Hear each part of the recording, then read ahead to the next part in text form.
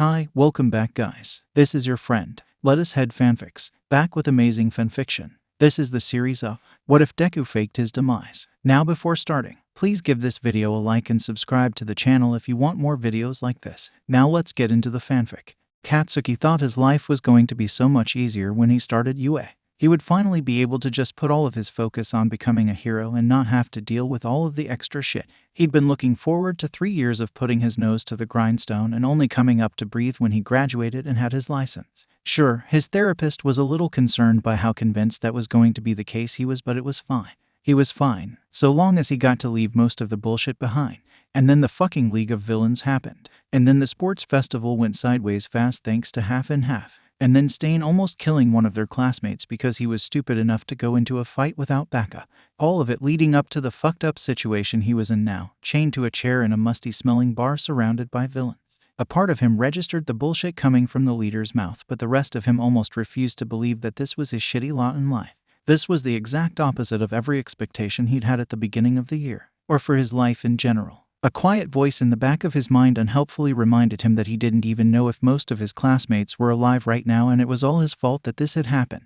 He hated that voice most of all. Scratch that. He hated the bastard in front of him most of all. Shigaraki was droning on and on about how perfect he'd be as a villain and how it would be such a blow to UA, and all Katsuki wanted to do was punch him in the face till he swallowed his teeth. Katsuki's lip was curled up in a snarl, hands curling into claws within the confines of his shackles. Fuck that. Him, a villain, not a fucking chance. He had too much riding on being a hero. Too many things to atone for. Before he could spit venom at the silver-haired moron, though, the door of the bar was thrown open with enough force to rattle the frame. All of the assembled villains immediately were on the alert as a figure stormed into the room, stopping just inside the door and letting their eyes roam around the area. None of the villains attacked as they were sized up, most of them relaxing a little as if they knew the person. So another villain, then. Lovely. The snarl on his lips, though, froze completely when those eyes fell on him. A familiar shade of green. Duller than he'd ever seen it, but familiar nonetheless. And fucking impossible. His mouth hung open uselessly as he took in the sight of the kid he'd grown up with and had mourned for the past 2.5 years. His hair was shorter, the sides almost shaved, and he was a little bit taller than the last time Katsuki had seen him.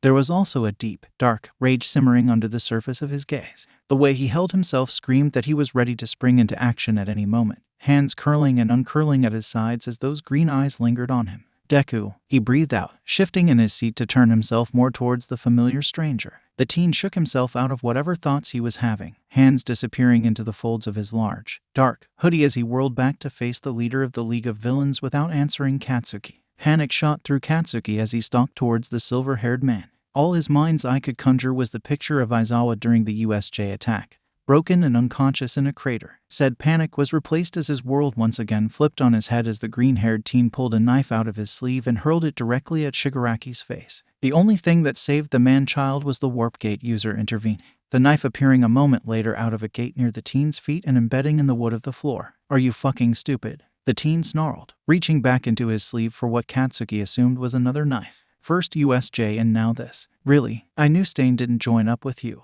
You don't have 2 brain cells to rub together. Katsuki could have sworn the teen's eyes shifted towards the scared-faced bastard's direction, and he stored the info away for later, still too off balance to do much more than watch the situation escalating in front of him. Shigaraki was snarling as he stalked closer to Deku, hands outstretched. Deku seemed more than willing to brawl with him, only stopped by the warp gate that had sprung up between them that was keeping them from meeting in the middle of the bar. Stain wanted Hero Society to fall, and so do I. That's all you need to know. Shigaraki yelled, trying to sidestep the gate only to have it follow him. When this kid joins up with us, it'll show them all that it's all better off crumbling to dust. The green-haired teen let out a bark of a laugh, face twisted with an emotion that Katsuki had never seen on the other's face the entire time he'd known him. He couldn't pinpoint it was, but the base emotion flashing in those green eyes was rage. Murderous rage. Katsuki didn't doubt that if the warp gate wasn't between the two, one of them would be bleeding by now. He wasn't sure if he was happy about that or not, especially when he wasn't sure who exactly would come out on top of that fight, if he was being completely honest.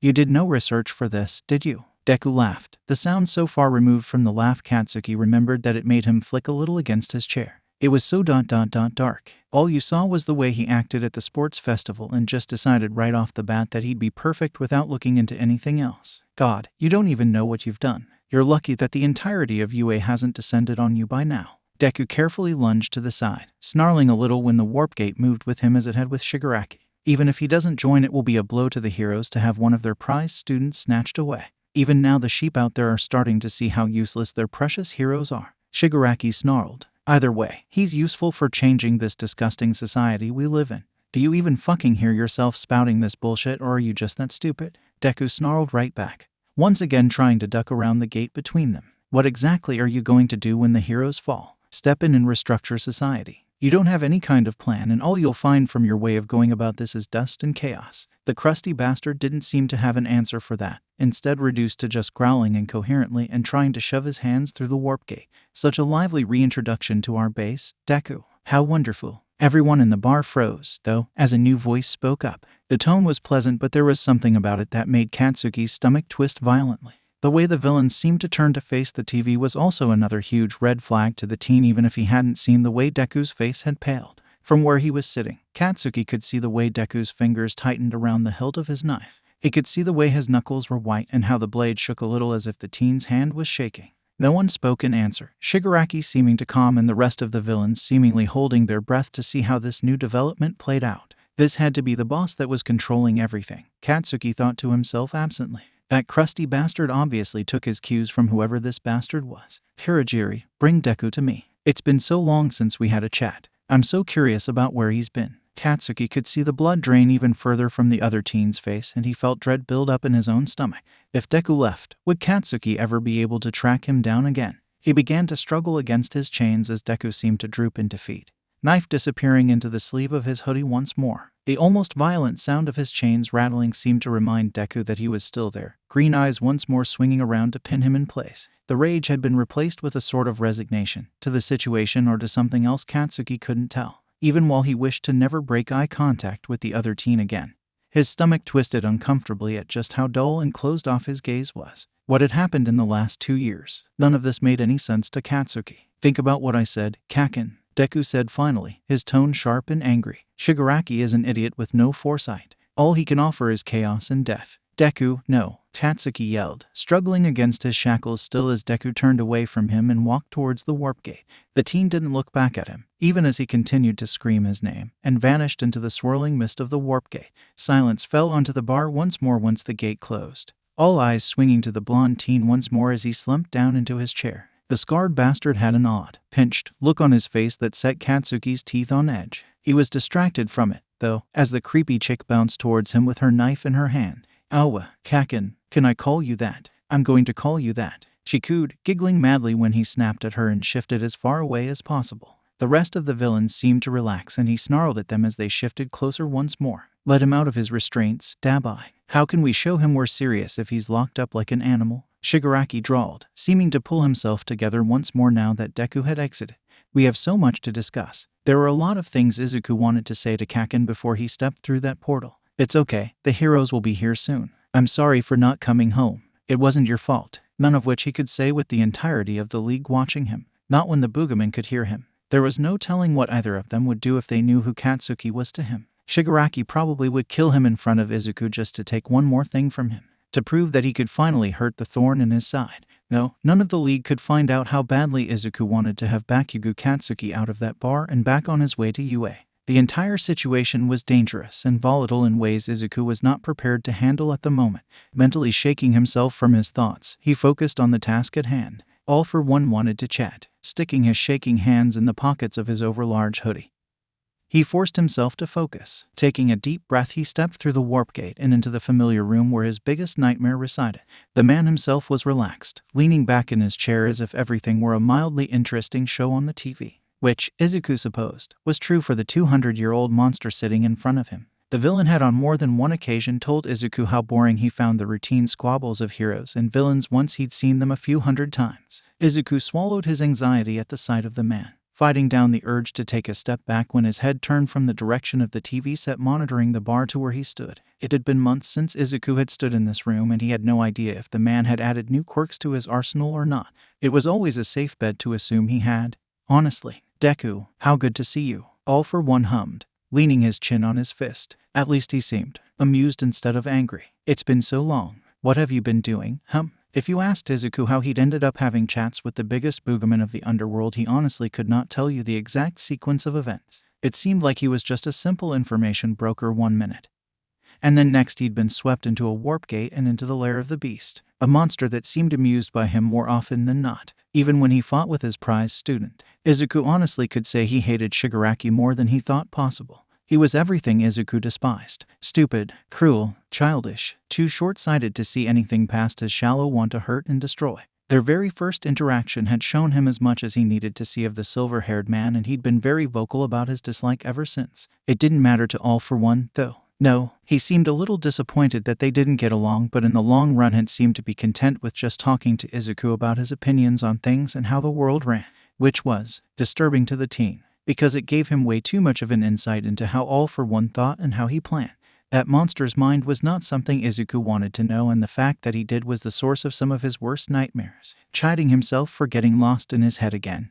Izuku shrugged a little and rocked forward a little on the balls of his feet, trying to lay low. Honestly, he answered evenly, betraying none of his nerves at being stuck in front of his man when he'd never had any intention of ever stepping foot in this place again. As always, something made harder by your psychotic protege out there. All For One laughed, amused by the dislike evident in the teen's tone. Of course, but Tamura has big plans that I'm sure you'll be interested to see play out. He's come along quite nicely. It's a shame you haven't been here to see it. The man's tone was amused, almost proud even, and it made Izuku's stomach roll with anxiety. It was rarely a good thing for someone like him to be so jovial. So, what do you think of his current plan? Do you think the young hero out there will switch sides? Izuku had to fight back the urge to snap at the idea of it, already knowing this little plan came from Shigaraki himself. It reeked of the stupidity of the villain. I don't think he will. His convictions are too strong, Izuku said after a moment of struggling to keep the rage out of his voice and posture. It was simmering under the surface, but he couldn't let it out. Not now, not here. It would raise too many questions. Shigaraki only saw how unnecessarily aggressive he was during the sports festival and didn't look any further into why that might have been the case.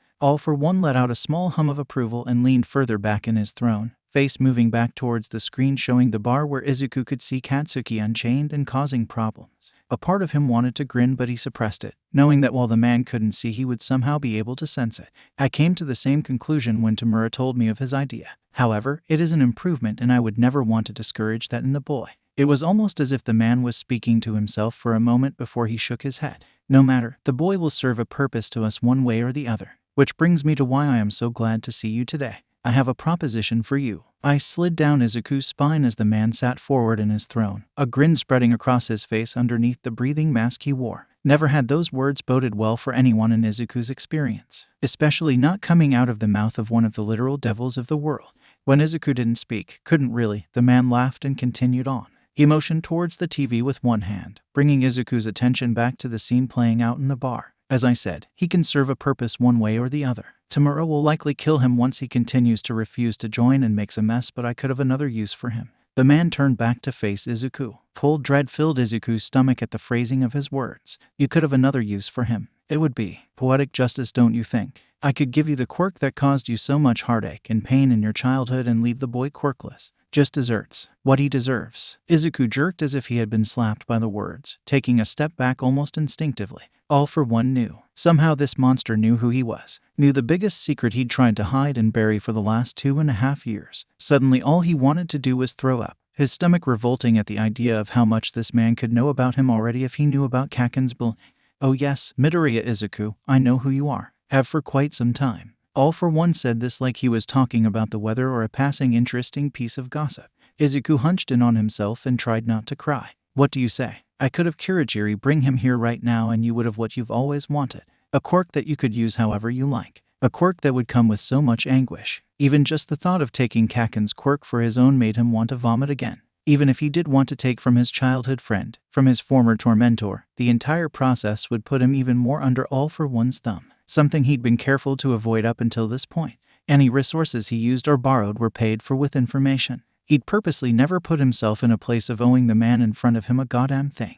But if he was to take a quirk from him, he'd be bound to the man for probably the rest of his miserable life. No, absolutely not. Izuku grit out, taking another step back and towards the door he knew was hidden along the wall. Screw this. He'd find a way to get Kaken out of that bar, but he was not staying here a moment longer than he absolutely needed to. He was not going to be a puppet for this man. All For One just laughed at him, the sound awful, as he turned and ran for the door. He made no move to stop him, instead sinking back into his throne with a satisfied smile. I look forward to our next chat, Izuku. He called at the retreating teenagers back, laughing at how it made him run all the harder. Izuku burst out of the room and into the warehouse, trying his best not to look into the tanks of Namu that stretched across most of the space. He didn't let himself think, didn't let himself do anything other than run. It wasn't until he was out of the warehouse that he let himself stop and his revolting stomach get what it wanted. He leaned against the side of the building and vomited up everything that had been in his stomach. It was only then that he let the entire situation sink in. The League had Kaken, and would probably kill him once they figured out his convictions, would never for a second let him become a villain. All for One knew who he was. He knew his history, knew what Kaken was to him, at least on the surface. The man probably knew where his mother was and every single detail about his life for the past few years. The heroes were coming, soon. The press conference was oddly timed to begin with when they announced it, but Izuku's gut told him it would be some kind of diversion, either for the heroes to go in and save Kaken or to give false information. Letting out a shaky breath, Izuku leaned his whole body weight onto the building and fought the urge to slide down it and have a tiny bit of a breakdown. He deserved it, he thought, but he couldn't do that. He needed to either get as far away from All for One as possible or find his way back to the bar to see if he could get Kaken out. Pushing himself back to his feet, he froze when the sounds of shuffling reached his ears from the alleyway beside the warehouse. Was All for One sending a Namu after him? No, all of the current Namu were too big for that cramped alleyway. His mind raced as he inched closer and closer to the opening of the alley. Instead of coming face to face with a monster or a villain, Izuku came face to face with 4 UA hero students. They spotted him at the same time he recognized them, terror creeping up their faces as they realized they'd been caught. How had they even found this place? No one except for the League knew about this operation. Who are you? Pulling himself from his thoughts, he frowned at the brown-haired girl that addressed him. She looked like, even within the tight quarters of the alley, she was ready to fight him on the spot. He couldn't help but roll his eyes at her as he took a step back away from the mouth of the alleyway and held up his hands. Shouldn't I be asking you that? Why are 4 hero course students skulking about a warehouse in the middle of the night, HM? He drawled, trying to muster up enough sass to not let them think they had the upper hand here. He had better things to do than babysit some kids who thought they could do whatever they please. They never got the chance to answer him, though. The ground felt like it was shaking as something collided with the front of the warehouse, and Izuku reached for the building to steady himself. It looked like the heroes were here after all. Aizawa Shouta was a lot of things. Patient was usually one of them. You had to be when dealing with teenagers, especially dealing with 1A.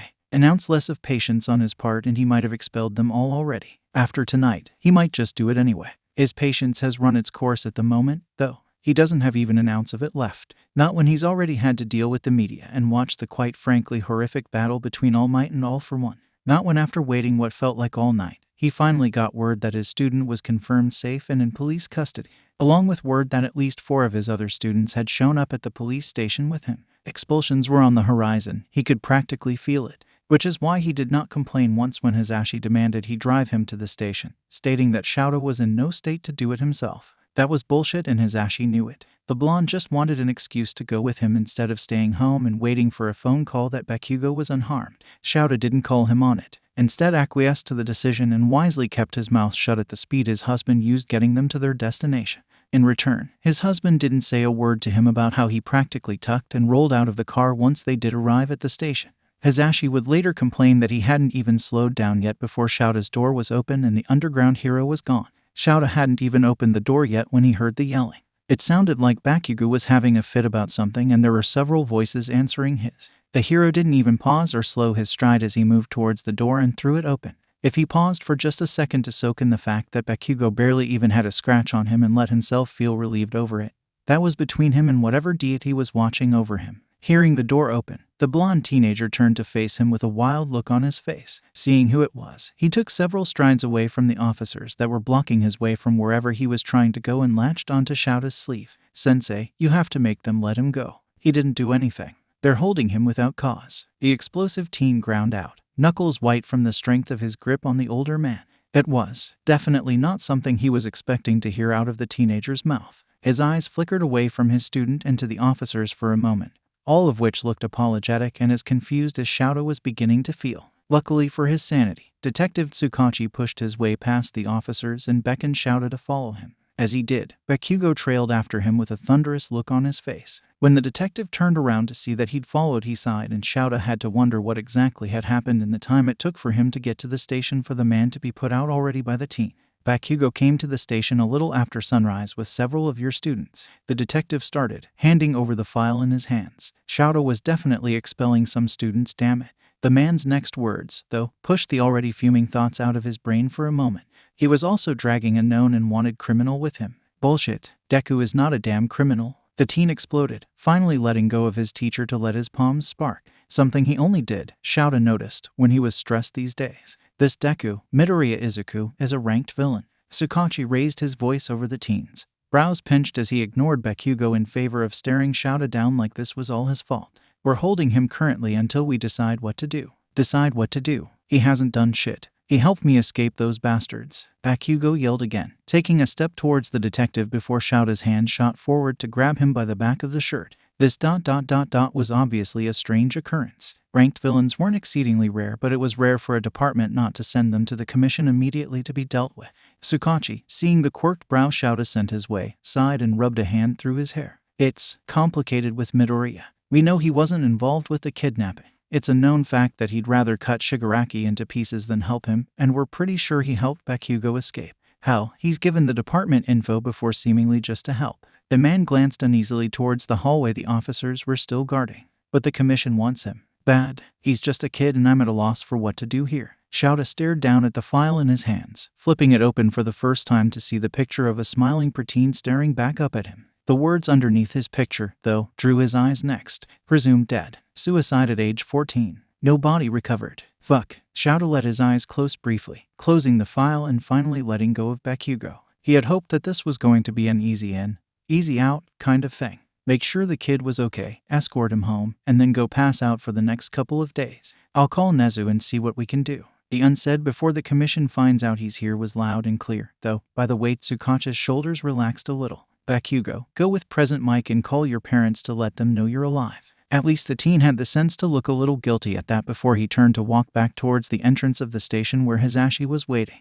Izuku Midoriya was not anything like how Shouta expected him to be. Honestly, he wasn't sure what to expect considering how thin the file on him was that Tsukachi was able to put together. All the file told him was that the kid was quirkless and had presumably committed suicide 2.5 years prior. His things had been found on a local bridge along with a note. However, no body ever surfaced from the river, and since it was just another quirkless kid, no one ever bothered to look any further than the note and his things. The Midoriya in front of him no longer looked like the child in the file, either. Gone was the wide smile, replaced with a carefully blanked mask. His hair was cut close to his head on the sides, wild curls left to grow on top.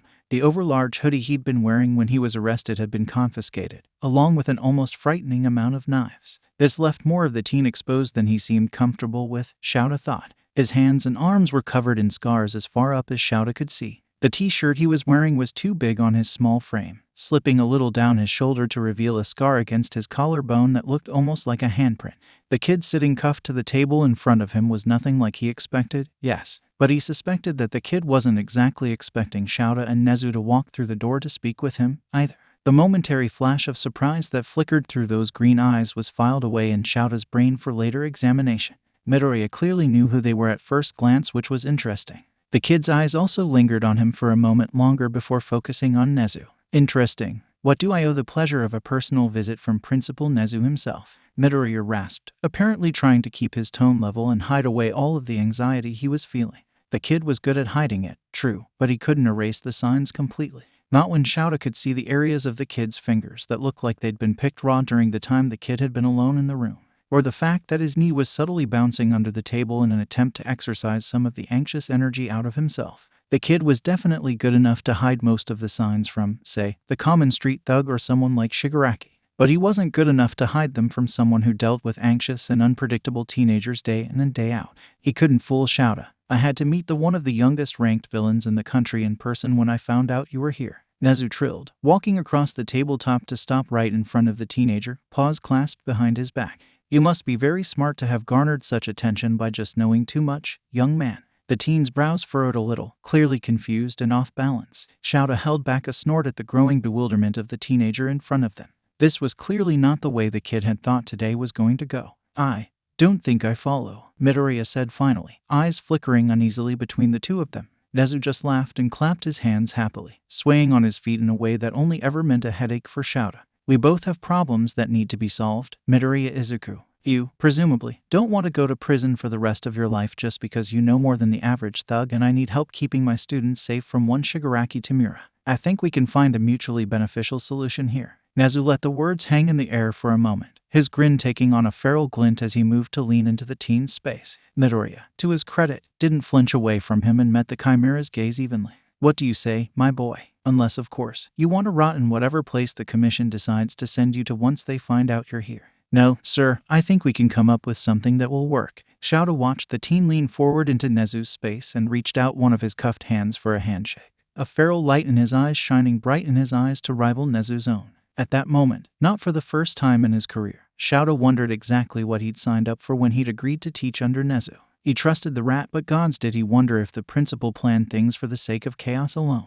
When Izuku pictured how rescuing Kaken from the League was going to go, he was prepared for things to go sideways quickly. They always did when his luck met Shigaraki's particular brand of stupidity. However, he did not expect things to go this far sideways. Not in a million years did he ever expect to be standing on the UA campus watching a racerhead putter around a small apartment with 2 cats following him, yelling for food. He let himself drop down onto the sofa in the living area and watched the entire thing with wide eyes. The whole situation was bizarre, honestly. Sure, when Nezu had said, "Come protect my students from Shigaraki and I'll keep you from disappearing quietly at the hands of the commission," he knew rationally that he'd end up at UA at some point, but no, at no point did he really think he'd end up here. He was still half expecting some shadow government agent to come swooping out of nowhere and grabbing him up. Look, you didn't get to be as good at information gathering as he had without making some enemies. Knowledge was power, after all. But honestly, what was he going to do with the information? It wasn't like the public was going to believe that the commission had groomed and abused a top 10 hero since childhood when it came from the mouth of a quirkless nobody.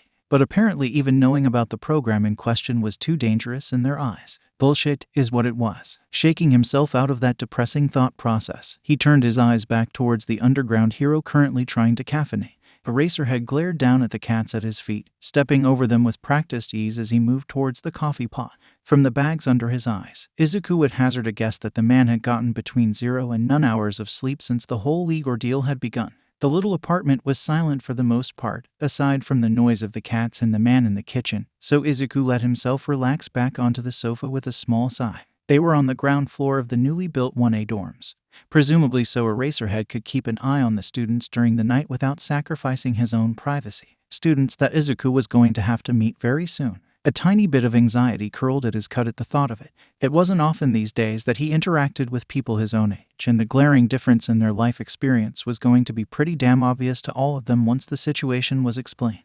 Not to mention what they'd think of him once they found out he was quirkless. No, he didn't have high expectations for how this entire experience was going to go honestly. The shuffling footsteps of the adult whose sofa he was sitting on drew him out of his thoughts, gaze lifting to the man once more as he made his way back into the room and set his coffee down on the table between them before dropping into the chair positioned across from Izuku. He didn't immediately look at him, instead focusing on the file he'd brought with him. He laid it on the coffee table and flipped it open, and Izuku caught a glimpse of his own face. "So, Midoriya, I have a few questions for you before we go over what you're going to be doing here. They're mostly for me, to better gauge how much you can handle right now and what we need to work on." He-Man rumbled, still not looking at Izuku as he reached for his coffee. "We have a therapist on staff who we can make an appointment for you with a little bit later on, but with classes starting in a couple days I need some of these answers immediately." The man looked up then and met the teenager's bewildered gaze, only breaking eye contact with Izuku once he nodded his understanding. "I'd be more comfortable if you just called me Izuku," the teen mumbled out, glancing away from the adult to stare at the cat that was now perched at his feet. Midoriya was his mother. Midoriya was his father. Izuku didn't want to associate himself with that name ever again. The underground hero didn't say anything but marked down the request before flipping to the questions he'd prepared. "Okay, Izuku, since we're going to be in close proximity together, call me Aizawa." The hero met his gaze once more to confirm with him before looking back down at the paper. "I need to know what you've been doing for the past 2.5 years. The police didn't actually have a lot of information on you." The teen nodded, fingers fiddling with the sleeves of his hoodie nervously. He'd been very careful during his career to make sure as few people as possible had any info on him at all. As far as he knew, only 2 total people knew everything. Seeing the teen's nod, the hero sat up a little bit and set aside the paper. It wasn't like there was much useful information on it, anyway. "Where did you go after you faked your death?" Izuku couldn't stop his leg from bouncing at the question, hands disappearing into his hoodie once more. He didn't have any of his knives, of course, but it was a comfort thing at this point, one that he was sure the hero in front of him picked up on. Technically I didn't fake my death. I fully intended on dying that night. Izuku ignored the way Aizawa's eyes were honed in on his face, fully willing to ignore the troubled expression on the adult's face. Someone pulled me out of the river, and by the time I was coherent enough to correct the assumption, everyone had already written me off as gone. I just figured it was easier to let sleeping dogs lie, you know. The teenager fiddled with his sleeves, carefully avoiding the adult's gaze, growing more and more restless as the silence that followed his words stretched on and on. It felt like forever before Aizawa drew in a deep breath and leaned forward, trying to catch the other's gaze. You thought it was better to let your mother think you were dead. There was something lingering in the teacher's words that Izuku couldn't quite put his finger on. The man didn't sound angry, at least, but rather ... hurt. No, worried, maybe. Which made no sense because there was nothing to worry about. Not anymore, at least. I mean, I made her life worse just by being born, you know. As it was, I didn't see her very often because of how much she had to work, so I didn't think she'd be very upset to see me go. He did look up after that statement because of the noise that Aizawa made, low and angry like one of the cats Izuku used to feed in the alley behind his safe house. Aizawa wasn't looking at him, though. He was scribbling something into the notepad of questions. Izuku's first instinct was to think that the man was upset with him, but the man's body language said otherwise. Upset for him? But that was ridiculous. This was the reality a lot of homeless kids went through. Surely an underground hero like Eraserhead had run across parents like Midoriya and Co. before. Izuku had met his fair share of people with stories like his. Anyway, kid, there is more wrong with that entire statement than I have time to unpack right now. We'll be sure to discuss it with her when we contact her. Contact her? No, absolutely not. You can't. The words exploded out of him without his consent, eyes wide and panicked as he leaned across the coffee table to grab Aizawa's sleeve. She can't know. Just leave it, please. It was an irrational reaction, he knew, but he couldn't go back into that house. Not after all these years, and absolutely not after everything that had happened.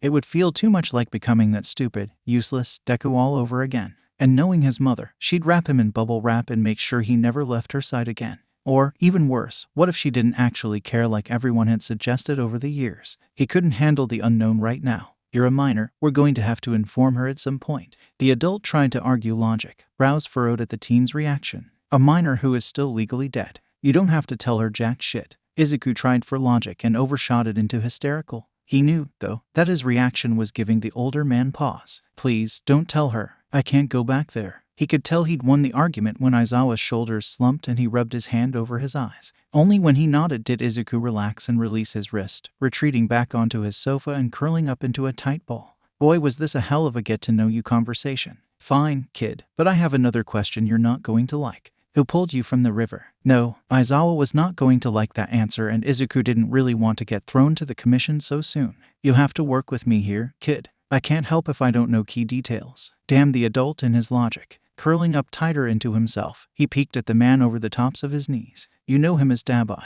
he said shortly, glancing away from the hero before he could see the look on his face. He must have seen me jump and pulled me out. On top of that, he used a shit ton of favors with a local healer to keep me alive and speed up my healing. Aizawa was going to be able to read between the lines, he knew. Never in his entire life was Izuku going to be able to pay that kind of act back. Even if Dabai refused to talk about it or even mention it after that day, Izuku literally owed the man his life. Even more so for everything he did for him after the fact. Did you know about the attack on the summer camp beforehand? Izuku decidedly did not flinch from the ice in the hero's tone. Nope, he didn't care what anyone thought of him or his past. This was a means to an end.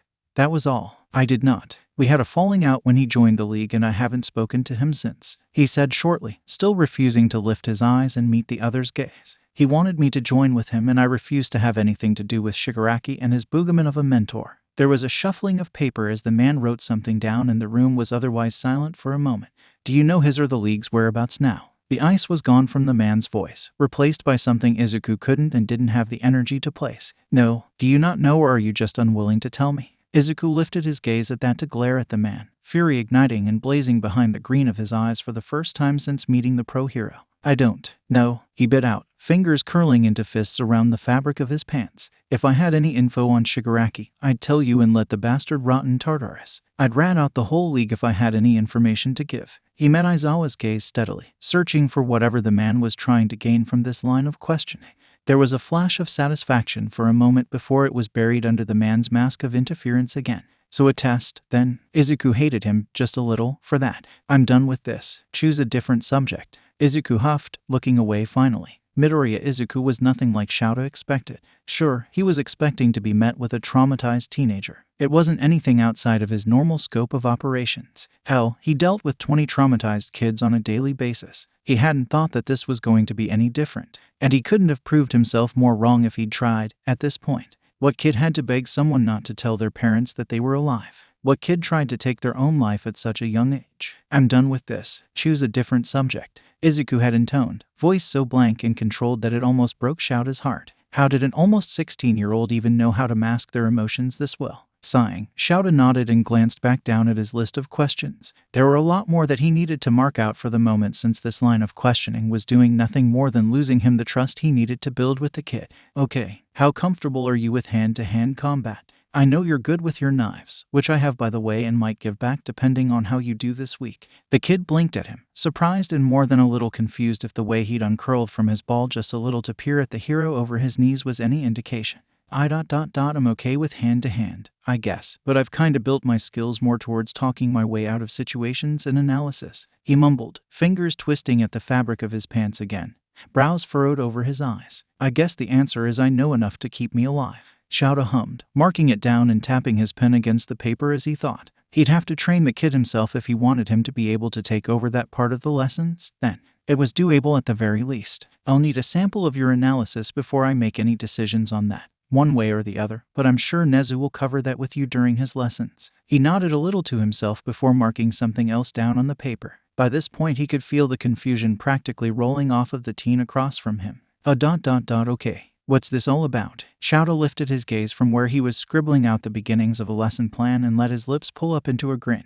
Did you think protecting the students from Shigaraki meant you were going to sit at the back of the classroom all day and do nothing?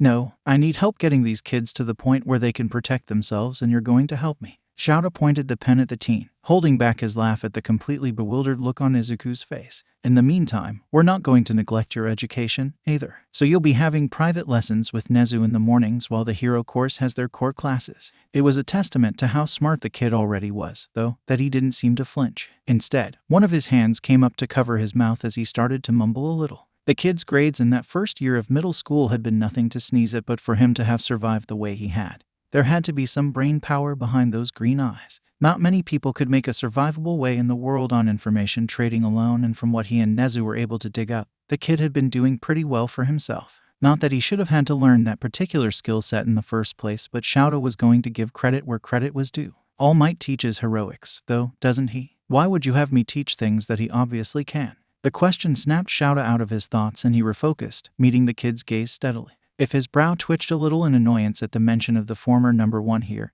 then that was his business. Because honestly, his kids were far behind where they needed to be right now because of that idiot. He would be a sort of teaching assistant for him when he has other things to attend to, which happened often and left his lesson plans thin and not up to Shouta's standards, something he'd brought to Nezu over and over again. Something about the way Izuku's gaze sharpened told Shouta that he'd picked up on what he wasn't saying in this situation.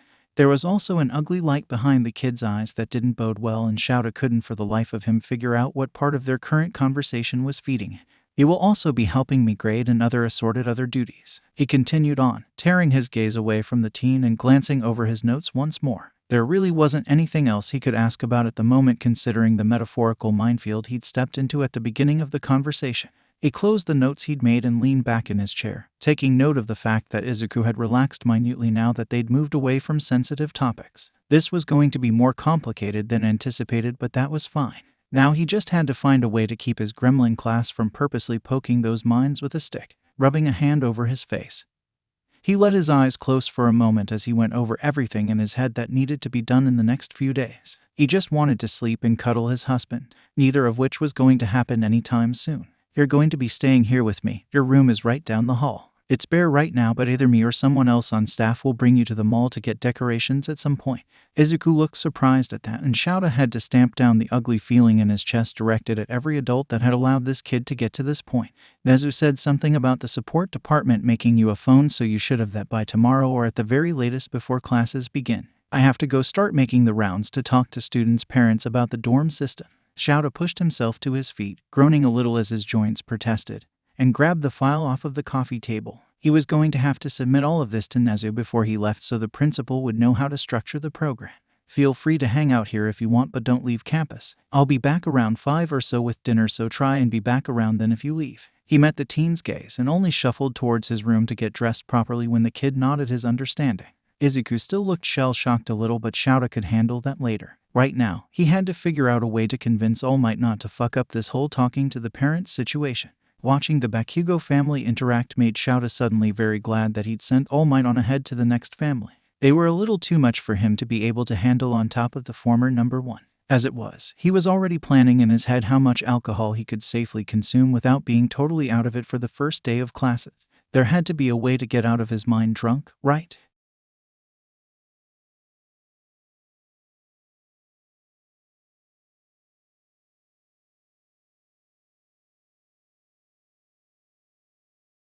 How did one family manage to have so much energy? And that was coming from the man married to Present Mike. As you know, the school board has decided to change UA into a boarding school for the safety of our student. He was cut off as the youngest Bakugou leaned forward and started speaking over him, bags under his eyes prominent and dark. Yeah, we know. They already signed the paper and everything. Where's Deku? You didn't leave him at that stupid police station, did you? He burst out, eyes ablaze before his mother reached over and pushed his head down with a noise of frustration. "Katsuki, stop interrupting," she barked, shaking the younger blonde's head. Aizawa paused for a moment, considering the action. It was unusual to see a parent so hands-on right in front of him, but Katsuki wasn't exploding, instead pushing up with his head as hard as he could and glaring at the woman. "Wait, Deku, do you mean Izuku, Katsuki?" Bakugou's father's voice cut through whatever growling argument the mother and son were having. Mitsuki seemed to stare at her husband for a moment before shifting her hand to almost pet her son's hair instead of pushing on him. "Katsuki, I know it was traumatic, kid, but you couldn't have seen him." The change from brash to soft almost gave Shouta whiplash. Instead of dwelling on whatever the hell was going on with these people, he decided to speak up since this was a topic he was very, very familiar with by now. "Actually, if you're asking about Midoriya Izuku, he's alive and currently in the custody of UA. For his protection, he's been put into an old reform program through the school." Shouta met Katsuki's gaze and gave a brief nod. "You'll be seeing a lot of him at UA, actually, as he's going to be assisting with some classes." Reform, protection, what does that even mean? The kid has been gone for almost 3 years. Mitsuki seemed shell-shocked, absent-mindedly petting her son's hair as he slumped into her side. "As this is an ongoing case, I can't give you a lot of details, ma'am," Shouta intoned, glad for the excuse to dodge some of the questions that he himself didn't have an answer to just yet, or having to answer to this woman in general. Whatever he got into, it was serious. Katsuki mumbled from his spot against his mother's side, glancing between his parents uneasily as they both turned their gaze to him. "He burst into the bar the league was holding me in and basically read Krusty the Clown the riot act. I think he might have tried to bust me out if that guy All Might fought didn't make him go talk to him or some shit. And wasn't that the most worrying part of all of this? What exactly did All for One want with a teenager? Let alone a teenager as smart and apparently tenacious as Izuku. Nothing good was the answer to that. Actually, if you have time right now, I do have some questions about Izuku. If you don't mind, it would help substantially. Izuku himself is a little tight-lipped about certain things. Shouta would probably regret this, but he did need the information. Of course, anything to help Izuku. Masaru spoke up this time, leaning forward with a serious expression. The look was mimicked by the man's wife, red eyes boring into what felt like Shouta's soul. "Thank you. How do you know Izuku?" It was a baseline, anyway. He hadn't actually asked Izuku how he knew Bakugou yet. "His mother and I are childhood friends. We raised the boys together as much as possible since we were so close together with our pregnancies," Mitsuki answered before pausing, eyes flying wide. "Wait, have you told Inko yet? She's gonna cry for a week when she finds out. Please, don't tell her. I can't go back there. As of right now, she has not been informed. This is a delicate situation." Aizawa probably should have asked this question before confirming that the boy was alive, but what was done was done. He had to hope that this woman had the discretion to read between the damn lines. Delicate. Her son has been dead for almost 3 years. Of course she needs to know. Or not. Movement at the woman's side drew Shouta's gaze, and he was met with the contemplative look of his student boring into him. One that was born from the lesson of logical ruses. Shouta was almost proud of the explosive teen. Hag shuddered. He doesn't do anything without a reason. The youngest Bakugou snapped, leaning forward and away from his mother, ignoring her indignant growl. "What aren't you telling us? It has to be big if you're not following protocol and going through a minor's parents." Okay, Shouta was damn proud of his students, but at this moment he wanted to throttle the kid. because now 3 pairs of eyes were scrutinizing him, and goddamn it, why did everything surrounding Midoriya Izuku have to be so complicated?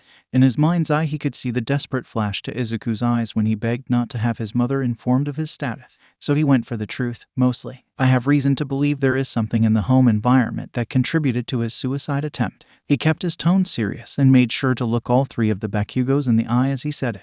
Until the time comes that I can rule that out, he will not be returning to his mother's care. There was a beat of silence where the 3 people in front of him took that information in before all hell broke loose in the form of Bakugou Katsuki. The teenager jumped up from his seat, small explosions bouncing in his palms. Bullshit. Auntie had nothing to do with that. The blonde yelled, fighting against the hand his mother put on his arm to pull him back down onto the sofa. It's my fault, not hers. I'm the one that told him to jump. I'm the one that bullied him into even thinking that it was an option. For years, ever since his stupid quirk didn't come in and mine did. Don't blame anyone else but me. I'm the one responsible. It took a moment for the teen's parents to corral him back onto the sofa with them, but even then the small explosions in his palms didn't die until Shouta flashed his quirk quickly. That seemed to get the teen's attention again and forced him to meet the hero's gaze once more. All Shouta could see in his eyes was self-loathing and anger. And if Shouta hadn't looked into Bakugou's records at the beginning of the year, he'd probably be more shocked by the outburst. If he hadn't seen the intense amount of therapy the kid had gone through before even stepping foot into the shit show that was his first year at UA,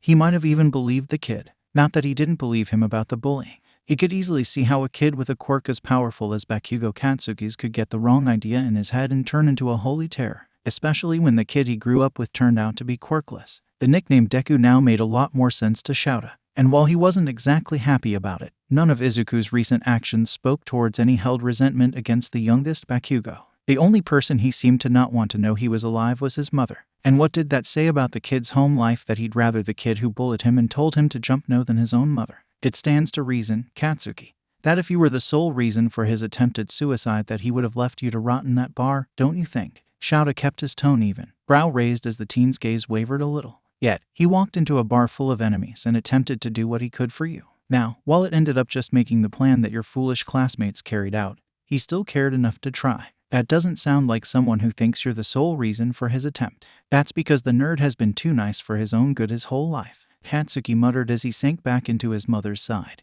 Brows furrowed and arms crossed over his chest. His mother looked between the two, her face filled with uncertainty. This was obviously not the first time this subject had come up in the years since. She turned back to Shouta, though, with a determination in her eyes that he was familiar with when it came to her son. But why suspecting Ko? Sure, she had to work a lot since her husband moved overseas, but that boy was her entire world. Shouta could almost see the protective urges rising in the woman inside to himself. He just wanted to sleep, at this point. Sleep and only have to deal with his own personal loud blonde. Because when I mentioned having a discussion with her, the kid freaked out, he said after a moment, giving in to the urge to rub his hand over his face. I don't know exactly what led to that series of events that day, but it's not exactly a good sign when a child begs someone not to tell their parent they survive. He could see the confusion wearing on the Bakugou's faces and promptly decided he was done with this situation.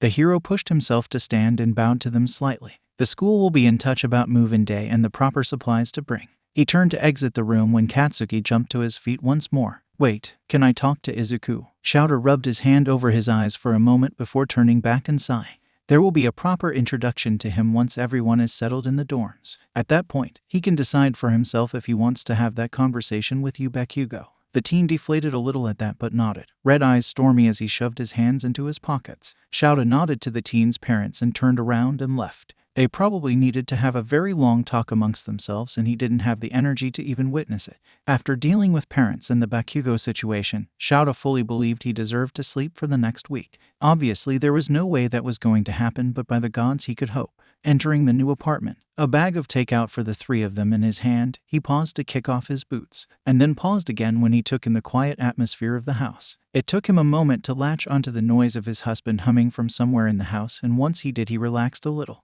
Rarely was their home this quiet. It was going to take a hot minute to get used to living on campus, but at the very least with two of his husband's 3 jobs close by, he'd get to see him more than he already did. Plus, with a teenager in the mix, things were definitely going to get shaken up a bit. Shouta headed into the living room only to pause again. Brow quirked at the massive bundle of blankets on the sofa. Izuku's face peered out from them after a moment, a glare set on the teen's face. You didn't tell me you live with Present Mike. The teen hissed, blanket bundle wiggling a little as he tried to get a hand free to point accusingly at the underground hero. Shouta couldn't help the laugh that escaped him as he kept walking, only pausing to stick his hand in the kid's hair and ruffle it a little. "Kid, I'm married to Present Mike," he said, ignoring the squawk of surprise that the kid let out as he walked past. For a moment he wondered if it was the head touch or his words, but ultimately decided he didn't care. "You're married." There was shuffling behind him of the blankets, and a second later the kid came skidding into the kitchen with a feral look on his face. Shouta just blinked at him before turning his attention back to unpacking the bag of takeout. He could hear Hisashi laughing somewhere deeper in the apartment and guessed the blonde was giving them some space. Gods, he loved that man. "Yes, kid, we are married. Have been for many, many years." Glancing up, he took note of the weird look on the kid's face. He almost looked dazed for some reason. Shouta didn't say anything else, moving around the kitchen to grab plates and utensils as he set the table. A minute or so passed before Hisashi joined them, dropping a kiss on Shouta's cheek as he passed to open the fridge. It took a minute or more for the kid to gather his thoughts, still hovering nervously near the entrance of the kitchen. His eyes followed their every move, brows furrowed a little as if still confused. You do realize that this kind of information would make me rich, right? That I sell information for a living." The kid's voice was quiet, confusion laced in every word. His eyes were stormy and uncertain as he met Shouta's gaze. "Not anymore, you don't. Besides, we would know where it came from. You're the only one aside from the rest of the staff here that knows." Shouta said it carefully, shrugging a shoulder like he didn't care about the outcome of what he was talking about. He could see Hisashi out of the corner of his eye watching the interaction carefully, could almost visibly see his husband catch on to what he was doing. Of course he didn't take this lightly. Of course it was a big deal that the kid knew something they'd kept successfully under wraps for years.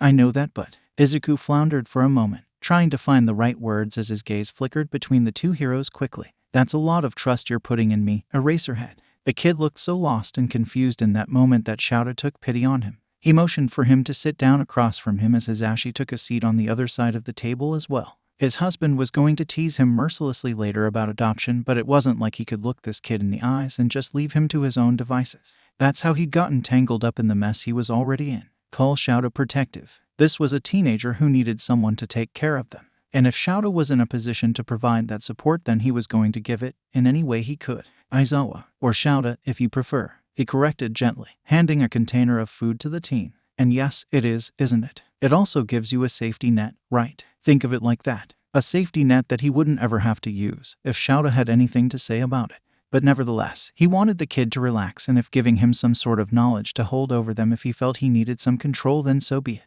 Shouta watched as Hisashi knocked his shoulder gently against the teen's to get his attention, smiling brightly when he turned his attention towards him. "Call me Hisashi, little listener. And Shouta's right. We don't think you'll do anything with the info, but if it makes you feel a little more in control, then we're happy to offer it up." Izuku nodded, still looking lost as he turned his gaze back down to his food. Shouta decided to leave it for the moment. Let the kid process before they dumped any more information on him. At some point they'd have to discuss the conversation Shouta and the Bakugou family had, of course, but he was willing to let it go for the moment. There were other, lighter, things to take care of. Classes start the day after tomorrow. Shouta changed the subject easily, digging into his own food. "We'll take you to get some clothes and stuff for your room tomorrow before the students start arriving." Hisashi, the extrovert that he was, perked up at that and shot him a blinding smile. "Oh, that'll be so much fun." Shouta almost wanted to laugh at the look of betrayal Izuku sent him. Almost, because he was really punishing himself with this as well. The first day of classes came faster than Izuku was comfortable with, honestly. The day before they'd managed to get back to the dorms before the students arrived, and Izuku spent the rest of the day setting up his room with Hisashi. He was allowed to call Present Mike by his name. He now knew Eraserhead's full name, and had been reminded several times over the past 2 days to call him Shouta or Aizawa. It was a little surreal, honestly. Last night had been rather quiet. Just Hisashi and Izuku setting up furniture and the hero helping Izuku put some posters the two adults had urged him to buy on the walls. Something had settled in Izuku's chest, looking around the room. It was honestly the first time in years that he'd had a space of his own. Safe houses didn't count. He wasn't sure, at this point, that his room in his mother's home counted either. Somehow this room, as hastily thrown together as it was, felt safer and more his than anything he'd had before. It wasn't a feeling he wanted to examine at the moment, so he set it aside. He'd deal with his baggage at a later date. He had other things to focus on, like that he was currently standing outside of the 1A classroom waiting for Aizawa to announce him. They hadn't really talked about how this introduction would go, but there was a lead weight in Izuku's stomach at the thought of standing in front of 20 hero students and listening to Aizawa tell them his history and why he was here, even if Aizawa wouldn't let them get out of hand. Let them do what his middle school classmates had done. He couldn't get the thought out of his head. Then there was the issue of Kaken. Aizawa had told him about the conversation he'd had with Kaken and his parents, and while Izuku wasn't upset that the Bakugous knew he was alive, the nagging thought that this would get back to his mother had kept him awake longer than he would have liked. Plus, having to face Kaken today was going to be difficult enough as it was. He didn't think he was ready for the whole conversation that they needed to have. But he didn't think the other boy was going to take no for an answer considering the way they'd left things at the police station. Izuku was pulled out of his thoughts by the rumbling of Aizawa's voice inside the classroom. Each assistant joining for heroics and other subjects as needed this year. Be respectful or else, gremlins. The teenager pulled himself off of the wall and slid the door of the classroom open, stepping inside and stopping next to the podium Aizawa was standing behind. The weight of 20 stairs settled on his shoulders, and he couldn't help the way his hands slid into the sleeves of his hoodie. He and Hisashi had compromised on his outfit for today. He could keep the hoodie as long as he wore the black slacks and white dress shirt that the blonde had picked out for him. He'd decided to keep it unzipped for the moment, letting it hang down past his hips more than it usually did. The one thing he'd willingly given up was his shoes. The red was a little obnoxious, and not great for blending into the background like he so wished to do right this moment, but also anyone who was in the know would know with one glance that he was quirkless. And if he could manage to keep that information to himself for as long as possible, he would be thrilled. As he stood at the podium, his eyes quickly gravitated to the students who had shown up at the warehouse that night. Each of them looked a little shell-shocked, eyes blown wide and mouths gaping open. The blue-haired boy looked about ready to have a heart attack, which made sense because he'd been close enough to hear the officers when Izuku had been arrested that morning. Damn, he'd had some hope that the whole villain thing would be easy to avoid for a while. Oh well, he'd figure it out, just like he was decidedly avoiding the intense eye contact Kaken was trying to have with him right now. Out of all of the other students, the blonde's gaze felt the heaviest on him, almost burned with its intensity. Gods, he was not ready for this. Mr. Aizawa, surely you must know that this is a villain you are allowing into UAS halls. The blue-haired boy had risen to his feet, arm making a chopping motion in his panic. Izuku's heart sank at the words and he wanted to curl in on himself. He curbed the instinct just barely and instead focused on the issue at hand.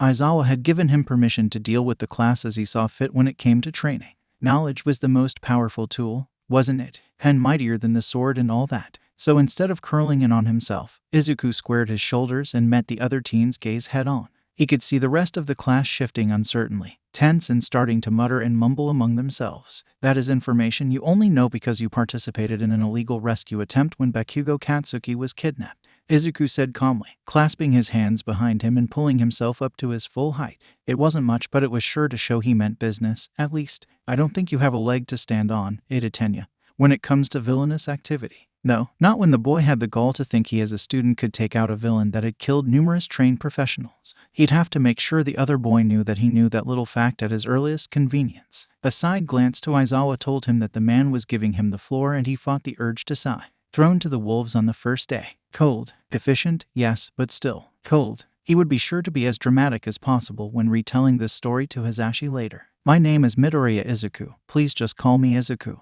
As your classmate so tactfully blurted out, I was considered a villain at one point in time. Now, I'm a ward of UA and here to help you not get killed by Shigaraki Tamura. He could tell he had their attention, eyes scanning the rows of students carefully. He made eye contact with each student for a moment before shifting a little to reach for the collar of his shirt. It was Ada's gaze he went back to and held as his fingers worked at the top button of his dress shirt. I happen to know a little about what it means to be targeted by him. He let his words sink in as he pushed his shirt open to reveal the handprint scar against his collarbone and wrapping over his shoulder. A few of the students' mouths hung open and one girl with a darker shade of green hair than his own turned her eyes away quickly, a hand coming up to cover her mouth. His point made, he closed his shirt once more and turned his gaze over to Aizawa. The man's jaw flexed as he met Izuku's gaze, but he could tell that the man wasn't upset with him. He was upset for him, which was stupid considering he'd picked the fight that had caused this particular scar. It was his own stupidity that had done it, and it wasn't something the hero would be able to fix. Aizawa tore his gaze away from Izuku to glare out at his class once more, quirk activated as their whispers started to raise in volume.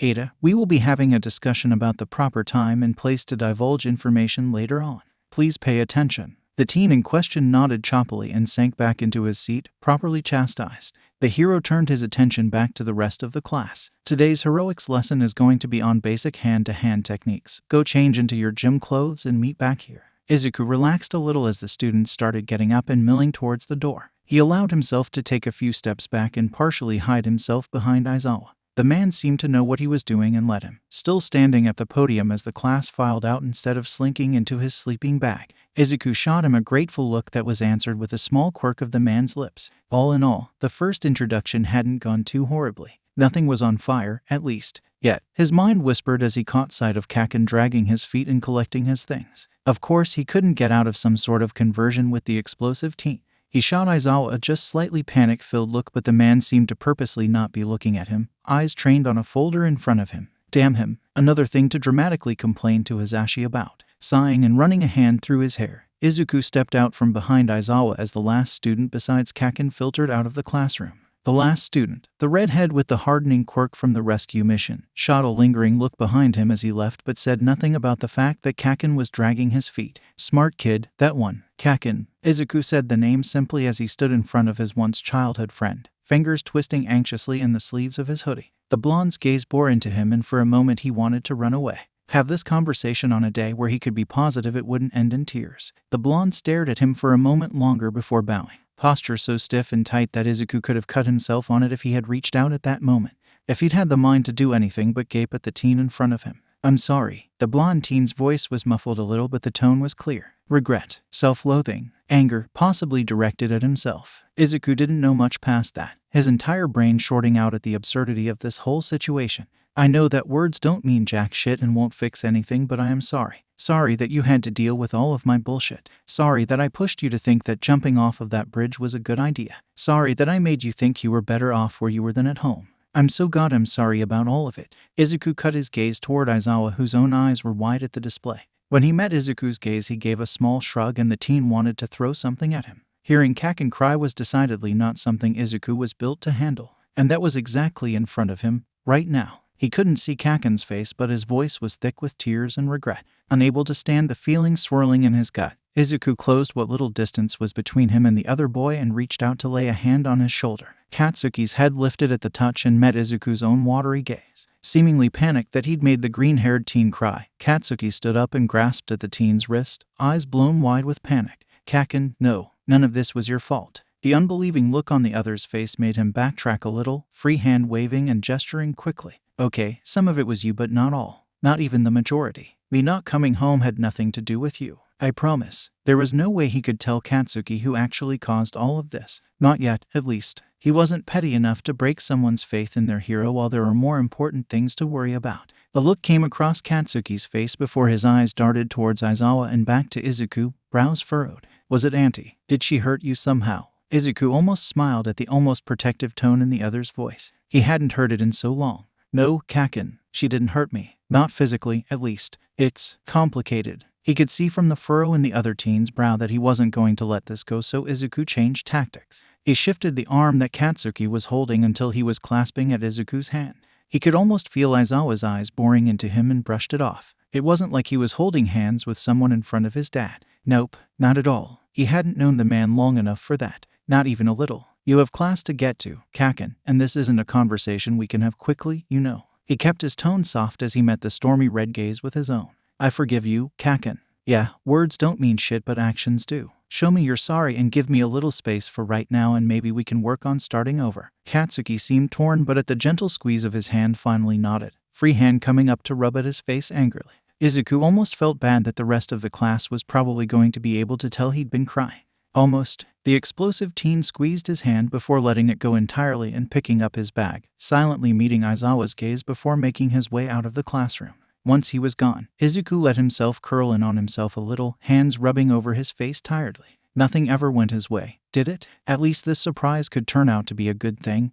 This time. He hoped. Gods, did he hope. So, Kaken, huh? Izuku lifted his face to glare at the other man. Hush before I tell the class that you have to have a goodnight kiss from Hisashi before you have for patrol. Don't you dare, problem child. The transition into the dorms went smoothly and the students and teachers alike fell into an easy routine. Most nights, Shouta would find himself settling down at one of the tables in the common room to grade or go over reports for a few hours. Was this absolutely necessary? Not really. It did, however, make him feel better. Most of these kids were old enough to be self-sufficient, but it didn't hurt to be extra cautious, especially after the first fire Kirishima started in the kitchen attempting to cook. It was easier to be in the area or tucked into a nearby corner to keep an eye on his hell class than it was to have to be summoned from his apartment. Plus, it wasn't like there was anyone there but the cats until a certain time. Hazashi always worked for a few hours after classes ended at the station, and Izuku had started working on socializing with kids his own age. Shouta had no comment on how well that was going. Currently, Shouta lifted his gaze from the papers in his lap to scan the common room again, brow scrunching a little when he realized he hadn't seen his ward since classes had let out that afternoon. Slightly worrying. It was a tiny break in routine that nagged at the back of the hero's mind. Usually Izuku sat with him for a little while going over lesson plans and whatever homework Nezu had given him before wandering off to attempt to act like a normal teenager. After making little progress, he'd come back to the apartment to hang out with Shouta and Hazashi before Shouta left for patrol. His gaze flickered through the students currently in the common room, pen tapping against the papers in his lap idly as he thought. Uraraka, Asui, and Jiru were huddled around one table trying to make heads or tails of the homework Hazashi had assigned. Beyond them, he could see Bakugou attempting to literally beat the knowledge on their next test into Kaminari and Kirishima's heads with a rolled-up paper while Cyril laughed at them. He could hear Ada, somewhere out of his vision, scolding Bakugou and his group for being loud. He was trying to recall where the rest of the class was when the elevator dinged behind him. In itself, it wouldn't be something to pay attention to if he couldn't hear the yelling coming from inside of it. The door slid open and the yelling became words instead of indistinct noise. "Of me, you stupid villain." It was Minda's voice, and Shouta took a moment to close his eyes and steady his temper before he turned around.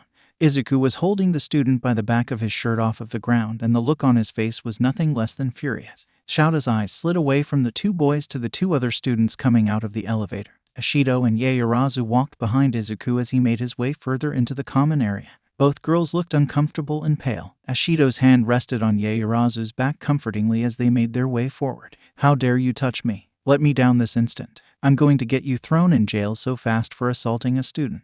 Minda continued to yell as he wiggled uselessly in Izuku's grip. At this point, everyone in the commons area watched as the green-haired teen stalked towards Shouta, knuckles white with how hard he was holding onto the perverted teenager in his grip. The teen stopped in front of the hero and shook the grape-haired boy in his grip in his direction. "I found this little pervert in Yaoyorozu's room, going through her underwear drawer." Izuku growled, shaking the smaller teen again when he made a noise to protest. Shouta blinked and took a moment to count to 10 in his mind. Had he not just impressed upon these kids just a week ago to not step a single toe out of line? Was he not clear in the threat? With All Might's retirement, it was going to be much more difficult to expel students, but he was sure Nezu was going to make an exception here, especially in this case. "What were you even doing up there? Shouldn't Mr. Aizawa be more worried about a villain roaming around the campus?" Minda spat, wiggling around again to glare up at the green-haired teen. Izuku growled and dropped the smaller teen to the ground, looming over him with a look that would have sent most sane people running for the hills. Minda apparently didn't have the sense the gods gave a fly, though, because he just kept ranting about being manhandled and assaulted. Shouta wondered where exactly he'd gone wrong recently to deserve this kind of headache. "Izuku, why were you on the 5th floor in the first place?" he asked, pinching the bridge of his nose before glancing at his ward. "I heard this disgusting little creep muttering about panties and cameras earlier and asked the girls if they'd be comfortable with me checking their rooms just in case." The green-haired teen growled the words out, hands flexing at his sides as he glared down at Minda. "Yaoyorozu and Ashido came with me to be witnesses that I wasn't doing anything sketchy." By now a crowd had gathered around, and when Shouta glanced towards Uraraka and the other girls, they just nodded to agree with Izuku's statement. Asui and Jiru looked angry about it as well, so he turned his gaze over to the two girls that came out of the elevator with the other two. "We found him in my room, and it looks like he might have been in Ashido's room just before mine." Yaoyorozu's voice was steady for the most part, but Shouta could just barely hear the tremor in it. His gaze flickered between the girls of his class and back to Minda, who was growing increasingly pale. "Were there any cameras?" he asked, gaze flicking back to Izuku. The teen's jaw was clenched, but he was calming down slowly, hands no longer flexing and no longer looking like he was about to stomp the smaller teen at any moment. "None that I could find." With a sigh, Shouta gathered the loose papers in his lap together and slid them back into order before standing. He handed the folder to Izuku before his capture weapon snapped forward to wrap Minda up. The purple-haired teen made an indignant noise before his mouth was covered as well. Shouta held him up to eye level, glaring at him with as much wrath as he could muster without activating his quirk. "We're going to have a nice long discussion about this with Principal Nezu. I do remember not even a week ago warning you what would happen if you put a toe out of line." He flicked his gaze back around the room to the students watching and fought the urge to sigh again. "Back to what you were doing. Don't burn the building down while I'm gone." Izuku watched Shoto leave the building and let out the deepest sigh he could muster, shoulders sagging as the unadulterated rage he'd felt finding that little creep in the girl's room finally seeped out of him. He'd run into way too many disgusting people like that kid to let it stand. It was his job to protect these kids from villains, and in his opinion that little fucker was about a step away from being the worst kind of villain. Running a hand through his hair, he turned to face the students who had gathered to watch the entire scene go down with a little bit of trepidation. Sure, he knew that the girls were going to be grateful, but the others were a wild card right now, especially since the little pervert had thrown around the word villain like he had. The first gaze he caught was Kaken's, the red eyes taking on a thoughtful light to them before flickering toward Ashido and then back to him. The blonde teen gave him a little nod before reaching out to drag Kaminari and Kirishima back towards the table they'd been studying. As soon as Kaken did so, the rest of the teens seemed to snap out of their stupor and all moved at once towards Izuku. He fought not to flinch as they crowded around him. Now, that was so cool, man. I kinda wish I'd gotten it on video. Zero laughed, patting Izuku on the shoulder and flashing him a grin as he passed him on his way back towards Kaken's group. Izuku managed a small smile and a nod before turning his attention back to the girls that were crowded around him. I can check again for cameras, if that would make you comfortable. I don't think he placed any from what I can see. More than likely the grape was planning on trying to place them and just hadn't had the chance yet. Yaoyorozu smiled at him and waved her hand in dismissal, tension uncoiling from her shoulders now that the threat was taken care of.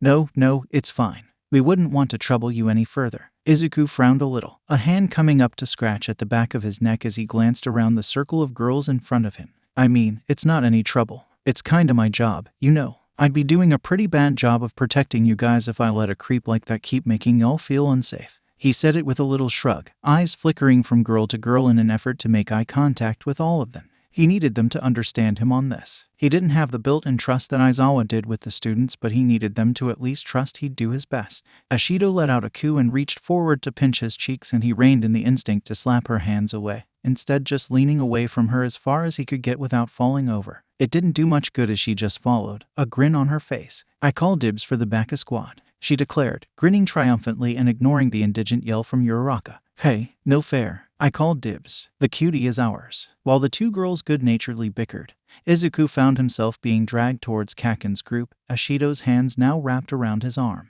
Oi, round face, unless you're here to study, shut it. I don't want to listen to these two whine if they fail again. Kaken grunted as Izuku was pushed down into a chair at their table, Ashido sitting next to him and Uraraka hovering a little to the side. The brown-haired girl stuck her tongue out at the explosive blonde and slid into the seat next to Ashido. She flopped her arms down on the table and made a face at Kaken when he growled at her. I'm just saying, Blasty, you can't exclusively call dibs on him. Let the rest of us have a shot. Izuku ducked his head to hide his grin at the bored look Kaken was sending the girl, enjoying the energy of the table. He'd been worried for a hot moment that Kaken and the gravity-quirked girl wouldn't get along based on what he'd seen of the sports festival, but the more he observed them, both in class and outside, it seemed they weren't actively antagonistic towards each other. Hell, some of their actions and words were almost teasing. It was interesting to watch and compare to his mental image of Kaken from middle school. It was amazing to see how much the blonde had grown in such a short amount of time. He immediately wanted to take that thought back, though, when the blonde glanced over and met Izuku's eye. The smirk that quirked his lips upward only spelled trouble. Considering I've known the nerd since we were in diapers, I'm sure he would have ended up over here anyway,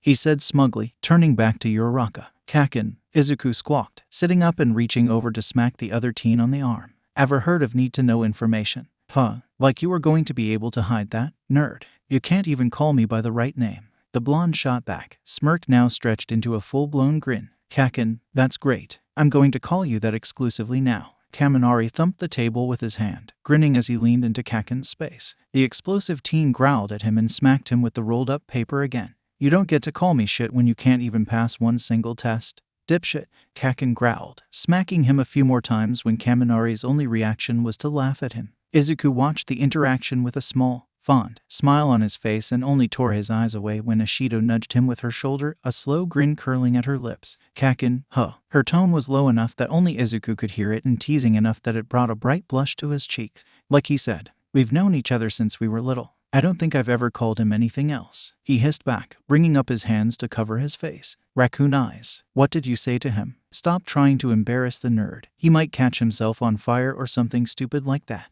Everything had been going well, Izuku thought. He'd finally found an into bond with the class. Mina and Uraraka were never far away from him now in the dorms, and the others seemed to accept him as well, including him in activities and asking for study tips. Ada was still distant and a little distrustful of him, but he could deal with that. Kaken was very sweet in keeping some of the more intrusive of his classmates off of his back when it came to the reason he was ward of the school in the first place. Eventually Izuku knew he was going to have to come clean about everything, quirklessness included.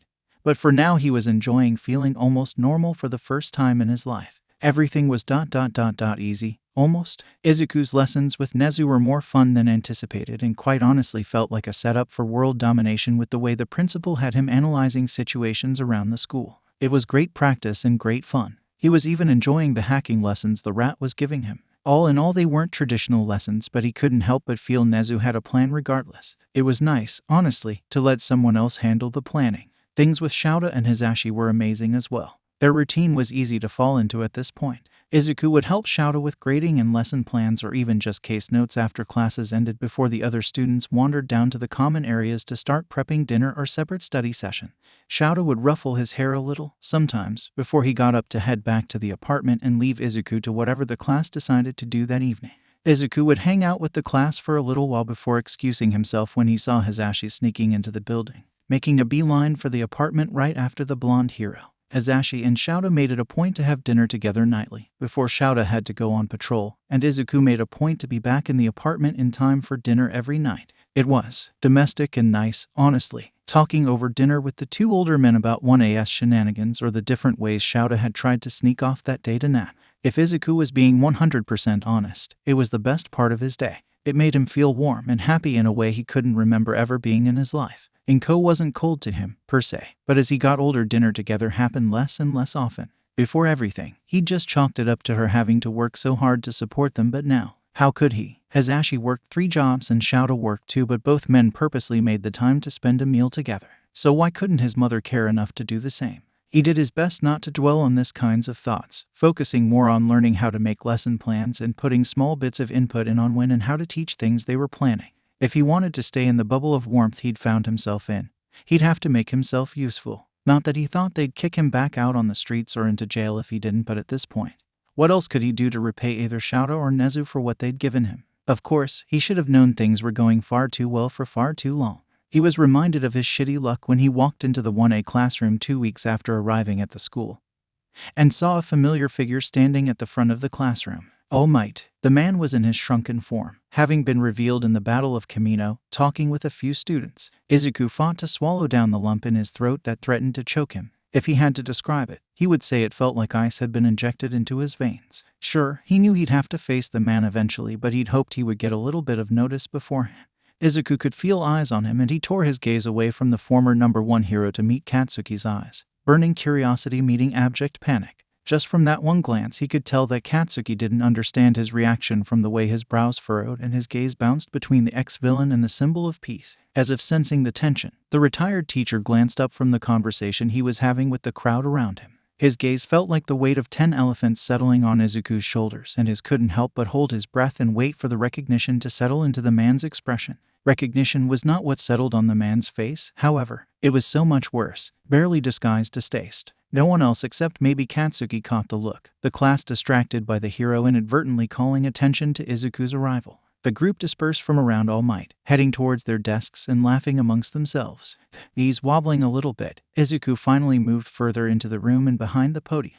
He set his bag down at the base and glanced hopefully towards the desk, hoping to see a familiar yellow sleeping bag tucked underneath. But today was a bad luck day. Of course, no Shouta to help him. Shouta didn't even know he needed an out from this, either. Not for the last time had his need to keep info close to his chest had backfired on him spectacularly. Katsuki watched All Might as he moved to stand in the front of the room, his smile the same as ever as he faced the class. But Katsuki had seen the look he'd given Izuku. He'd also seen the look of absolute panic on the teen's face when he'd walked in to see the former symbol of peace standing there. And it wasn't the panic Katsuki was expecting, either. This wasn't the fanboy my hero is here reaction he'd been looking forward to. No, this was almost abject horror. For a moment, he let his gaze wander back towards the green-haired teen and felt the confusion grow tenfold. Green eyes were glued to the podium, knuckles white as he gripped the sides of it to keep himself in place. Everything about his posture screamed that he wanted to be anywhere else but in this room. Asked a little differently today. I thought for my first day back we could have a class discussion. Katsuki tuned back in quickly, tearing his eyes away from Izuku and back to All Might as the man grinned at the class. Today's discussion is going to be around villains and why we must never let our guard down when it comes to apprehending them and bringing them to justice. A month ago, a lecture on this topic would have drawn a little groan from the class, but they would have moved on. Now the entire class shifted almost as one uneasily. Almost every eye slid away from the hero and towards Izuku at the podium. The teen's expression was blank, but from his spot in the front, Katsuki could see the way his hands shook as he shoved them in his pocket. All Might, seemingly not feeling the shift in the energy of the room, continued speaking as if he wasn't intentionally targeting the teen behind him with his words and choice and topic. The first thing you need to remember is that villains will say whatever they feel will get them out of trouble, or something that will have you lowering your guard enough for them to attempt to strike you down. Even in his deflated form, his voice was booming and commanding. All eyes were on the man again, but even Katsuki could feel the uneasy rippling through the room. Please remember that you can't trust anything a villain says to you for this reason. All they care about is destruction and chaos at the end of the day. He could see his classmates shifting their focus every few seconds from what the man was saying to what Izuku's reaction would be. It had only been a week or so of actually befriending the teen, but the class was already fairly fond of him. Katsuki turned his head a little to try and catch a glance of raccoon eyes. Her face was twisted into a scowl, and her hands were fisted against the top of her desk. If he had to hazard a guess, Roundface was probably doing something very similar, but he couldn't turn to check without drawing more attention to himself. Not to correct you, All Might, but that isn't entirely true. Izuku's voice held a small tremor, but the steel that had entered his posture. His hands still shook a little as All Might turned to face him. Young Midoriya, you are not welcome to participate. I'm sure everyone would prefer it if you returned to your quarters at once. This class is no place for you. Katsuki was halfway out of his seat when Izuku's eyes cut his way, a warning clear enough in his gaze. The blonde wordlessly growled, hands flexing as he sank back into his seat. Rage, hot and burning, surged through his chest, and he had to fight the urge to just explode the thing causing it. Especially when the man turned his back to Izuku once more, a clear dismissal, and smiled back out at the class. My name is Izuku, please, and I have the authorization from both Principal Nezu and Aizawa to be here. This is as much my class as it is yours. The teen's voice brokered no argument as he stepped out from behind the podium and forced himself into the pro hero's line of sight once more. And you are currently not setting realistic expectations for them in the slightest. The teen angled his body so he was facing the class without turning his back on the hero. A smart move considering the thunderous look on the man's face. Not every villain you're going to face is going to be a megalomaniac hell-bent on ruling or destroying the world, especially not as fresh graduates. The teen's hand came up in a shushing motion when All Might opened his mouth to speak again. Katsuki could almost see the steam pouring out of the man's ears to match the red color that was taking over his neck and face. The most common type of villain you're going to encounter is going to be one committing petty theft or a purse snatching, especially for those of you who are going into limelight heroics. These villains are just going to be people trying to survive. As interesting as the points being made were, none of the class could focus on that. Instead, every eye in the room was on All Might and the way his hands clenched and unclenched at his sides and the uncharacteristic scowl on his face. Katsuki wasn't the only one who could see the tension in Izuku. It practically rolled off of him in waves, and he was vividly reminded of that night in the bar. The teen's fingers were hidden in his sleeves once more, but he could almost picture him brandishing a knife at the man in his mind's eye. A part of him wondered if he should be worried about how not worried that image made him. A part of him almost wished Izuku had his weapons to defend himself with right now. Young Midoriya, Izuku, leave this instant. You have no business around the students or pretending to be an equal or above them. Nezu has clearly lost his mind letting someone as dangerous as you roam the school as he pleases, but I will not stand for it. Steam poured off of the man as he barely restrained himself from welling up into his muscled form. Dangerous, please, Nina spoke up then, standing up from her desk and slamming her hands down to get the man's attention. Izuku has done nothing but help since he got here. He listened to us when Minta was giving us problems and actually did something. There was a murmur of agreement from the girls in the class, and somehow that seemed to anger the symbol of peace even further. Katsuki rose from his seat as well, tension building in his arms as he flexed his hands and let off little pops with his quirk. His eyes were glued to Izuku, though, and the way his eyes darted around the classroom. Miss Ishido, young Bakugou, sit back down. Obviously he has pulled the wool over your eyes, which proves the need for this lesson. He is an admitted associate of All for One and cannot be trusted. Distantly, Katsuki registered the way Izuku jerked like he'd been slapped and took an instinctive step away from All Might. Something in him snapped and Katsuki stepped forward and grabbed the other teen by the elbow and pulled him until he was behind him. Standing between All Might and Izuku, Katsuki bared his teeth at the retired hero. Are you going to accuse me of the same thing just because I was in that bar that night, too? Huh, he snarled out, hand not pushing Izuku behind him, popping dangerously with sparks. That is enough. This is unbecoming of everyone involved. Ida's voice rang out above the growing murmurs of the class rep now standing from his desk as well and chopping the air with his hand. Nezu has vouched for Izuku and trusts him. There is no reason for us not to do the same. Izuku abruptly stopped fighting against Katsuki, turning to face Ida instead with a shocked expression. Ida had been one of the ones hanging back, as of late, and watching everyone else interact with the teen. Ida, thank you. Izuku's voice was trembling a little and Katsuki didn't need to turn around to know there were tears threatening to spill. Enough of this. I am in charge of this class and he is leaving, immediately. All Might's voice boomed, the man himself seemingly losing what little composure he had left. You know, when people have to yell that they're in charge, that usually means they have no control over anything. Shinsu drawled somewhere behind Katsuki, earning a few snickers from the class. I am bringing Aizawa here now to end this nonsense and cancel whatever quirk this villain is using to trick all of you into defending him. All Might finally snapped, a frightening glare settling on his face. Katsuki felt the way Izuku tensed up behind him, could feel the tiny tremors that racked the teen's body, and instinctively knew he was going to do something impulsive, something he was going to regret later. He didn't get the chance to turn or even attempt to stop the other teen, though, because Izuku silenced the entire classroom with a single sentence. I mean, sure, do that, but it won't do much good since I'm quirkless.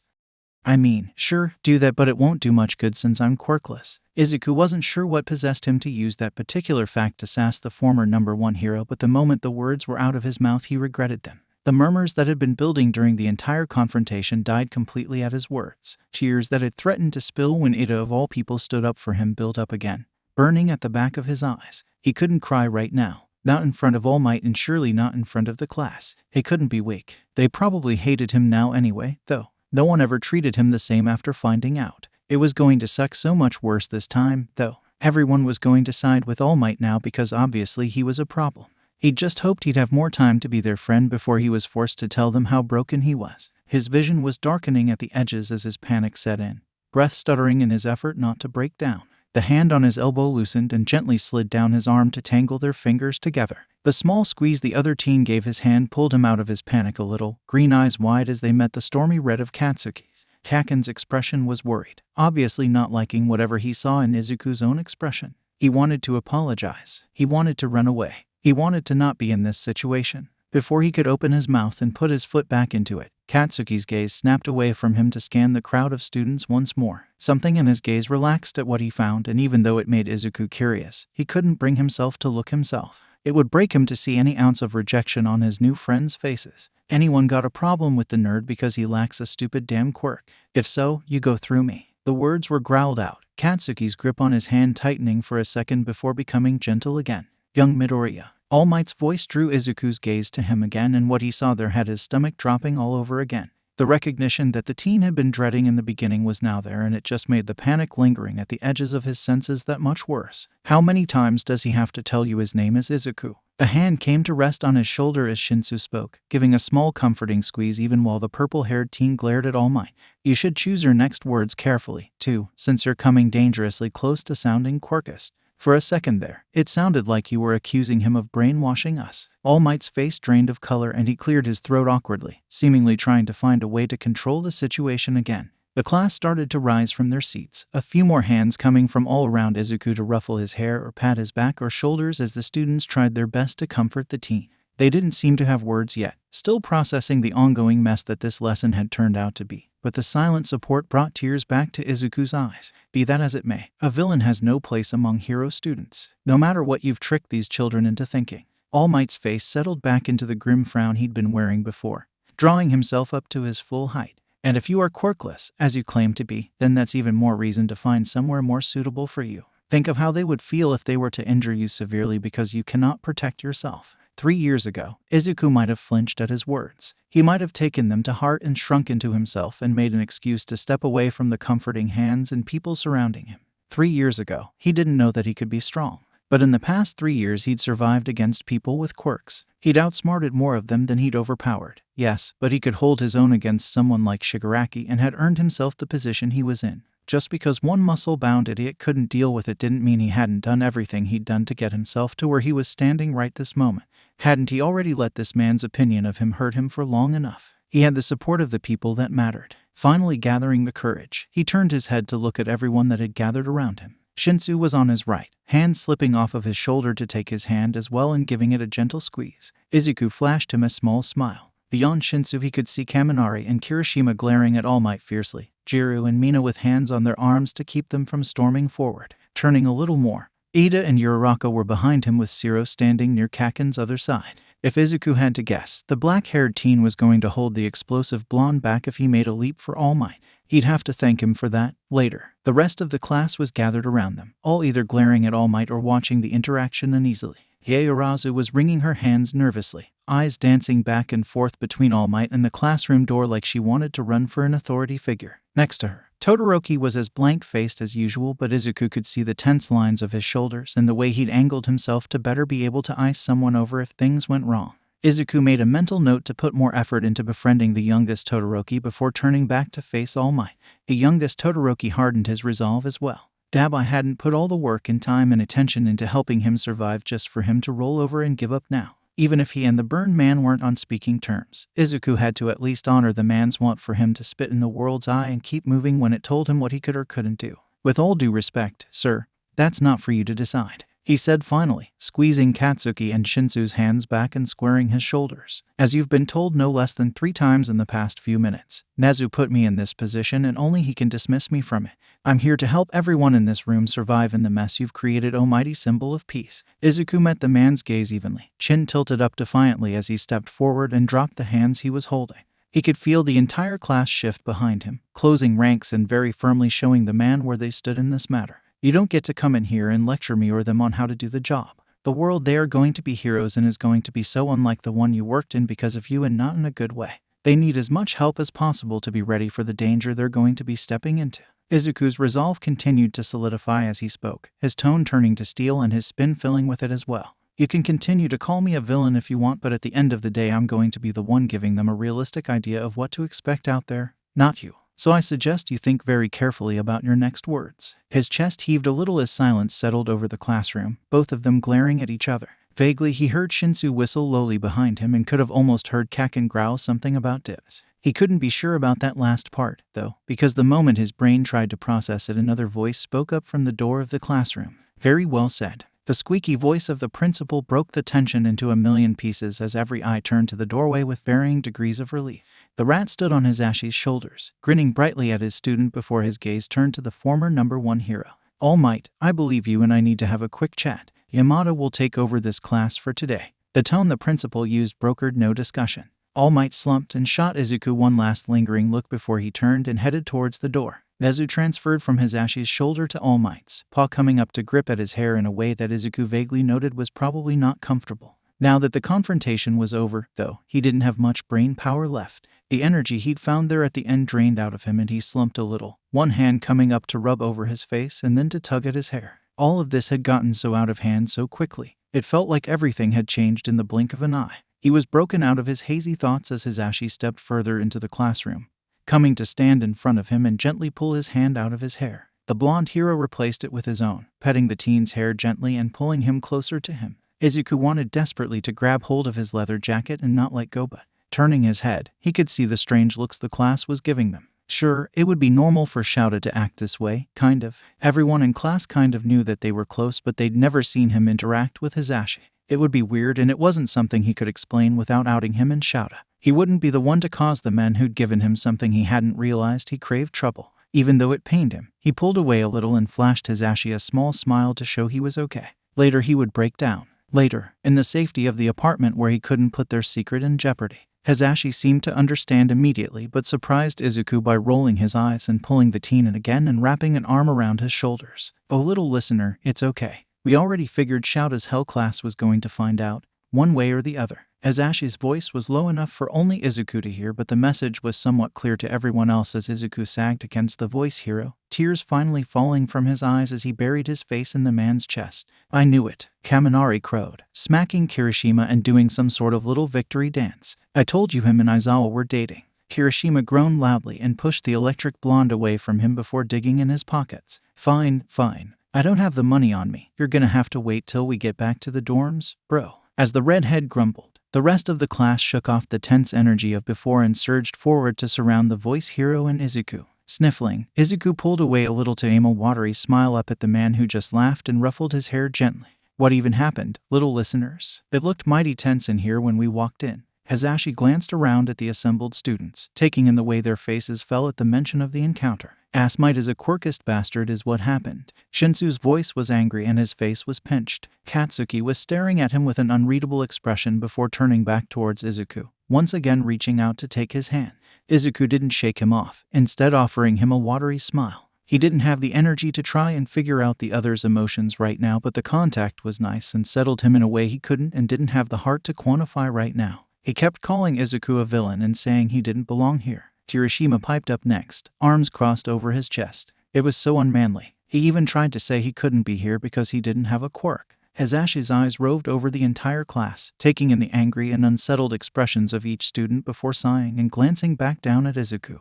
He didn't seem upset with him, at least, so Izuku was going to try his best not to overthink the expression on the man's face. If he was honest with himself, he just really wanted to curl up in the dorms and recharge. There was too much to pick apart right now and his mind was too exhausted to try and figure out where to go from here. Alright, I don't think we're going to get much done after all of that drama. I'm going to text Aizawa and let him know we're going back to the dorms early. You guys pack up and head back that way now and Izuku and I will follow in a few minutes. The class all nodded and moved back towards their desks. Katsuki seemed torn, but a small smile and a squeeze of his hand seemed to convince him that Izuku would be okay. The blonde reluctantly let go of him and moved away, packing up and leaving with only a backward glance with the rest of the class. Everyone made a point to either pat Izuku on the shoulder or back as they passed or ruffle his hair. It was nice. He was too tired to think further on it, though, leaning against Hazashi as the last of the students filed out of the room. The man didn't rush him, instead humming a song to himself as he gently pet Izuku's hair while the team pulled himself together. They're going to have questions, he mumbled after a few minutes, rubbing at his face and slumping further against the blonde. His sort of father figure just hummed an affirmative and nudged him to stand on his own. They will, but Shouta and I will be there with you to help keep them in line, and it won't be until you've at least had a nap, little man. Izuku nodded at his words, not protesting as the adult herded him out of the classroom and in the direction of the dorms. That was a problem for future Izuku. Everyone returned to the dorms and collectively decided to set up camp in the common room. As promised, Izuku and present Mike returned, but the blonde man waved them away when everyone rose to greet them. One look at Izuku and everyone understood. His eyes were red-rimmed and he looked like he was about to drop. Present Mike was practically holding up the teenager. Everyone hovered nervously as the man shot them a small smile and guided the exhausted teen away from them and down the hall towards Aizawa's apartment. Well, their apartment. They all settled once more, spreading out homework and other things around the tables and couches as they settled in to wait. It didn't take long, though, for them to get restless. Katsuki could feel their eyes on him and it was wearing on his nerves with every minute that ticked by. His leg began to bounce under the table he was sitting at and his grip grew tighter on the pencil in his hand. When the chair in front of him slid out and a body dropped into it, he barely resisted the urge to snap the object in his hand. It was an accomplishment that he'd brag about to his therapist in their next session, especially when he raised his gaze to find Shinsu sitting across from him, a smirk tugging at his lips. Normally, he didn't mind the purple troll doll. He was nowhere near as annoying as some of the extras in 1B and miles above the dumbass he'd replaced after the sports festival. Right now, though, now he kind of wanted to set an explosion off in his face to get rid of that damn smirk. So, care to explain what exactly that was all about? Katsuki could feel every eye in the room turn to them. He could feel the irritation in himself rising and forced it down once more. What they'd just seen was disturbing and he couldn't blame them for wanting answers. He just didn't know if he was the right one to give them those answers. Ever heard of the old saying, never meet your heroes? Guess we learned the hard way that they never live up to expectations. Katsuki grumbled, dropping his gaze back down to the homework in front of him. Shinsu leaned against the table, leaning into Katsuki's space. The damned smirk fell off his face and was replaced with a more serious expression. Bakugou, we both know that's not what I was talking about. When the blonde looked up to meet his gaze again, the other teen's expression was searching. Katsuki couldn't fault him for trying to understand what the hell had happened in that classroom. He himself was trying to wrap his head around it with the limited pieces of the puzzle he held. You know he was a villain, right? Nothing murder level or anything, but enough that he and Krusty the Clown are hostile on sight. Katsuki didn't lower his voice, knowing damn well that the rest of the class was listening in on the conversation. When they kidnapped me, he bust into the bar and threw a fucking knife at Shigaraki's face. The look of awe on Troll Doll's face made Katsuki want to throw something, but instead he just drummed his fingers against the table unhappily. Get that stupid look off your face, Troll. he grumbled, glaring with all the energy he could muster at the moment. Instead of the desired effect of making the idiot stop, it just made his lips quirk up in that stupid fucking smirk. Oh, am I not allowed to find him attractive? Because from where I sit he looks pretty unattached. Katsuki's lips pulled up in a snarl, and he was halfway out of his seat when a hand came to rest on his shoulder and Kirishima's voice registered through the haze of anger. Dude, not cool. The last thing Izubro is worrying about right now is dating, I think. Shinsu lifted his hands in surrender, but the smirk only grew when Katsuki growled at him as he dropped back into his chair heavily. How did he get from the bar all the way out to that warehouse, though? Uraraka settled into a chair on the other side of Katsuki, brows furrowed. It wasn't exactly close enough that he could have gotten there so quickly. All for one, the villain that Asmite fought apparently wanted to talk to Izuku and made the warp villain bring him over to him. I'm guessing that's why he was all bent out of shape about Izuku being on campus. Katsuki slumped in his chair a little, fingers tapping against his leg, the only other sign he was agitated. The other students were gathered around their table now, leaning against the other nearby tables or just milling around listening to the conversation. That's not exactly fair to Izuku. That guy leveled part of a city. Who knows what he'd do if someone told him no? Shiro mumbled from the other side of Katsuki. There were murmured agreements from the other teens, and Katsuki found his gaze jumping from person to person, searching. As much as he didn't want to broach the subject, he had to. There was no way he was going to let Izuku walk into this room and be met with the same kind of bullshit that caused him to disappear in the first place. Slowly, Katsuki stood up and met each of their eyes. Several of his classmates looked confused and others looked wary. While he wasn't as volatile and angry as he had been in the past, the class was still used to him exploding verbally instead of the quiet intensity he was exuding right this moment.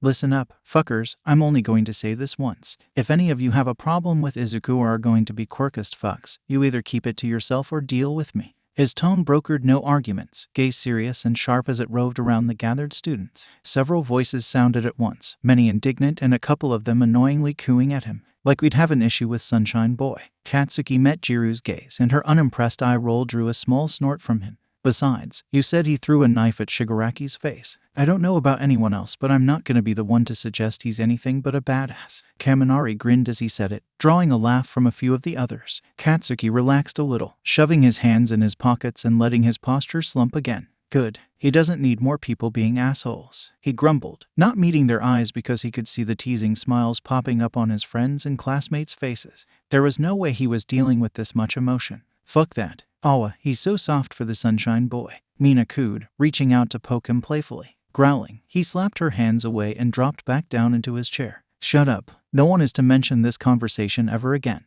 Go back to studying or whatever. Several hours later found Izuku bundled up in blankets curled up between Shouta and Hisashi on the sofa, his head on Shouta's lap as they watched some pre-quirk superhero movie. Izuku had napped for a little while, but the anxiety of the entire situation was quick to descend on him once he was fully awake. Honestly, the impromptu cuddle pile was the only thing keeping Shouta from finding the former #1 hero and ripping him a new one. Nezu had already given him a brief rundown of what had happened before he'd left the school, and he'd hurried back to the apartment when Hisashi had told him he'd dismissed class for the day. Izuku glanced up at him through his hair before sighing and pushing himself up to sit properly between the two adults. As much as he'd like to rest for longer, the anxiety just built worse and worse with each passing minute. Both adults turned their attention to him and he flashed them a small smile. They have questions, he said simply, shrugging the blankets off of himself and pushing himself to his feet. Shouta's eyes followed him critically, no doubt taking in the bags forming under his eyes and the way his fingers tugged and pulled at the sleeves of his hoodie. They hadn't given him his knives back yet, and he honestly longed for the weight of them between his fingers. He didn't know when they'd become a comfort item, but he missed them dearly now that he didn't have access to them. Answers they don't absolutely need. Don't push yourself if you don't need to, Shouta rumbled, reaching out to snag Izuku's wrist and attempting to pull him back down onto the sofa. Izuku resisted, planting his feet and shooting the man a small smile. It was nice to be fussed over, honestly, especially after the day he'd had. But he wasn't going to be able to relax until he dealt with this. If he didn't face them now, he'd have to deal with the anxiety of not knowing their reactions all night. And that was not even a little bit restful. The longer I put it off, the worse it's gonna be. He laughed softly at the grumpy look on Shouta's face. You know they won't let me rest until I give them some kind of answers.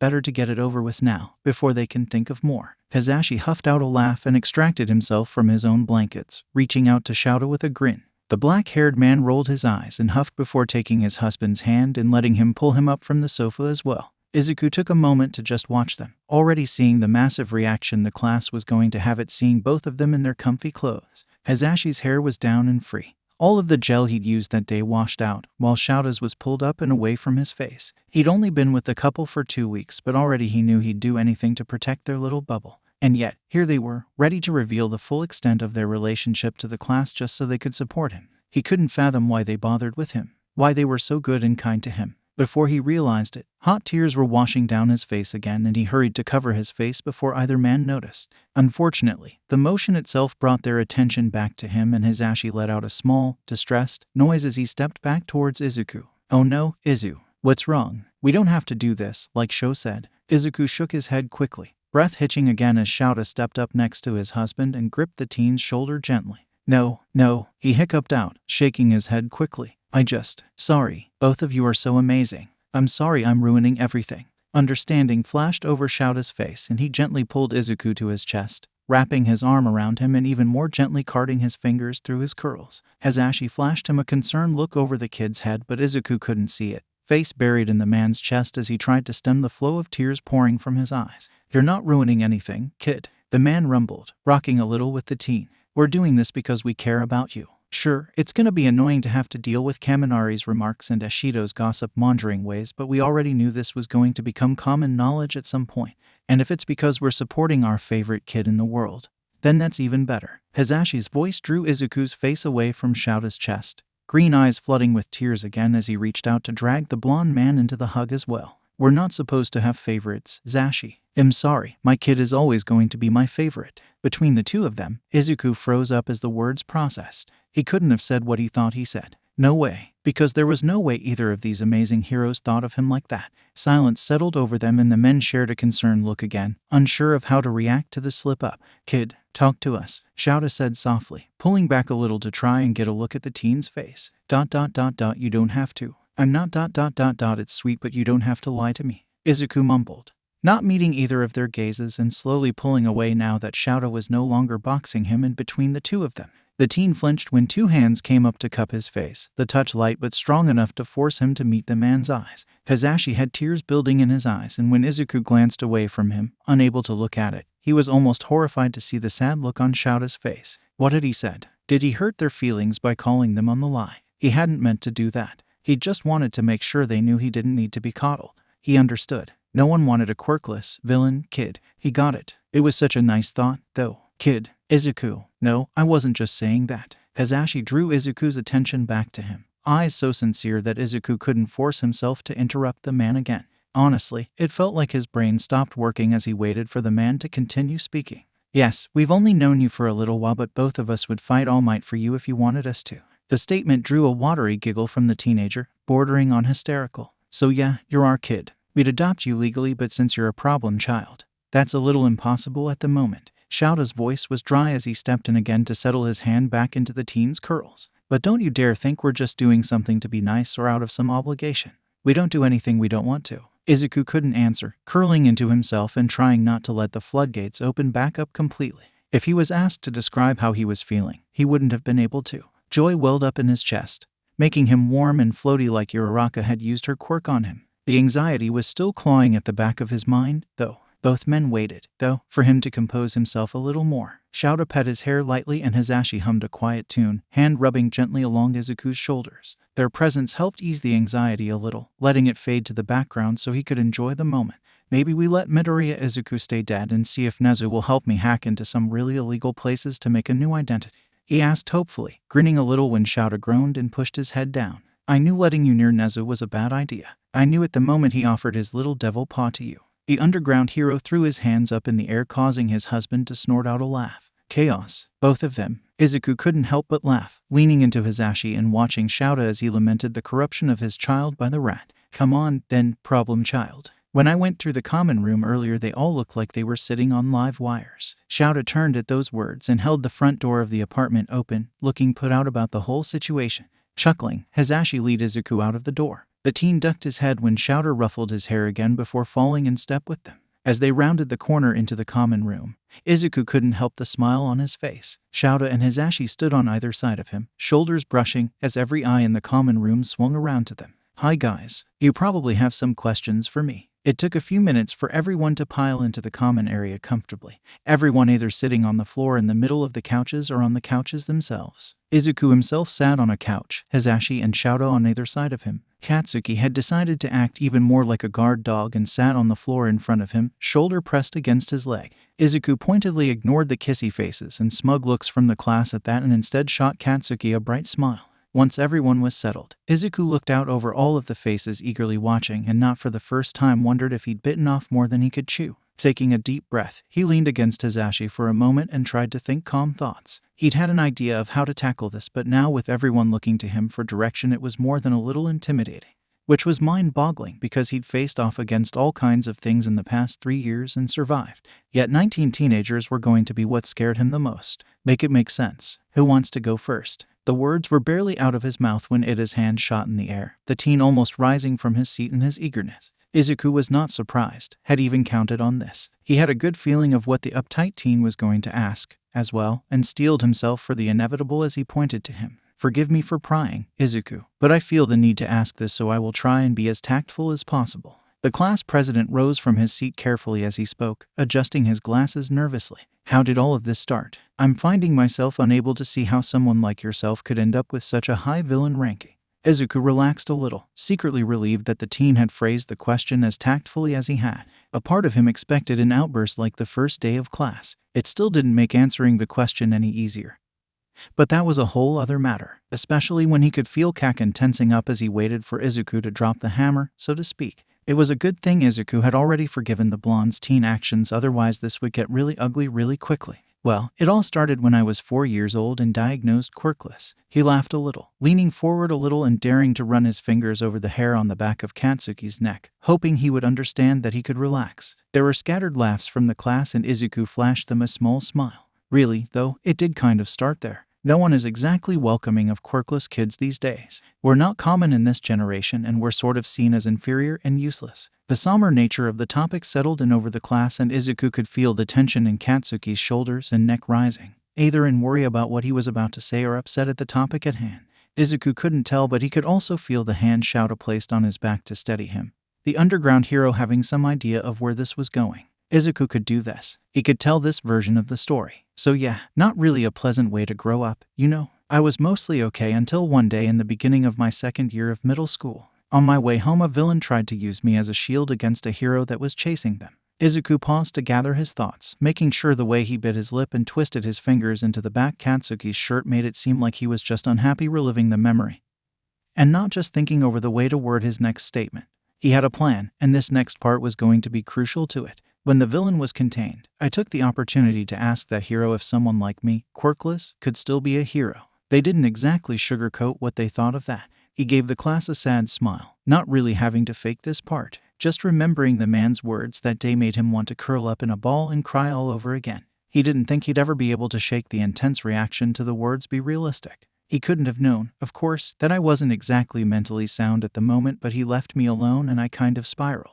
The hand on his back gripped at the back of his hoodie and Izuku couldn't help but peek up at Shoto out of the corner of his eye, taking in the absolute rage shining in his dark eyes. That was surprising. He looked away quickly and cleared his throat, shifting a little so he could pet Katsuki's hair a little more to calm himself. It was a testament to how upset the rest of the class was that no one made a comment on it, all of them silent and staring at him with troubled looks. He hadn't really thought they'd be this upset by his words. Even Katsuki was just letting him do as he pleased with his hair as he talked. Maybe ... this hadn't been the best plan of action.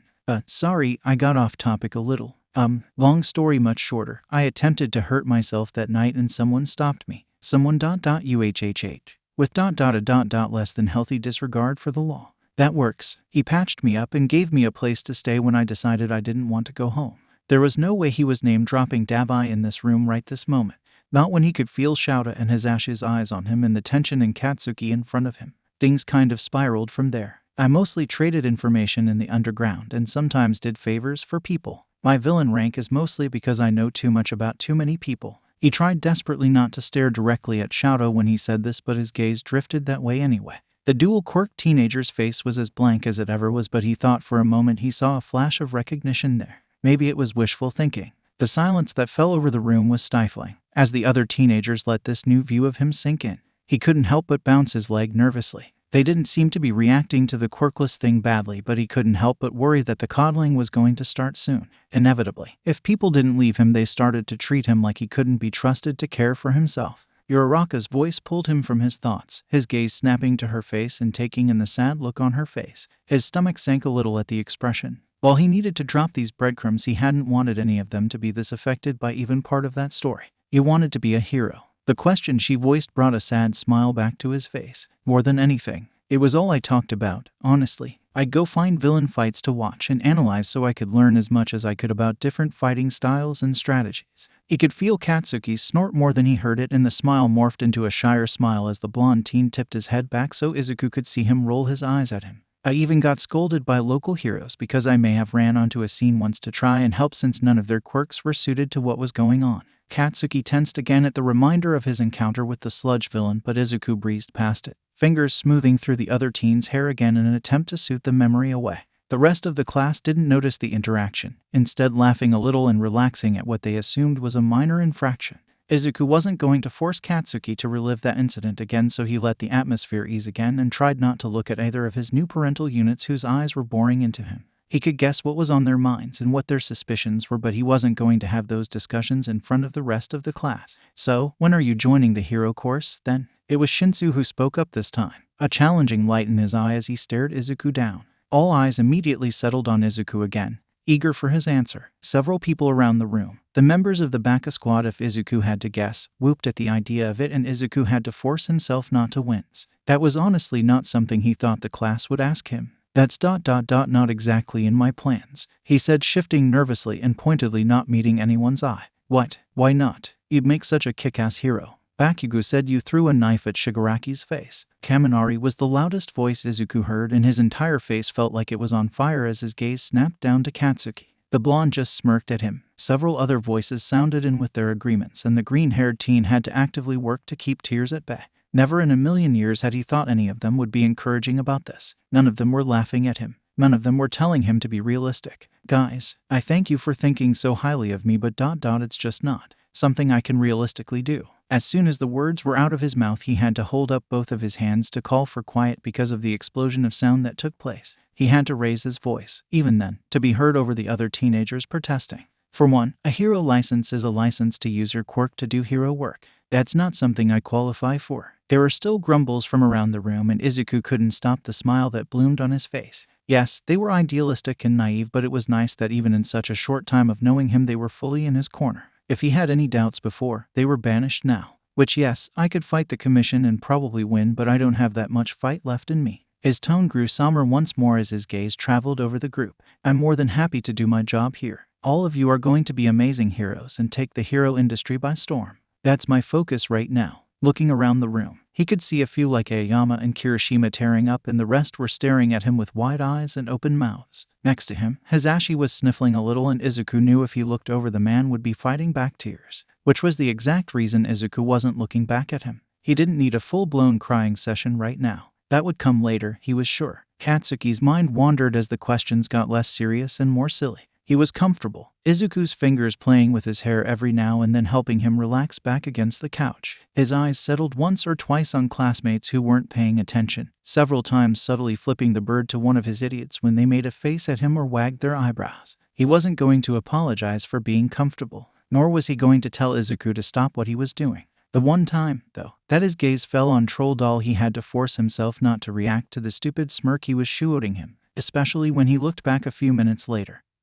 And the purple-haired troll was paying attention to Izuku again with that stupid look of awe again. Like hell was he going to lose his nerd to that? Unfortunately, Kaminari was going to lose his life tonight, since when Katsuki did tune back in, the blonde was grinning as he asked if Izuku was a top or a bottom.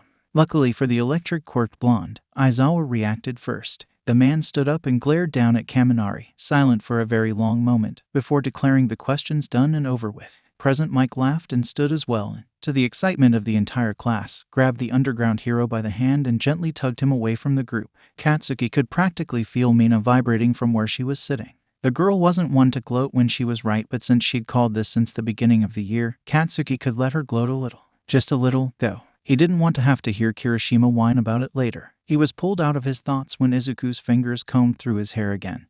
drawing his head back so he could get a look at his face. "You seem rather comfortable down there, Kaken." The green-haired teen was grinning at him, and Katsuki was so comfortable he couldn't do much more than admire that smile. It was a couple hours after his bedtime, so maybe that's why his insides felt so mushy, and he couldn't bring himself to muster up any annoyance at their classmates cooing at them from just out of earshot. He was also going to blame his being tired for reaching up to grab Izuku's hand as it exited his hair and tangling their fingers together. "Hey, the old hag wants to see you." He kept his head tilted back, watching the uncomfortable look that bloomed over Izuku's face. "You don't have to if you don't want to, but her and the old man were happy to hear you were okay, and she, I quote, wants to make sure those bastards at that school are treating him right." Izuku's face relaxed and he smiled down at him, not answering his question for the moment but instead playing with his fingers gently. Katsuki let himself drift as he waited, just kind of idly taking in the soft little bubble that had surrounded them. He was vaguely aware of the others kind of lingering in the background, but he couldn't really bring himself to care about them right now. "If you say yes, we could go out to eat or something afterward," he blurted out, the nice little thought overriding his brain-to-mouth filter. For a brief second he wanted to take the words back, shove them back into his mouth somehow or something, but the way Izuku's face slowly turned red and he hid his face with his free hand was worth it.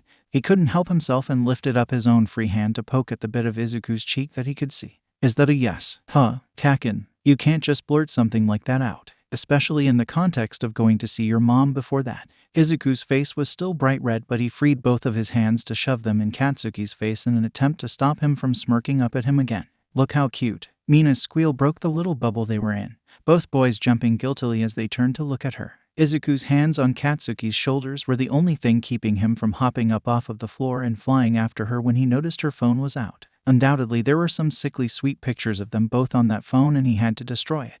No one could have proof that King Explosion murder could be soft. Mina escaped with phone intact, though, because Izuku shifted his hands from Katsuki's shoulders to his arms wrapped around his shoulders. Unable to move, obviously, the explosive teen relaxed back against the sofa again and only glanced up at the other when his grip loosened. What he saw was Izuku descending into nerves, biting his lip and not looking at Katsuki. With a huff, the blonde pulled himself up onto the sofa with the green-haired teen and reached out to tangle their fingers together again. "What's up, nerd? Is it my parents or me asking you out?" He kept his tone soft and waited while the other seemed to put his words together. It took a moment before the other had his thoughts in line and gave Katsuki's hand a squeeze. "Are you sure you want to? I'm more trouble than I'm worthy, especially for you." The words were mumbled and made Katsuki's hand tighten involuntarily. The words so wrong he actually kind of wanted to physically fight them. "I'm still considered a villain outside these walls. If anyone or, God forbid, the commission found out, your career would be over before it started." "Bullshit." Katsuki grit the word out like it had personally offended him. "Look, I'm not good with words and shit. You of all people know this, but if you think I'm gonna let something like that stop me from getting what I want, then you're an idiot." Izuku blinked at him, taken aback for a moment, and for a brief second Katsuki thought he might have gone too far. Biting his own lip, he pulled the other closer and forced himself to calm down. Words were needed here. More than maybe he could nicely say, but god damn it, he was going to try. "What I mean is, I don't see you as trouble. You're my hero." He had to look away from the look on Izuku's face, afraid that the tears building in the other teen's eyes would trigger his own. "You literally came back from the dead to try and save me from a literal group of villains. Don't think I don't know who came up with that crazy-ass plan. Izuku, if you think I'm letting anyone, commission or no, tell me that I have to let you go in any capacity, you're crazy." Izuku squeezed his hand so tightly that Katsuki had to peek back at the other, surprised to find that he wasn't crying but instead grinning at him with watery eyes. "Then yes, Kaken, I want to go to dinner with you after going to visit your parents." Luckily, by time Izuku had extracted himself from the sofa and the soft atmosphere that had built around himself and Katsuki, it was quite late.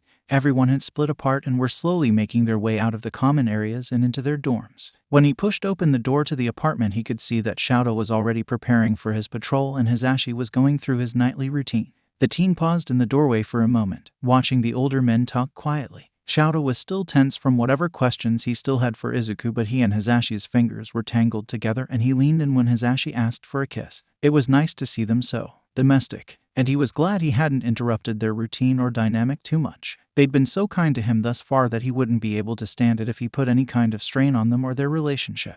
It didn't take long for the two to notice his entrance, Hisashi noticing first and flashing him a soft smile. The blonde motioning him forward grabbed Shouda's attention and Izuku hesitated when those dark eyes fell on him. They were full of questions and the embers of the anger he'd seen there earlier in the night. He knew the anger wasn't directed at him, but it still made him antsy. The man seemed to realize that and gave him a small smile and reached out to him with his free hand. Izuku reached out with his own, letting the man pull him closer to them both. "You know we're going to have to talk about all of this at some point, right?" Shouta asked, eyes searching and cataloging Izuku's response to his words. Izuku couldn't even be upset about it. Really, he'd known this would be the most likely outcome of that particular breadcrumb. But he couldn't spill just yet. Not when the hero in question was so powerful and could literally help the Commission's efforts for him to disappear quietly along with everything he knew. As tedious and delicate as the job was, it had to be done right. "I know," Izuku mumbled, dropping his gaze down to his feet in an attempt to hide from Shouta's gaze. "Just, please not tonight. I'm exhausted and I kind of agreed to go see Auntie Mitsuki with Kaken tomorrow." Both adults blinked at him, surprised, and he internally breathed a sigh of relief. At least with a change in subject he could dodge the questions he knew both of them had. "Which means if I could pretty please have my knives back." He fumbled on forward, shooing Shouta the most pleading look he could manage at the moment. "Since we're also going to get dinner afterwards." Immediately he could see that his wheedling had gone a step too far when Shouta's eyes blew wide again and he tightened his grip on Izuku's hand. "Absolutely not. No dating. No loud blondes. Not happening. Be the sensible one in this family, Izuku." Hasashi let out a snort, tugging his husband away from Izuku a little. "Show he's allowed to date. It's a normal teenage thing. And the rules for dating are no loud blondes. Bakugou is the loudest blonde in class. Oh, so if I were to date Shinsu, that would be fine?" Izuku asked innocently, fighting back the urge to smirk at the absolute indignation that covered the underground hero's face. That just feels wrong. No dating until you're 30. Izuku couldn't help the small smirk that tugged his lips up, kicking at the floor lightly as he thought about the best way to mess with the man. "I mean, okay, but then I have to tell Kaken I can't go. It's such a shame since he asked me and all. He'll probably revert back to being emotionally constipated and be that much more of a handful in class," he hummed, watching Shouta's expression out of the corner of his eye. The man's eye twitched and he seemed to be looking skyward, possibly asking the universe what he'd done to be put in this kind of position. After a moment he huffed and reached out to pull Izuku into a one-armed hug. "Fine, problem child, but I'm not giving you your knives back just for sassing me," he muttered, releasing him to lean over to get a kiss from Hasashi, ignoring the teenager's whine. "Be good, kid, I'll see you in the morning." Shouta turned back and ruffled Izuku's hair before making his way out of the apartment. It was quiet for a moment before Hasashi turned to the teenager and wagged his eyebrows at him, grinning. "So, Shinsu came out pretty fast when he shot down Bakugou." "Nope, I'm going to bed. G-night." Standing on the doorstep of the Bakugou household, Izuku's anxiety spiked. Katsuki glanced at him, brow raised, as he took in the way the green-haired teen squeezed his hand and stared at the front door like it was going to bite him or something. "Oi, nerd, it'll be fine. They're excited to see you," he rumbled, knocking their shoulders together gently. The other teen just flashed him a wobbly smile before nodding that he was ready. If Katsuki hadn't heard and seen just how much his mom had worried about the other teen, he'd have suggested they just blow them off and go to the mall instead. But he honestly couldn't do that to the hack. When he'd called her to say that Izuku was coming with him, she sounded damn near tears. Plus, she'd probably never let him live it down. He'd be hearing about it for the next 50 years. Squaring his shoulders, the teen pushed open the front door of the house and led Izuku inside. From the corner of his eye, he could see the other teen's head moving as he gawked at how much the decor had changed since the last time he'd been in the home. Katsuki rolled his eyes and tugged on his hand, pulling him further into the house and towards the kitchen. He could hear his mother's voice drifting from that direction. When they rounded the corner and stepped into the spacious kitchen, he was proven correct by the sight of his mother and father sitting at the table talking. His mother paused mid-sentence, staring at them over the old man's shoulder. It was silent in the room for a moment before she abruptly pushed away from the table and practically flew across the kitchen. "Izuku, I'm so happy to see you," she cried, enveloping the teen in a hug so fierce that Katsuki worried about the other's ribs. He was forced to let go of Izuku's hand and take a step back when his mother's gaze shifted to him. The look in her eyes told him that she'd seen it and there would be a conversation about it later. For the moment, though, she seemed content to let sleeping dogs lay and instead rocked Izuku side to side in her hug. When she finally did let go, she held the teenager at arm's length and took a good hard look at him. Her nose wrinkled when she took in the black hoodie he was always wearing paired with the too large t-shirt and jeans. We still need to work on your fashion sense, I see." Izuku laughed a little as the woman made another face before pulling him back into another quick hug. "Nothing we can't fix. You'll have to come back over break and we can take you out shopping." "There's no need for that, Auntie. Aizawa and Yamada bought me plenty of clothes. I just prefer comfort over looks." Katsuki couldn't help the snort that escaped him, shoving his hands into his pockets as he moved around his mother and friend to sit at the table with his father. "No wonder Aizawa's practically adopted you. You're more similar to him than Troll Doll." The look his mother gave him was almost predatory as she dragged the green-haired teen over to the table as well. Both of his parents must have been expecting them around this town because there was tea set up in the center of the table. Katsuki didn't say anything as he reached out to start making his own cup, keeping an eye on Izuku out of the corner of his eye. The other teen had relaxed a little now that the hag wasn't actively trying to break his ribs, though he had taken note of the way Mitsuki had angeled her body towards him and was smiling at him in a way that was entirely too friendly. Aizawa is the homeroom teacher, correct? The one who defended Katsuki at the press conference, she asked, like she didn't already know the answer to that question. Katsuki could see a little of the tension returning to Izuku's shoulders and grit his teeth a little to keep himself from snapping at his mother. Izuku could handle Bakugou Mitsuki. He was sure. The last thing he needed was Katsuki being overbearing and trying to fight his battles for him. Yes, that would be him. Since he's the homeroom teacher for 1A, I'm under his custody, Izuku said slowly, eyeing Mitsuki carefully as he mimicked Katsuki and poured himself a cup of tea. I am considering asking Nezu to allow me to stay with him full-time after my probation is up. Before Mitsuki could jump on that like she so obviously wanted to, Masaru reached out to rest his hand gently on Izuku's shoulder and flashed him a small smile. We're happy to hear that you feel comfortable with Aizawa. Mitsuki was worried they weren't treating you well. His words were met with his wife's fist hitting the table. Unable to stop herself, it seemed, from behind, loud and over the top as usual. Damn right I was. You've been through enough without those bastards adding onto it. The woman fumed. I tried to call up to the school to talk to you and the damn principal told me you didn't exist. The laugh that Izuku let out was light and almost a giggle and had every single Bakugou in the room staring at him strangely. He flashed a brilliant smile Mitsuki's way and waved his hand to try and dispel her confusion. I apologize, Auntie. I asked him to respond that way just in case my mother caught wind of this somehow. Not to say that I thought you would tell her, of course. I just wanted to be extra cautious. The green-haired teen flashed another smile and reached for his tea again, seemingly happy that the principal had actually kept his end of the bargain. The hag's expression changed a little, then. Katsuki held his breath, debating if he should change the subject or just grab Izuku and run, instead of exploding again.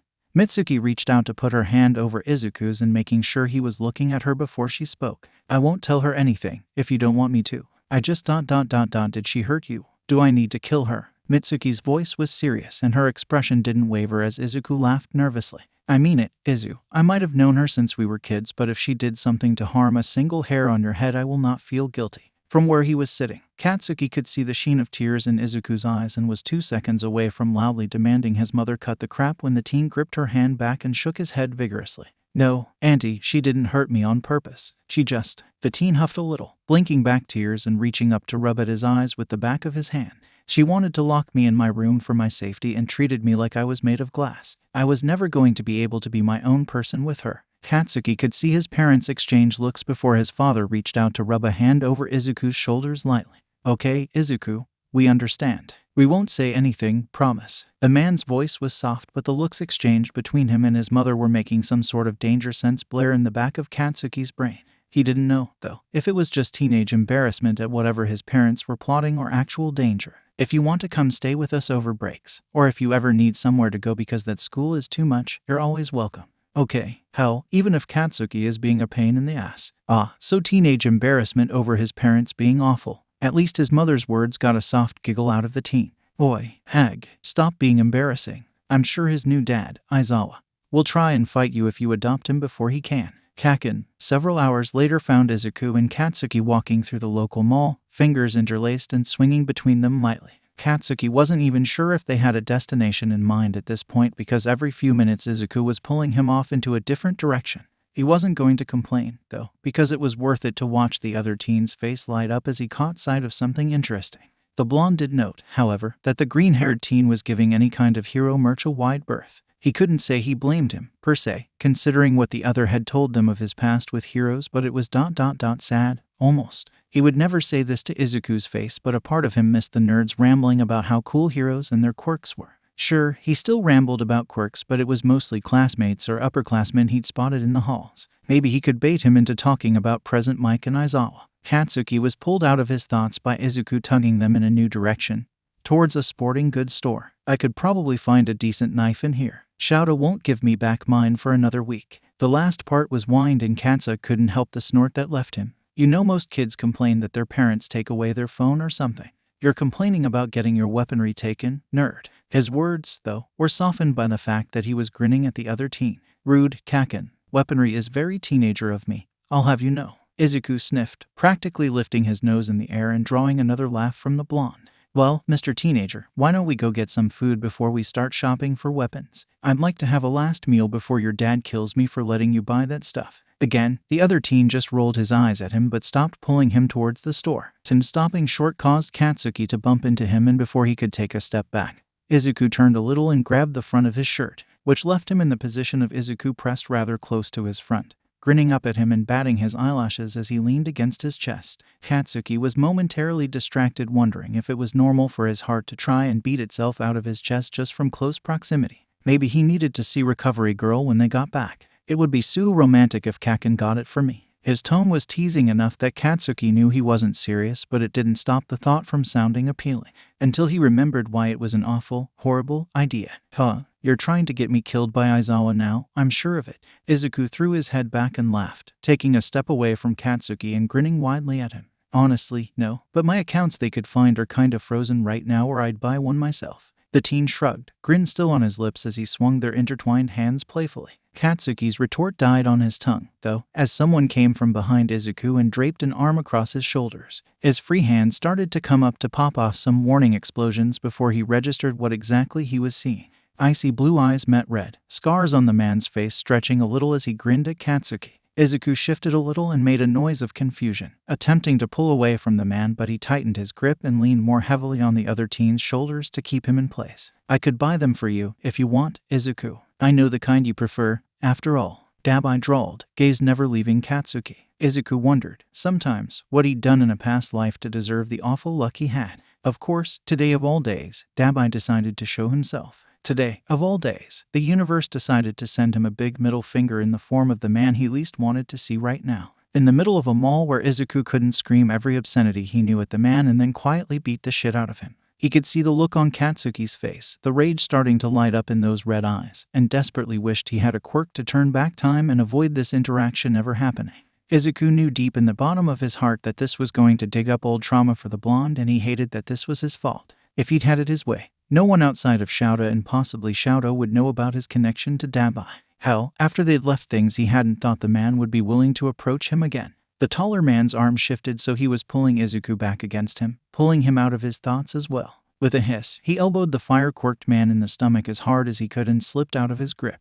Dabai let out a grunt of pain and tried to reach out for him again, fingertips missing his hoodie by mere centimeters. What the actual fuck is wrong with you? Izuku hissed again, turning to face him as he purposely put himself between Katsuki and the League member. Finally facing the other, he could see the anger brewing in the man's eyes, as if he had anything to be angry about. The last time Izuku had seen him was right before he abandoned him for Shigaraki. The worst part of facing him, though, was watching the cogs turn in his brain. He could see his former friend and mentor putting pieces together as his gaze darted between Katsuki and Izuku. There was almost a grim satisfaction in Izuku's gut at the way Dabai's lips downturned for a brief moment. He hadn't even thought about Dabai when he'd agreed to this date, not even once. But now a little bit of satisfaction curled in his gut that he could inflict pain on the man even just a little, to show him a little of what he'd felt when the man walked out of his life to join the very person he hated most. Izuku hadn't done the exact same, of course, but he could enjoy his own petty version of that feeling.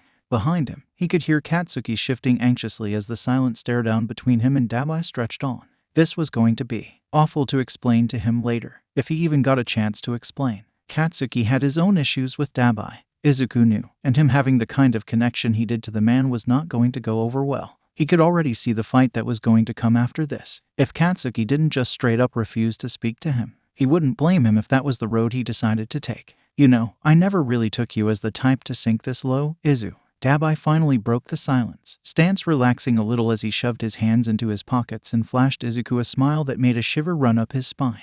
It was petty and way too relaxed for his liking. I mean, playing the sweet innocent victim card is a bit degrading, isn't it? I thought I taught you to have some self-respect. Behind him, Katsuki made a noise of confusion and stepped forward enough that Izuku could see him out of the corner of his eye. One of his hands reached out to wrap around Izuku's wrist, trying to get his attention. Izu, the blonde repeated, tone unreadable as he stared hard at him. Izuku did his best not to meet his eye, instead focusing on the villain in front of them. I'm assuming that's what you're doing, right? When things got scary after Kamino, you ran to your precious Kaken and weaseled your way into his good graces. You've always been a bit conniving, but this takes the cake. The hand on his wrist quickly turned into Katsuki holding Izuku back. The green-haired teen's lips curled back in a snarl as he reached out to attempt to wipe the man's smirk off of his face with his fist. "How dare you?" he snarled, fighting against Katsuki's hold on him for a moment longer before deciding he wasn't going to be allowed to assault the man in front of him for the moment. "You know damn well that I can protect myself. As if you even care since you've made so many new friends." Demise didn't even flinch as the words were spat at him, though. His smile widened into a smirk and he tilted his head a little, gaze flickering over to Katsuki again. "Izu, come on. I offered for you to come with me. Shigaraki even said he'd behave. It's not my fault you decided splitting would be better than joining with me." The words were said with a shrug, but Izuku knew better, knew what game the man was playing. He could feel Katsuki's eyes boring into the side of his face before his gaze flickered away to Demise once more. Izuku grit his teeth against the scream of frustration that built up in his chest. All he'd wanted was one good day. Just one. Wasn't he owed at least one moment of peace? "Is this really the game you want to play?" Izuku hissed, hands curling into fists at his side as he glared at him. "Do remember how much I know. Lots of things that could ... slip. You know, since I'm so conniving and all." A flash of uncertainty crossed his face and his gaze flickered around to the small crowd that was beginning to gather around them. Blue eyes flickered back to Izuku, sneer pulling at his lips as he pulled his hands out of his pockets and held them up in mock surrender. "Point made. Have fun on the rest of your date, Izu." Before Izuku could retaliate for that comment, he turned around and disappeared into the crowd. As much as he wanted to follow him and find out what the actual fuck that was about, he couldn't. Not when his attention was pulled back to the one audience member to this disaster that mattered. With a small tug to his wrist, growling a little under his breath, he twisted his wrist and hand until he was holding the blonde's hand firmly and began pulling him in the opposite direction that Demise had fled. "Come on, we need to go." The last thing Izuku or Katsuki needed was to get caught having some sort of altercation in the mall with a villain. Katsuki didn't have his provisional license yet, and Izuku would be taken back into custody before even Nezu would be able to save him. Izuku pulled Katsuki through the crowd and towards the entrance of the mall quickly, stomach rolling uncomfortably when he looked back to catch sight of the guarded look in the blonde's eyes. It wasn't until they were out of the mall and a few streets away that Izuku stopped pulling on the other teen,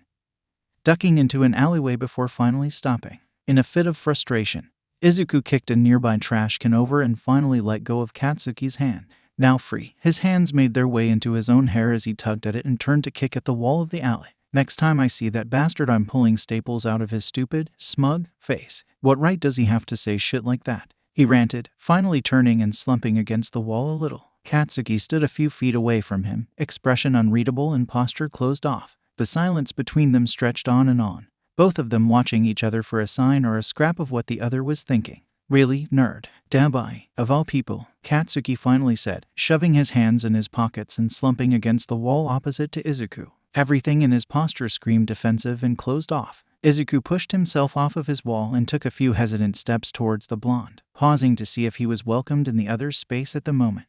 There was no indication that he wasn't allowed, so he stepped forward again. "He wasn't always this bad," he started, unable to meet Katsuki's eyes. One of his hands came up to rub at his arm, shrugging a little. The snort the other teen let out drew a small chuckle from him, hand coming up to rub at the back of his neck. "Izuku, he's a villain." At his words, Izuku finally met Katsuki's gaze again. The blonde's gaze was angry and Izuku met it with anger of his own. "So am I, you know." Izuku bit the words out through clenched teeth, frustration welling up in him again. "He saved my life. He pulled me out of that river and then spent a lot of time and energy keeping me alive. Afterwards." Katsuki dropped his gaze, crossing his arms over his chest as his jaw clenched and unclenched. He obviously couldn't argue against that, and Izuku hadn't wanted to throw that particular bit of information at him just yet. "Damn it.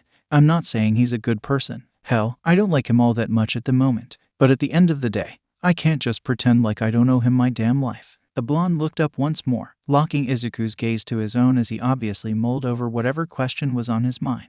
"You split with him when he joined the league." "Yes, I can't stand Shigaraki. What you saw in the bar that night was a mild disagreement in the grand scheme of how much we don't get along." "Right, so you and Stapleface were dating before he joined up with Krusty." Izuku opened and closed his mouth a few times before looking away, unsure how to answer. He lifted his shoulder in a small shrug and let his hand make a so-so gesture.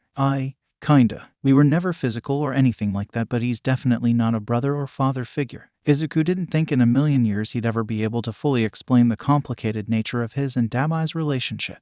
Demise, up until recently, had been the one person that Izuku felt he could be himself around without judgment. He'd been the only person on the planet that Izuku never had to doubt would be in his corner or not. Or so he'd thought. Shit, as usual, went to hell in a handbasket when Shigaraki got involved. Do you love him? Izuku's head shot up at the question, meeting Katsuki's gaze again. He could see the insecurity, then, and the anger that was simmering under the surface. Stepping closer to him, he carefully watched the other's face as he slid his fingertips over his arm. When the blonde didn't pull away, he put a little more pressure, palm sliding up and down his arm comfortingly as he stepped further into his space. For a few long moments he didn't say anything, just stood in Katsuki's space and gently ran his hand up and down his arm. Slowly, the anger seemed to seep from the blonde's gaze and was replaced by bone-deep worry and a stormy expression rather than rage. Yes, I do. He kept his voice soft, gaze locked with Katsuki's as he tried to convey how serious he was about this. He needed Katsuki to understand where he was coming from here. I know it sounds weird, but yes, if you were in trouble right now, despite how angry I am with him, I'd call in as many favors as I needed to and do some very morally and legally questionable things to make sure at the end of the day he was alive and able to be an asshole. Izuku drew in a deep breath to calm his nerves, heart beating painfully at his ribcage as he slowly traced his hands up Katsuki's arms and shoulders until he was cupping the blonde-haired boy's face between his hands.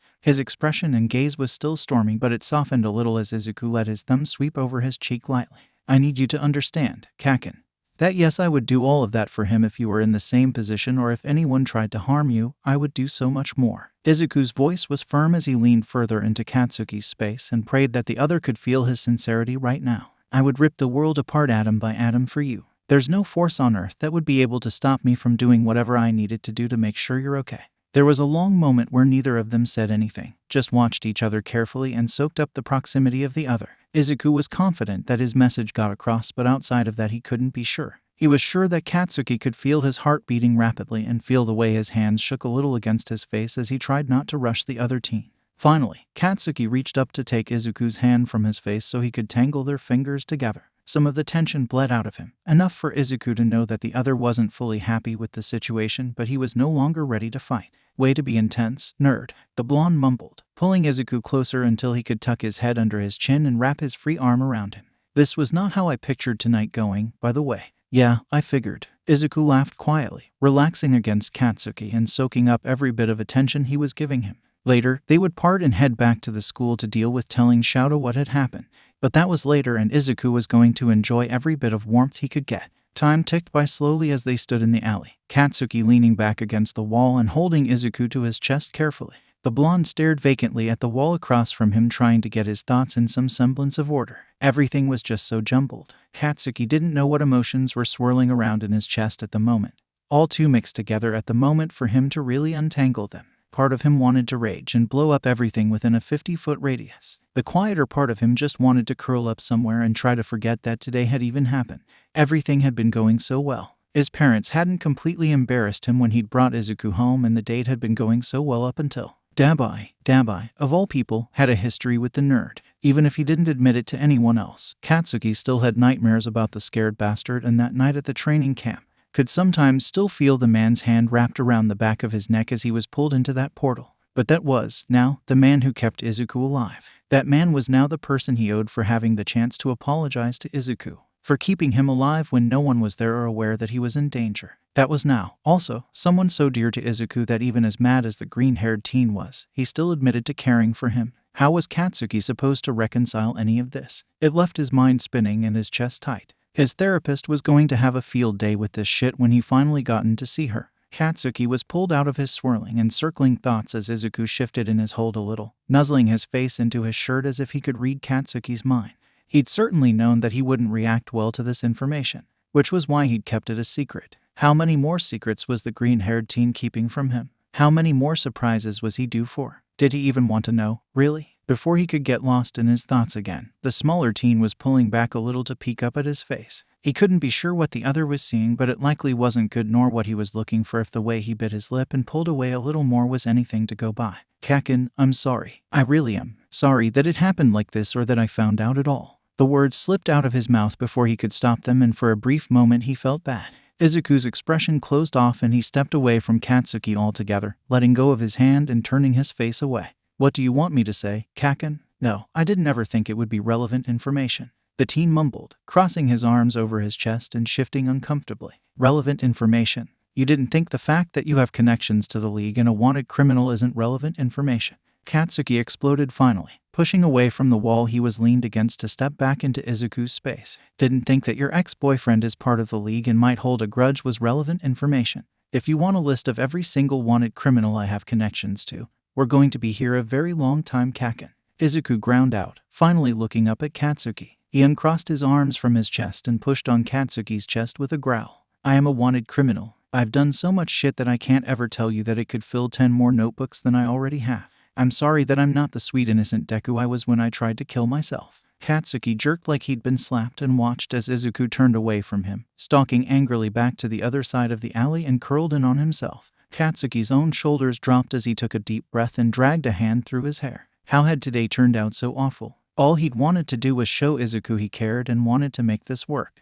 Shaking himself out of his thoughts, he approached the smaller teen once more. He carefully laid a hand on Izuku's shoulder and gently pulled until he was facing him again. Katsuki cursed himself as he noticed the tears building in the other's eyes. I don't want you to be that person, Izuku, I just... With a frustrated huff, he cut himself off and glanced away, trying to find the words to convey the swirling mass of emotions in his chest. I was caught off guard, tonight, and I am trying so hard to understand who you are now. Izuku swiped at his face with the sleeve of his hoodie before turning to face Katsuki again fully. He hated how small and closed off he was, angry with himself that he caused this, angry with Dabai for being bastard enough to cause this entire situation, a little angry with Izuku as well for not telling him. Damn it, Kaken, you have to understand.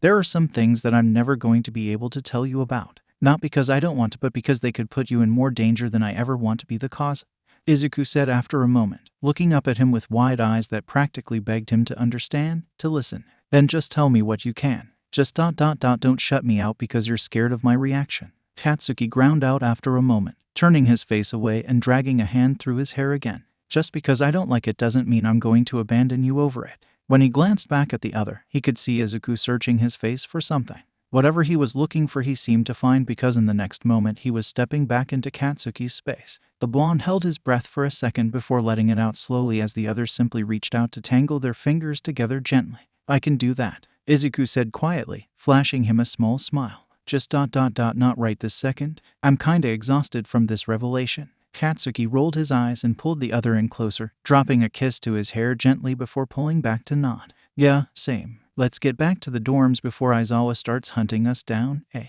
Izuku stepped into the classroom, backpack slung over his shoulder, and paused for a second to take in the scene in front of him. All Might was once again standing near the podium and once again, the sight made him want to turn around and flee. Seeing All Might standing near the podium was an altogether unpleasant experience after last time and the class seemed to agree. Everyone was already in their seats, their gazes bouncing nervously between Izuku and the former hero once they realized he had arrived. Several of the class were glaring at the man and he was obviously trying not to show how uncomfortable he was at the hostility lingering in the air. But the tense line of his shoulders told everyone who knew to look for it all they needed to know. Izuku almost wanted to giggle a little at the sight of one of the most formidable heroes in history squirming as 19 teenagers glared daggers at him. Hiding his smile, he stepped up to the podium and set down the stack of papers he'd brought with him. From the corner of his eye he could see Shouter wrapped up in his sleeping bag, looking to the untrained eye like he was napping. The tension in his shoulders eased and Izuku turned his head to flash the man a small smile. It appeared no one was eager to have a repeat performance from the former number one hero. Looking back out over the class, Izuku met Katsuki's intense gaze and smiled, giving a small wave before turning his attention back to the business at hand. This wasn't his first time leading the lesson, but it was by far the most important. It was going to be the ultimate test of if his plan was successful or not. He was fairly sure he'd left enough breadcrumbs for the class to follow, but one could never be 100% sure what information others retain. Katsuki and Shouta were sure to put 2 and 2 together immediately, but the others, well, it was now or never, he supposed. All Might was staring at him with barely concealed contempt as he moved around the podium and started passing out the papers. He'd already voiced his displeasure at taking a backseat for this lesson to Shouta and gotten told to deal with it or talk to Nezu. Rightfully, it seemed, All Might was hesitant to cross the rat principle more than once, so he kept his mouth shut and moved to sit behind the podium. Izuku, ignoring the daggers the man was glaring at his back, finished passing the papers out and flashed the class a smile. Most of them smiled back, Mina and Kaminari shooting him very obvious thumbs up that he couldn't help but grin. Alright, so today we're doing a group discussion kinda thing. I know you've already had your unit on procedures and protocol, but with the provisional license exam coming up we thought it'd be best to go over it again, briefly. he said brightly, eyes roving over the class as they got their papers and cracked open their notebooks. He could see several of them wrinkling their noses as they stared at the papers and internally laughed to himself. This, out of all of the breadcrumbs, was going to be the most fun to execute. Turning, he took the last 2 remaining papers and handed one each to the other teachers in the room. Shouter raised a brow at him as he leaned over the desk and waved the paper in his face but silently took it, seeming to catch on to the fact that Izuku was up to something. All Might, on the other hand, was as blissfully unaware as usual and took the paper from Izuku with a small grunt.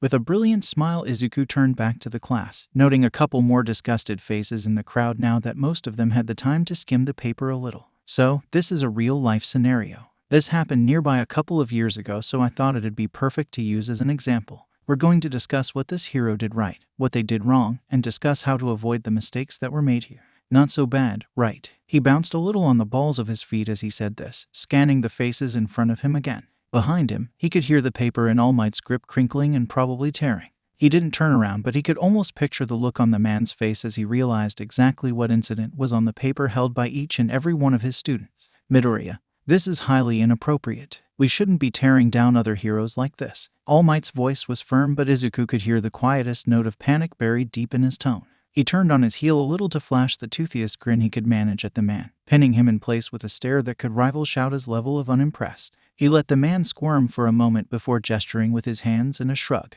Nezu disagrees, sir. Real-life scenarios are invaluable for our students, so he personally approved this lesson plan for today, he said brightly before turning his back on the man once more. He let his gaze flicker briefly up to the camera in the corner of the room, winking at it before he refocused back to the class. For the moment, he let the man stew in the panic of exactly how much Nezu possibly knew about this scenario. By now, most of the class had read the scenario, and Izuku was more than a little thrilled to see the way they were looking down at their papers. Most of them were scribbling notes down, and others were just staring at the paper like it had offended them. Ada was making chopping motions to himself while Todoroki looked like he was contemplating setting it on fire. However, Izuku's eyes were drawn to Katsuki and the scowl that was etched into his face. There was no way that the blonde didn't recognize the description of the villain in the scenario. Izuku knew he'd put at least some of the pieces together by the way the edges of the paper were smoking in his hands. So, who wants to tell me the first thing they noticed that was incorrect in this scenario? Izuku asked, clapping his hands together and scanning the crowd of students. Hagakure seemed to vibrate in her seat, uniform floating up like she was standing up in the desk and waving her arm violently to get Izuku's attention. Smiling a little to himself, he motioned for her to go first. The victim was unconscious for several minutes with a substance in their lungs that had been through God's only know where, and the hero didn't call for medical immediately. In fact, I don't think they called for medical or police once during this entire takedown, she said, sitting back down and shaking the paper at him. Obviously, he couldn't see her face, but from her tone of voice she was frowning. There were murmurs of agreement throughout the class, and Izuku motioned for Ada to speak as his hand shot up next, anticipating that the floor was now open for discussion. Standing up, Ada adjusted his glasses and glanced back down at his notes with a frown. The biggest mistake this hero made was not calling in for the police and medical once the villain was captured. Plastic bottles are obviously not the best capture method, and there was no guarantee that they would hold. This entire mess could have been avoided had they stayed on scene like protocol dictates. The teen adjusted his glasses again, almost outright scowling now as he seemed to think on it more. It was very irresponsible of this hero, and I would hope he was reprimanded for the damage done when the villain escaped. Takoyami waited till Ida had sat back down before speaking, giving Izuku searching glances every few seconds as he glanced between him and the paper in front of him. The victim shouldn't have grabbed hold of the hero, yes, but the fact that the hero left what is described to be a minor on a rooftop with no way down is concerning in itself, especially since they had not seen a medical professional yet. Discussion rose around the room, but Izuku's gaze was drawn back to Katsuki, finding the red of his gaze boring into him once more. A muscle jumped in his jaw as he clenched and unclenched it, as if physically forcing himself not to start demanding answers right that moment. Izuku spared a moment to feel a little proud of him before turning his attention back towards the rest of the class. Any kind of fluid in the lungs is a problem, Ribbit. Sue was explaining to Kirishima, who looked a little lost. I've heard of people drowning on dry land because they didn't go see a doctor after inhaling water. Izuku tried to school his expression to a mildly interested one, but he could tell that his face dropped a little, and he was sure his already pale complexion grew a few shades lighter. The bacteria in his lungs just from the sludge villain had been bad, but the water he'd been pulled from hadn't helped matters. Katsuki must have heard the statement as well as saw the way Izuku reacted at the mention of drowning, because his handle on his temper slipped and his hands slammed against the desk loudly. Every eye turned his way, but he didn't seem to notice nor care at the moment. You were attacked first, that day," he said without preamble, shaking the paper in his hands in Izuku's direction. He didn't wait for Izuku to confirm or deny the statement, instead pressing on as rage filled his gaze. "And whoever this piece of shit hero is told you that quirkless kids can't be heroes." Behind Izuku, he could hear both pro-heroes moving from their positions as silence fell over the students at Katsuki's declaration. "Young Bakugou, calm yourself. This is no way for a hero student to act over a small thing like this." All Might boomed from behind Izuku. Katsuki missed the way the green-haired teen flinched as he tore his gaze away for a brief moment to pin the former symbol of peace with a glare. "Shut it, old man, you obviously don't know shit," the blonde snarled, shaking the paper again before his gaze swung back to Izuku. "Whoever this piece of shit is, he's part of the reason you jumped off that bridge, and I'm going to tear his spine out of his mouth." "Bakugou," Shouda's voice was reprimanding, but it did nothing to cool the simmering rage in the blonde's eyes. If anything, the fire grew hotter and Izuku found himself rooted in place. Of all of the outcomes he'd planned, this one was pretty far down on the list of what Izuku had expected to happen today. Sure, Katsuki would be upset, but not this upset. Hell, he'd half expected the blonde to be angry at him for letting the villain get away and come after him. He wouldn't blame him. Honestly, the feeling of suffocating on something you can't expel was a vivid part of his own nightmares for a long time after the incident. "Who was it?" Katsuki growled, leaning over his desk again to slam the fist holding the paper down onto it. Izuku's gaze skipped away from Katsuki nervously, taking in the faces of the class for a moment while he tried to figure out how to answer. He couldn't outright say it was the man standing almost directly behind him now. No, that would still be leaving himself too open for retaliation and the accusation of slander, unless All Might incriminated himself. Now, there was no way Izuku was going to be able to answer that question, even if every student in the room was staring at him, seemingly wanting the same answer. Kirishima and Ida were out of their seats, hovering anxiously as if waiting to have to keep the peace. Shoji and Ajiro were still in their seats, but they were eyeing Katsuki warily in case they needed to jump in and help restrain him, if needed. The only person not looking at Katsuki or Izuku was Todoroki. His mismatched eyes were trained on All Might. His expression was as blank and unreadable as ever, but there was something in his eyes that made Izuku's stomach clench uncomfortably. Why were the Todoroki siblings always the one thing to either save or destroy him anymore? The moment those mismatched eyes flickered over to him, Izuku knew everything was about to blow up, in possibly the best way. Or worst, one could never tell the direction a Todoroki-shaped bomb was going to go off, honestly. "Use your brain, Bakugou, who in the pro-hero scene can use one punch to end a fight." His voice was monotone as usual, but there was a fire behind his eyes as his gaze landed on the former #1 hero once more. "I can only think of one, and if I'm not mistaken, he used the same attack against the same villain later on that day." The silence that overtook the room was even worse than the first time, and Izuku hesitated to peek at Katsuki's expression. When he did, though, all he saw there was bone-deep shock. Even the fires of the blonde's anger couldn't help but take a backseat to the revelation that his hero wasn't what he thought he was. For a second time, the entire class had to face that fact. A hand fell on his shoulder and Izuku nearly jumped out of his skin. His gaze skittered backwards to meet Shouda's, the man's eyes dark and stormy as he seemed to search Izuku's gaze for whatever answer he was looking for. He didn't seem happy with whatever he found if the way his grip tightened was anything to go by. Seconds seemed to tick by as everyone in the room digested the information that had just been dumped at their feet. It wasn't an easy pill to swallow that someone they all admired was the cause of the downfall, almost literally, of someone else they admired, especially when All Might stood on such a high pedestal. The first incident in the classroom had brought him an inch or two closer, mind you, but this was damn near knocking him off of it for most of them. Izuku turned his head a little to sneak a peek at the #1 hero and found him glaring at him with all his might. The rational part of his brain told him that the man wouldn't attempt anything against him in front of the entire class, especially after what had happened the last time. But the other part of his brain screamed danger. And well, Izuku hadn't survived as long as he had without listening to the danger part of his brain.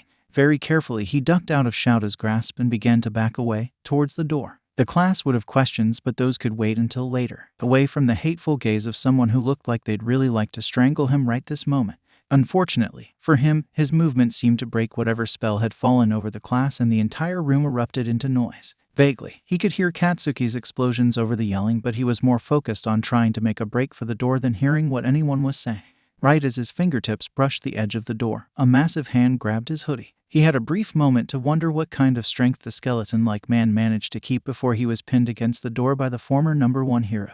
The man's free hand came up to wrap around his throat, expression murderous as he leaned in to pin the teenager in place. "I won't let you corrupt these children against me further," the blonde man growled out, hand tightening around Izuku's throat as he easily ignored the teenager's hand clawing at his wrist. "This is the last time you twist the truth like this. I'll make sure of it." Struggling against him, Izuku not for the first time wished he had his knives on him. The teen attempted to lift his knee up to put pressure on the man's injured side, hoping to get him to back off, but the man instead shifted out of his reach. The move did give him a little bit of space as the pressure to his throat lessened enough for him to get a good breath in. Not twisting the truth, he ground out, glaring up at the man as he aimed a kick at the man's left side again. It gave him a little more room and the man's grip loosened again. He was close to freeing himself when the volume in the classroom rose once more, explosions drowning out the yelling as they got closer. Katsuki didn't get a chance to tackle the former pro, however, before a familiar capture weapon was wrapping around the tall blonde man and pulling him away from Izuku. Katsuki skid to a stop next to Izuku as Shouta hauled All Might backwards, struggling a little as the man fought against him. Izuku could feel calloused hands pulling at his hoodie and ghosting at the skin of his neck, but he couldn't look at the other teen, eyes still glued to where Shouta was restraining the tall blonde. "You can't run from the truth, Tashinori. You made your bed, now lay in it." Izuku pushed as much of his anger into his voice as he could muster, pulling himself to his full height and glaring at the man. "It's not my fault you decided to be a shitty excuse for a hero, in the end." The man stopped struggling for a brief moment, enough that Izuku could finally hazard to look up at Shouta and meet his eyes once again. He couldn't read the emotion in them and forced himself to look away. Unfortunately, the only other safe place to look was at Katsuki. Katsuki was still hovering at his side, hand extended like he was debating pushing Izuku behind him and out of sight of the man wrapped up in Shouta's capture weapon. Something in Izuku's chest broke a little at the sight, and the enormity of the entire situation finally crashed down on him. Everyone knew what happened that day. They all knew everything now, despite the fact that this was what he'd wanted. The enormity of everything pushed down on him and made his chest tight and his breathing stutter. Suddenly the walls of the classroom began to close in on him and he needed to go. The traitorous part of his brain whispered that everyone was going to know how weak he was now. Without a word, he turned on his heel and fled from the classroom. Once Izuku left the room, things happened very quickly. Nezu himself entered the room not 5 minutes later, followed by Midnight and Cementos. It seemed like they'd already been briefed on the situation as Midnight quickly knocked All Might out and he was taken from the classroom by the two heroes, presumably to Nezu's office, though no one caught the details of what exactly was happening there. Katsuki barely heard Nezu trying to calm Aizawa down over the sound of his own heartbeat in his ears. He found himself sitting on the floor of the classroom, Shiro and Kirishima on either side of him. In his peripheral he could see Anye Arazu herding the class away from where he was seated and back towards their desks. Very little of what they were saying was registering to him, though, so he turned his head so he could watch the principal and their teacher. The rat was standing on the podium speaking to the man who looked absolutely wrecked. If Katsuki had any energy left, he'd be surprised at the level of emotion the usually stoic hero was showing. Even with his addled brain, Katsuki could see the man's hands shaking and the way one of his hands was still wrapped tightly around his capture weapon. "He's left the campus already." Nezu's voice drifted over to him and the blonde couldn't help but shoot up from his sitting position to insert himself into the conversation. "He left." The rat's gaze bore into Katsuki for a moment like he was trying to see into his brain or something before he shifted to face the teen, posture calm and collected. "Yes, he was seen on cameras leaving campus just after I arrived unseen. Not to worry, young Bakugou. This is completely expected." Nezu's words seemed to pull something out of Aizawa because the man dragged a hand through his hair and looked like he wanted to strangle the principal. "Expected? None of this was expected." The man grit out, eyes a little wild at the edges and posture tense. "Well, not all of it, no. I certainly wasn't expecting the former #1 hero to attempt to strangle a minor. However, Izuku running away when things got a little too much for him was something I was expecting." Nezu clapped his paws together and motioned for Aizawa to come closer. "I expected it to be much sooner than this, but not to worry. His phone has a tracker in it and he has things here he clearly cares about. He'll return once he is ready." The irritation Katsuki felt was mirrored in Aizawa's face as he stepped closer and let the rat climb up onto his shoulders. He turned his attention to Katsuki once more and flashed him a smile, giving a small wave of his paw. "We will handle this, don't you worry. Just focus on helping your friends wrap their minds around this before Izuku comes back. He will need support, don't you think?" As much as he didn't want to admit it, that really was all he could do in this situation. Sure, he could leave school grounds to go try and hunt Izuku down, but even he had to admit that he had no idea where the green-haired teen would be headed. He'd managed to survive for almost 3 years without anyone being even the slightest bit aware he was alive. What hope did Katsuki have in tracking him down if he didn't want to be found? Nodding, he turned to go back to where Shiro and Kirishima were hovering nervously but paused as Aizawa turned to leave. The man saw his pause and turned his gaze to him, questioning and dull. Katsuki's hands curled into fists at his sides, and he grit his teeth against the swell of rage still burning in his chest. Don't let the bastard get away with this. Aizawa's gaze sharpened, and for the first time Katsuki could see the rage simmering just under the surface reflected back at him. The man didn't say anything, instead giving a sharp nod and turning on his heel. As much as Katsuki wanted to be able to do something, it was in the best hands it could be in. Aizawa had proven over and over that he'd do what it took to protect their class. There wasn't a doubt in his mind that had this scenario happened to one of them, he'd still be furious and on a warpath. But Katsuki also wasn't stupid. No one who watched the hero and Izuku interact could miss the fact that the man was probably working on adoption papers in his free time.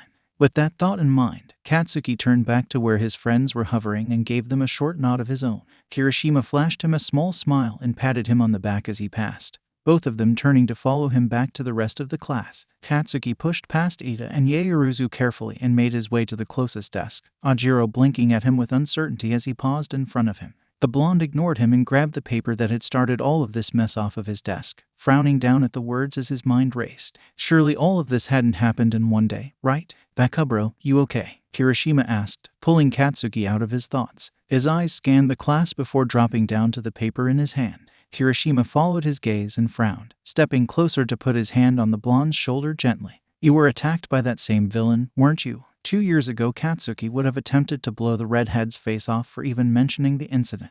Now, though, he just nodded numbly and kept his eyes on the paper. The class had the good sense to not push the issue. A hushed kind of murmur filling the room and rolling past Katsuki without touching him. The paper crumpled in his hand as his fist closed. Teeth grit against the rage just beneath the surface of his skin. All of this happened because that bastard couldn't be bothered to do his job correctly. Katsuki spit the words out as his free hand flexed at his side. He longed to be able to blow up something more satisfying than this stupid paper. Nothing was going to be okay until he could either punch All Might in the face himself or Izuku came back and they could all see for themselves that he was okay. Whichever came first. The loudest noise in Nezu's office was the sound of All Might's breathing. Once he came to, he was sat in a chair in front of the principal's desk. Not restrained but smart enough to not to move from the spot he'd woken up in. Midnight leaned against the wall behind him, examining her nails and every now and then glancing between Nezu and Shouta. The principal sat at his desk, humming to himself as typed something on his computer. Shouta leaned against Nezu's desk, arms crossed over his chest and his gaze never wavering from the former #1 hero. His quirk wasn't activated yet, but the tension in his entire body told anyone who looked at him how eager he was for the blonde man to attempt anything he didn't like. The silence was finally broken as Nezu leaned back from his computer and pushed his chair back enough that he could walk across the surface of his desk and stand almost level with Shouta. The rat clapped his hands as if trying to get their attention, though only All Might actually looked at him. Alrighty, then, time to address the rather large elephant in the room. All Might, you are hereby stripped of your position. I can't fire out outright, of course, since the commission has been sniffing ever closer to my business lately. However, you will no longer be teaching Class 1A and will instead be taking on a teaching assistant position to Vlad, King of 1B. Should he have any complaints regarding your behavior, I will personally release the footage of you strangling a minor to the media.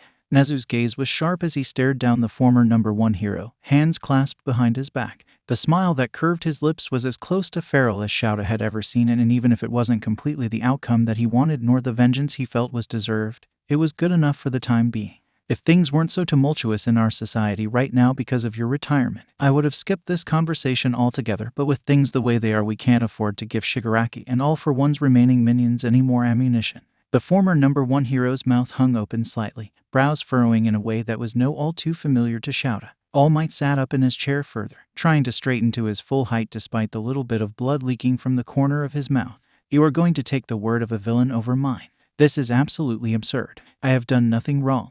The man thundered, attempting to push himself out of his seat. He didn't get far, Midnight coming up behind him and placing a hand on his shoulder. I would sit down if I were you. We wouldn't want to have to tie you down, would we? Her voice was sweet, but Shouta could hear the underlying threat in her tone. Shouta pushed off of the desk and advanced into the former hero's space, lip curling into a snarl as his hand came up to grasp his capture weapon. The only reason we're not turning you over to the police is that so much time has passed and collecting evidence is impossible now. Shouta growled the words out, putting himself right up in the man's face. You were grossly negligent in caring for a victim on scene. Cruel and crushing said already traumatized victim's dream, and then left said minor alone afterwards. The raven-haired hero reached out to grab 2 fistfuls of All Might's shirt and pulled him closer, making sure they were face to face and the blonde man couldn't look away from him. The rage that had been simmering under the surface now flowing freely. He wanted this man to understand exactly what he'd done. Wanted to see him pay for every single stupid mistake he'd made that day that led his son to believing he was ultimately so worthless he didn't deserve to live.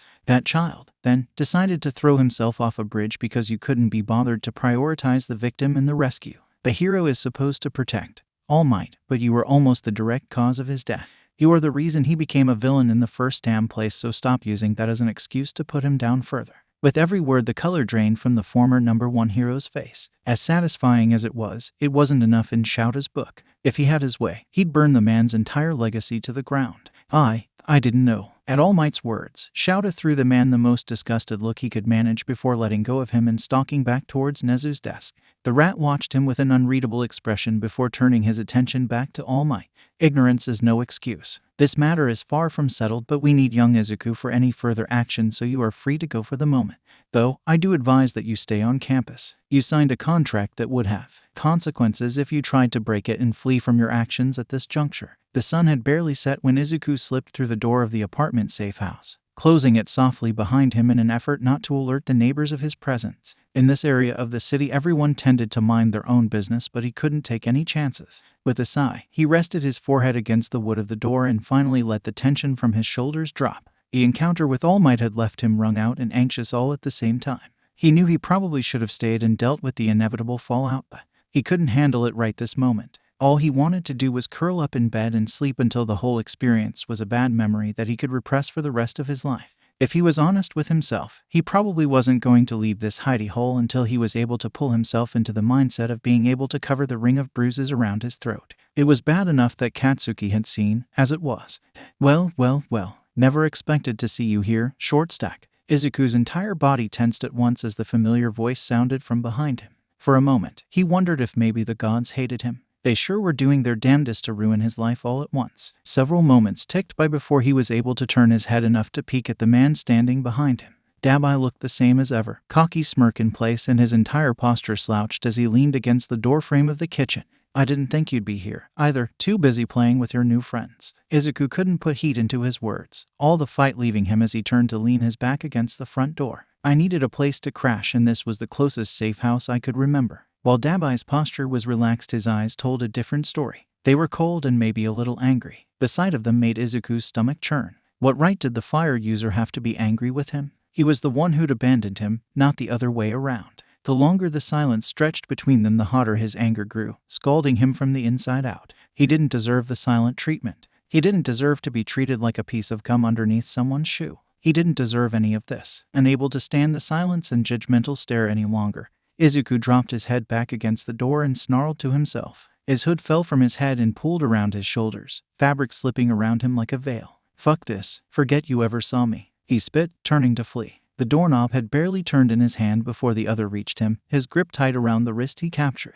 The taller man crowded into his space, trapping him against the door soundly as his other hand came up to push the excess fabric of his hood away from his throat. Izuku flinched as fingertips grazed against the bruises blooming, eyes darting around the area looking for an escape route. Which hero did this, Izu? Dabai's tone was barely restrained rage, eyes trained on the teen with an intensity that made him feel safe and terrified all at once. I'm gonna burn that school to the ground, I swear to the gods. It's not like that, Izuku mumbled, relaxing a little as the other's hold on his wrist eased and then finally disappeared. At the quirked brow and pointed look at the marks, he shook his head and tried to move away from the door. You can't do anything about this. Izuku pushed gently on the other's chest to get him to take a step away before carefully skirting around him and heading deeper into the apartment. The taller one followed him, a worried shadow as he passed through the doorway into the living room. This was one of their more frequently used safe houses, one that Izuku had set up himself from his own funds, so the layout was familiar. He hadn't been lying when he'd said it had been closest, but it was also the one he felt the safest in. It wasn't, his traitorous mind supplied, as cozy or safe feeling as the apartment in the dorms, but he quickly pushed that thought away. He couldn't think like that or he'd cave and crawl right back to his newly found parental units and show them a few reasons to commit murder. Before he could plop down on the sofa, Dabai beat him there and pulled him down next to him. With a grunt, he landed half on the sofa and half in the other's lap. As badly as he was feeling at the moment, he wanted nothing more to curl up, but it was the principle of the matter at this point. Giving a frustrated little growl, he pushed himself away from him and settled himself near the arm of the sofa.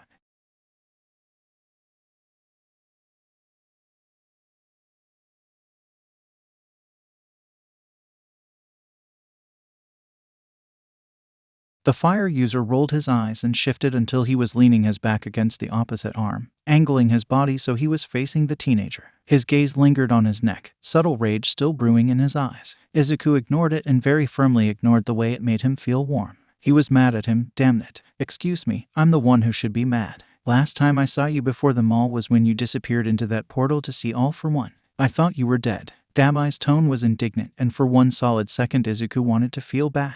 The next moment, though, it was overshadowed by the anger that had been simmering underneath the surface since that night. Thanks for that, by the way. Because you opened your mouth I had to answer a ton of questions. He snapped back, curling up tighter and glaring at the man over his knees. Damise knew how much he hated having to offer information to get himself out of trouble. It seemed like that was all he was doing these days, too. Hell, outside of the earth-shattering information he just dropped on him, he wasn't even sure where he and Katsuki stood. He was pulled out of his thoughts, though, when the man snorted and reached out to tug at the sleeve of his hoodie. Yes, because I was thinking clearly after seeing you all cozied up with your precious kakin while wearing my clothes. Damise's sneer was angry and as petty as the words were. It made Izuku want to reach out and punch him. He probably would have if he didn't recall having to help the man fix his staples on occasion, and he really didn't feel like dealing with that at the moment. Instead, he mustered up all the anger he had simmering underneath the surface and glared at the man, hands fisting in the fabric of his pants. You're such a child. None of this would have happened if you hadn't abandoned me to go play villain with Shigaraki.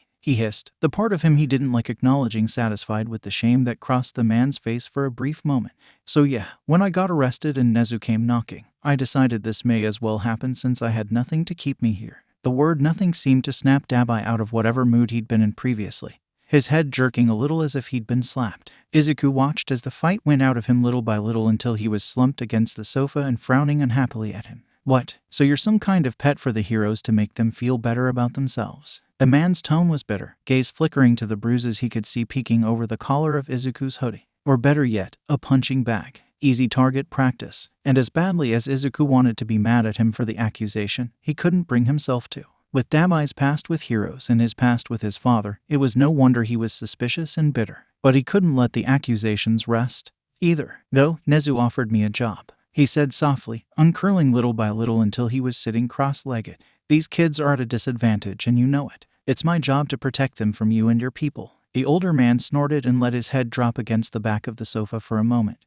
waving his hand in a dismissive motion. Right, so noble of you. Someone once showed me how to survive out here, Izuku retorted, dropping his gaze down to his hands instead of the man on the other end of the sofa. There's no one to do that for them. They mean well, from what I can tell, and I can't just let them walk out into the mess the world is right now without preparing them for it. Peeking up at Damise, he could see the phrasing of his words had struck a chord the way he'd intended it to. There was hesitance in the way he picked his head up to peer at him. There was also that suspicion still, as well. Please, they have the great and powerful All Might to teach them. Why would they want you? Izuku winced at the phrasing and the way that the first encounter with All Might in the classroom swam in front of his eyes for a moment. They defended me against him, he said quietly, lifting up his hands to rub at his eyes quickly to try and clear the image from his mind's eye. Turns out he's a quirkist piece of shit who demanded I be locked away before I brainwashed the students to the dark side.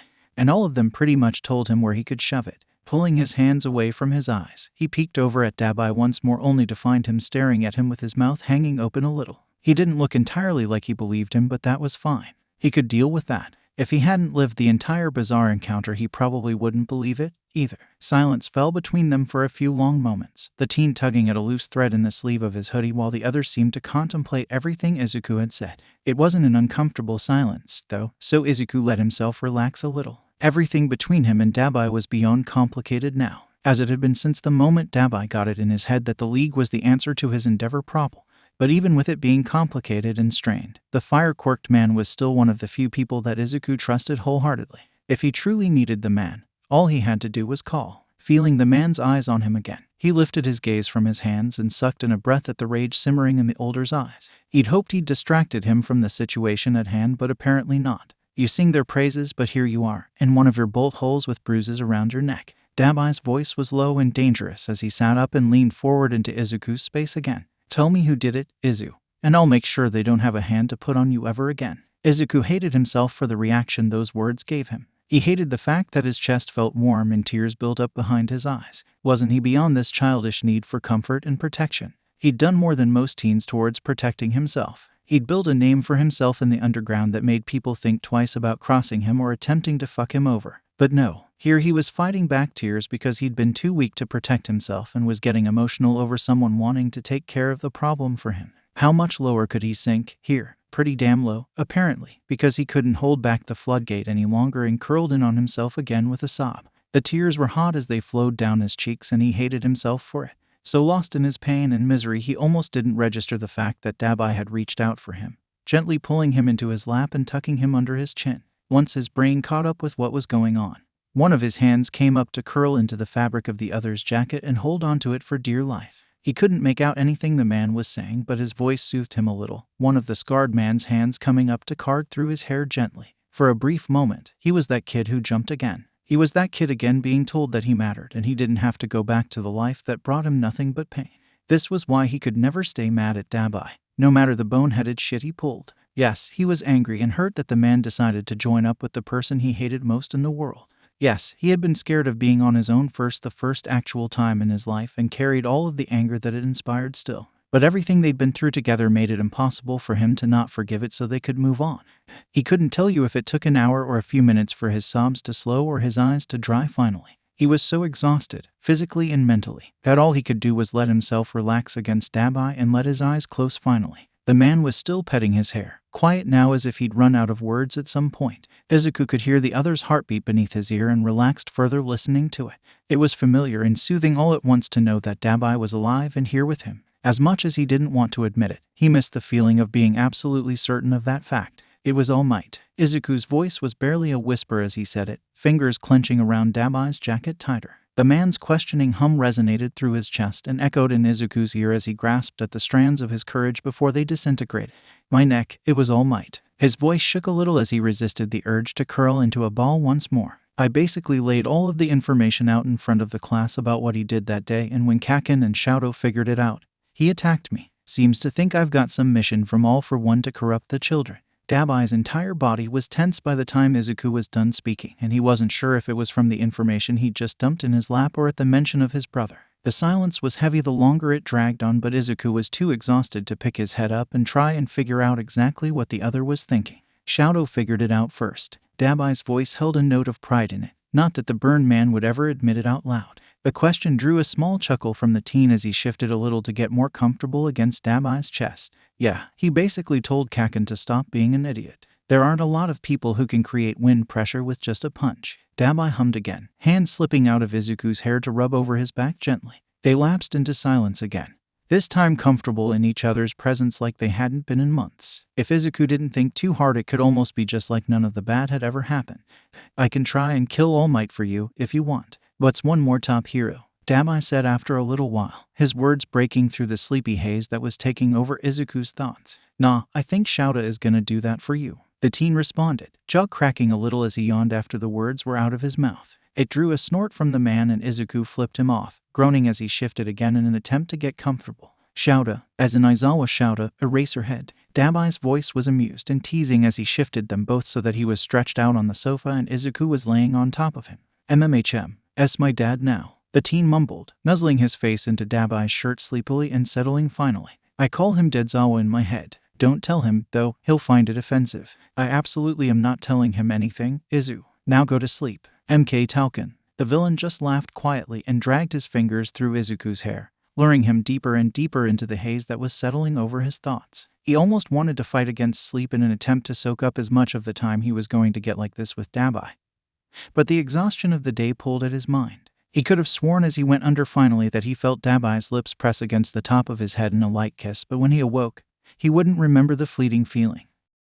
Hours later, Izuku woke with a start as his phone began to loudly ring. It wasn't a ringtone that he'd ever set, but only the gods themselves knew what the support department put into his phone at Nezu's insistence. He was sluggish and groggy as he wiggled around trying to get his hand into his pocket enough to pull the offending gadget out. Dabai groaned as Izuku's knee dug into his stomach and he made a motion to push the smaller male off of him. Izuku clung to him with his free hand, refusing to be dislodged. Turn that damn thing off. The scarred man growled, still attempting to push Izuku off of him. Izuku finally managed to pull his phone free and silenced it quickly. Ignoring the grumbling man he was laying on, He sat up fully and squinted down at his phone. It took his eyes a moment to adjust to the harsh light of the phone in the pitch-black living room, but once he did, his stomach dropped. There were at least a dozen missed calls from Kaken and 30 from Hisashi. "Fuck," Izuku said emphatically, dropping his phone onto Dabai's chest and burying his own face in his hands. "I'm in so much trouble." Dabai squinted up at him, shifting so he could drag his fingers through his own hair before reaching to pick up Izuku's phone off of his chest. He flipped it over and let out a low whistle. It turned into a laugh when Izuku whined and swiped his phone out of the man's hand. "I slept for so long. I didn't mean to." The teen whined a little more before climbing off of the sofa and slipping his phone back into his pocket. He wasn't going to call them back just yet, not with Dabai sitting up on the sofa and watching him the way he was. There was no telling what the man would say just to embarrass him or get him into even more trouble. "Oh, Daddy's calling. Gotta run back to your little heroes." The edge was back in Dabai's voice, and Izuku paused for a second to look at the man seriously. The man in question was sitting on the edge of the sofa, not looking at Izuku, shoulders hunched and posture tight. The teen couldn't help but sigh quietly to himself, because after their little talk he'd hoped that they were on better footing now. But when did he ever get what he wanted fully? "Just because I have to go back doesn't mean I'm leaving entirely," Izuku said softly, stuffing his hands in his pockets and kicking at the man's boot gently. The man looked up at him finally, disbelief written all over his face. "Right, because we can so easily hang out. I'll come visit you one day, it'll be great," he snarked, leaning back heavily against the back of the sofa. Izuku kind of wanted to punch him again. Phones exist, and as everyone keeps forgetting, I excel at skirting around and breaking rules. Izuku ground out, turning on his heel and stalking into the kitchen of the safe house. He could hear Dabai getting up and following him, but he paid no mind as he searched around for what he was looking for. Pulling out an old discarded notebook from one of the drawers, he hastily scribbled down his phone number before turning to push it into Dabai's chest. "There, now you have a way to contact me," he huffed, watching as Dabai rolled his eyes and set the notebook to the side. "Don't make me hunt you down, Dabai, because I will." The man rolled his eyes and reached out to grab the back of Izuku's hoodie, hauling him in for a quick hug. The teen sagged into it for a moment before wiggling away and dancing backwards towards the front door of the apartment.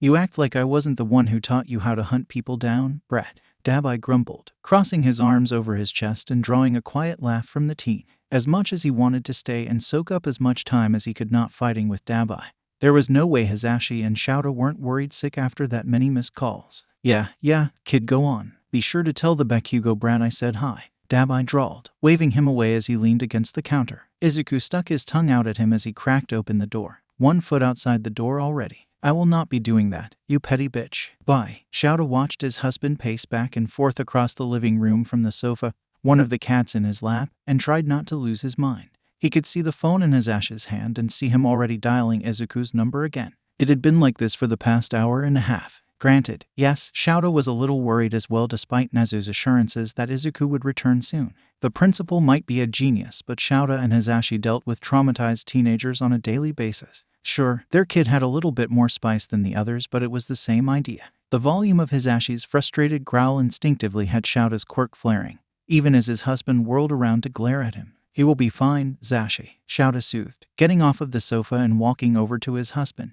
The blonde sagged a little, worry written all over his face as his gaze skittered back down to his phone. The raven-haired man sighed a little and gently pried the phone out of Hisashi's hands, lips quirking up into a sad smile as the man's gaze flew to his own. He gave the man's hand a squeeze before tangling their fingers together gently. "Worrying like this isn't going to make anything better," he said softly, quietly relieved when Hisashi let him lead him towards the sofa. "We have to trust that he'll come back when he's ready. He's capable enough to handle himself until then." The blonde's whine as he was pulled down onto the sofa next to Shouta bordered on quirk usage. He did let Shouta pull him closer, though, burying his face into his husband's shoulder as he tried to pull himself together. "I can't just not worry about our kid. Show we just got him to open up and trust us, and now this. What if he decides it's not worth it and we never see him again?" Shouta was quiet for a moment, running his free hand through Hisashi's hair as he thought of a good answer for that. Sure, the kid could decide that being this close to All Might was a risk he wasn't willing to take. Neither of them could blame him. But even only knowing the boy for a few weeks, Shouta already knew that neither he nor Hisashi were going to be able to let Izuku just walk away from them. He also knew that if he didn't want to be found, it was going to be absolute hell to track him back down. He was pulled out of his ponderings about that potential problem by Hisashi's phone ringing. Both of them jumped a little in surprise, and Shouta fumbled to pick the phone back up out of his lap. Flipping the phone over, the caller ID read Izuku's number. Shouta couldn't remember a time he answered a phone call faster. Before he even said a word, they set the call to speaker and held the phone between him and Hisashi. "Izuku, are you okay? We've been worried sick," Hisashi exclaimed, one of his hands coming up to wrap around Shouta's wrist and pull the phone closer to him. There was a beat of silence on the other end and then a small laugh. The sound of it sent shivers up and down Shouta's spine and raised every hair on the back of his neck. Something was wrong. Something was horribly wrong. "I'm sorry to add on to it, Papamek." Izuku's voice was strained and instantly both of them were leaning closer to the phone to try and listen for anything telling in the background of the call. "You see, I was on my way back to the school but there's someone following me." I slid down Shouta's spine at the words and he was instantly reaching for his own phone and sending half-spelled text to Nezu about tracking Izuku's phone. He hadn't bothered with the feature up until now, but "Who's following you? Can you get a description of them?" Shouta could feel himself slipping into work mode, trying not to focus on all of the bad outcomes that could happen in this situation. "I can do you one better. I have a name." Izuku's voice was strained and Shouta could hear in his quick breaths that he was spooked. "Who is it?" Hisashi's voice was as soft as he could make it in the moment, obviously trying to keep his quirk under control as his emotions flew all over the place. His hand was tight around Shouta's wrist as he fought to keep professional and calm for Izuku. "Toga Himiko. She's not disguised or anything and she's gaining. Fairly sure they plan on warping me away to wherever they're hiding out right now." Izuku's breath picked up a little and Shouta's heart froze in his chest at the sound. "I don't have any weapons and I know for a fact she has at least 3. She's going to take me. Track the phone. I'll try and hide it before she gets to me." "Izuku, Dad, I'm sorry but I've got to be smarter here. I've got a plan. Track the phone." The call ended and both Shouta and Hisashi stared down at the phone in disbelief. The League had Izuku. Their kid was in the clutches of the people that had been giving them hell and traumatizing the hero class since damn near the first day of school. People that were as much Izuku's enemies as they were UAS. "Sho, this can't be happening. Tell me it's not happening." Hisashi's voice was a hair's breadth away from being a full-on sob. Shouta couldn't say anything, instead letting Hisashi's phone drop into his lap as he picked up his own. Nezu hadn't said anything yet but he'd read the message. The rat was no doubt running the program needed to track the phone now. They would get Izuku back no matter what. Izuku came to slowly, head lolling against his chest a little as he struggled to bring himself back into consciousness. A small tug of his wrists and ankles confirmed that he was tied down to the chair he was sitting in. The last thing he remembered was hanging up on Shouta and stuffing his phone into the inner pocket of his hoodie. He'd turned around to maybe try and talk his way out of the situation to find Toga closer than anticipated. And then everything was dark. Now that he was aware, a groggy haze had settled in over his mind and for a moment he worried that he'd been drugged. However, when he went to lift his head his worries of drugs were assuaged by the dull throbbing in the back of his head. So Toga had opted to knock him out. Interesting. That usually wasn't her go-to. At least he didn't have any cuts he could feel where she might have collected blood. So he was safe from whatever havoc she could cause using his face. Done taking stock of his body and situation, he tried to listen for any nearby voices or anything to give him an indication of what he was going to be opening his eyes to. The room was silent aside from the swish of fabric of someone moving around the space quietly. One guard then, depending on who it was, that could be good or bad. If it was just Shigaraki, he could probably annoy his way out of this chair and thus out of this situation. Anyone else? There was no telling what the rest of the League thought of him. The thought of the rest of the League had his stomach sinking down to his knees. Had Dabai known about this plan? Had he purposely kept Izuku at the safe house to make sure they had time to grab him? Surely not. No one outside of Wana even knew he'd left the school. Hell, no one outside of Dabai even knew he was anywhere near the school. So what was this about? Finally sick of all the questions piling up with no answer, Izuku cracked his eyes open and bit back a curse as the light hit his eyes. Definitely a little bit of a concussion. Then, once his eyes adjusted, he could see he was in some sort of kitchen. The soft sounds of fabric moving turned out to be Kurogiri moving around the area. It definitely was a new hideout, then, because Izuku didn't recognize anything about the place. Altered by his movements, Kurogiri turned to look at Izuku.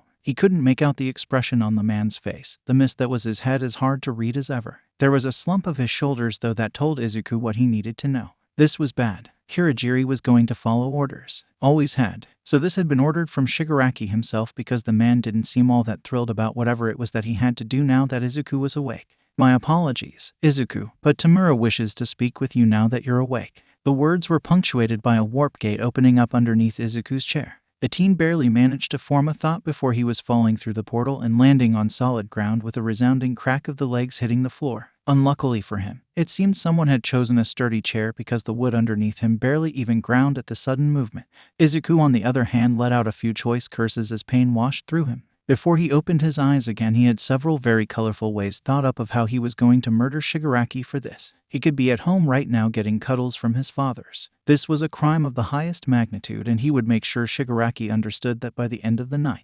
Cracking his eyes open, the first thing he saw was Shigaraki himself standing up from the chair he'd been sitting in and advancing towards him with a crooked grin. Vaguely, Izuku could tell that this was a living space of some kind. There were sofas and chairs strewn across the area, and a TV sat against a nearby wall. It wasn't on, but Izuku caught a glimpse of a gaming console set up underneath it. The next thing Izuku noticed was the entirety of the league piled around the room, either sitting on sofas or leaning against walls. All of them watched him with thinly veiled curiosity as his eyes bounced between all of them and then back to Shigaraki. At least Dabai looked sufficiently surprised to see him. Izuku could probably rule out his involvement in this little scheme. Probably. Izuku, so good to see you. Shigaraki rasped as he advanced towards him, grin turning wild and feral as he loomed over the seated teenager. I'm so glad you could join us. I have some questions for you. It took every bit of self-control that Dabai had to keep his expression frozen in the moment that he realized who exactly was tied to the chair in front of them. Shigaraki had been going on and on about a guest that Toga had grabbed on her way home, but the asshole hadn't given a name.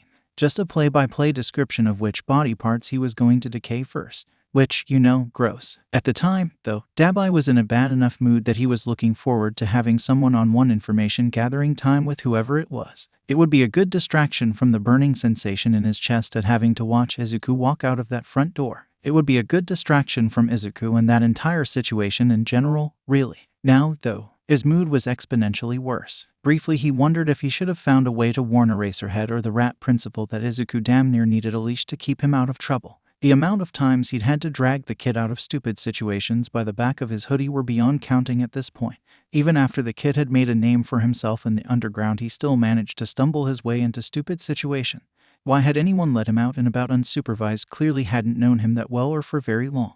Oh, right. They hadn't. Obviously, even his precious Kaken didn't know better than to let the kid wander off on his own. So now he was in this predicament, watching as Shigaraki approached the teenager. Even from where he was sitting, Dabai would see that Izuku was testing the bonds on his wrists even as he glared up at the silver-haired man-child. None of this was going to end well. If Dabai had to guess, it was going to end with someone bleeding and at least one room of their brand-new hideout on fire. I'm glad you could join us. I have some questions for you. Shigaraki rasped as he stopped in front of Izuku, his entire posture and tone smug, as if he'd done something here instead of happened upon an opportunity. This was a comedy of errors that could only come out of stupid, random chance and the universe's hatred of Dabai's peace of mind.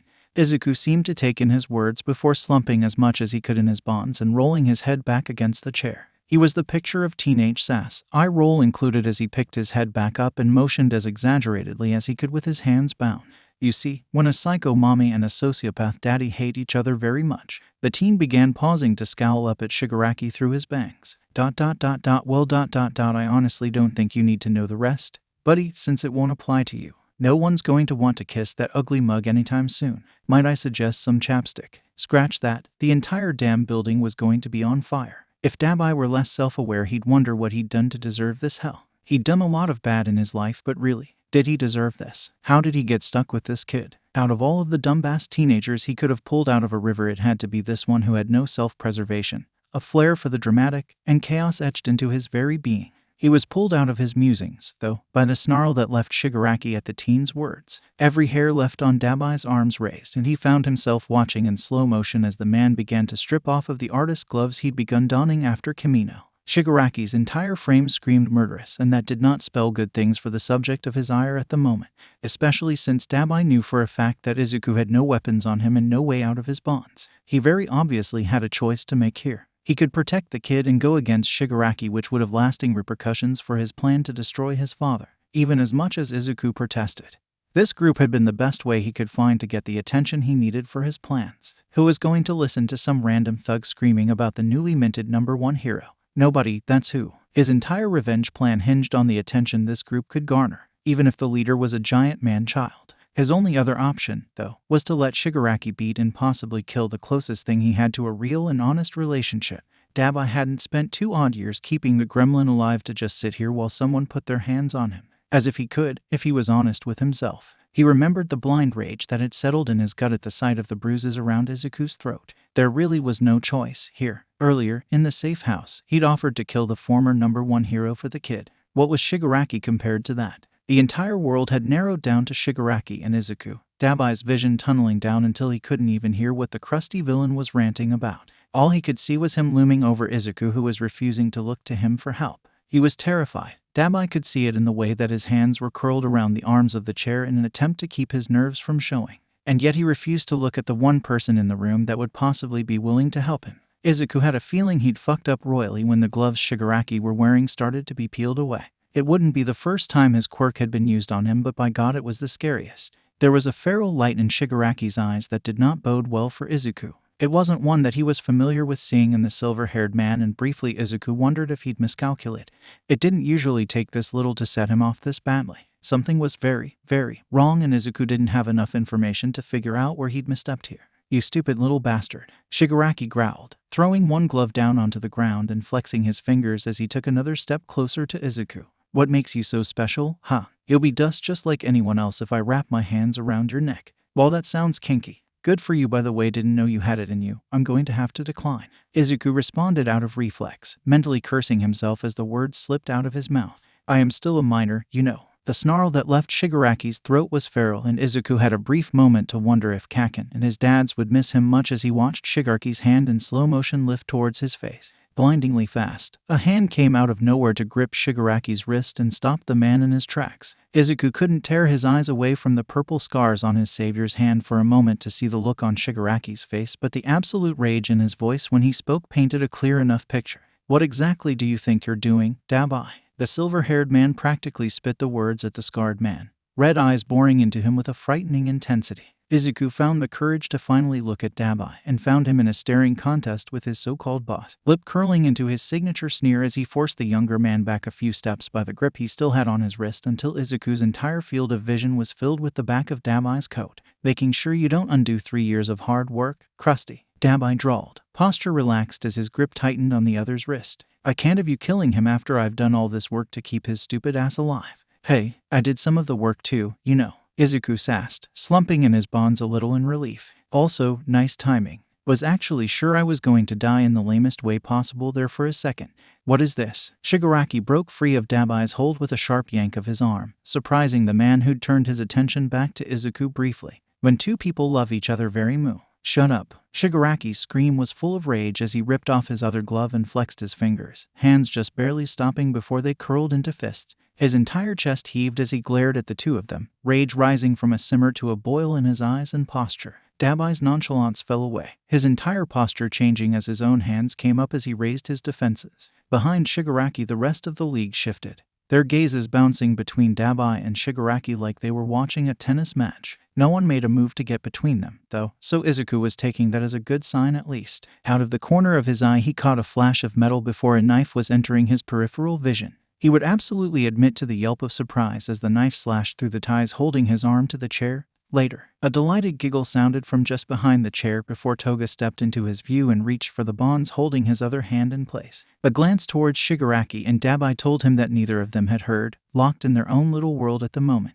Izuku and Toga were hidden from sight behind Dabi's back. Neither of them seemed to notice Toga cutting Izuku loose. The teen glanced back at the blonde girl, and before he could voice his question, she raised a finger up to her lips and flashed him a demented smile. "You're betraying us for him. Sensei keeps talking about him and asking for him. Even that explosion kid was more focused on him than me. Deku this, Izuku that. What is so special about him that everyone is only paying attention to him? I don't get it." Shigaraki snarled, hands coming up to scratch at his throat unhappily. "Useless, stupid. I want to kill him and make all of you choke on his dust." In another world, Izuku would be smart and take this opportunity to disappear. He would let Toga lead him away while every eye in the room was on Shigaraki and his meltdown.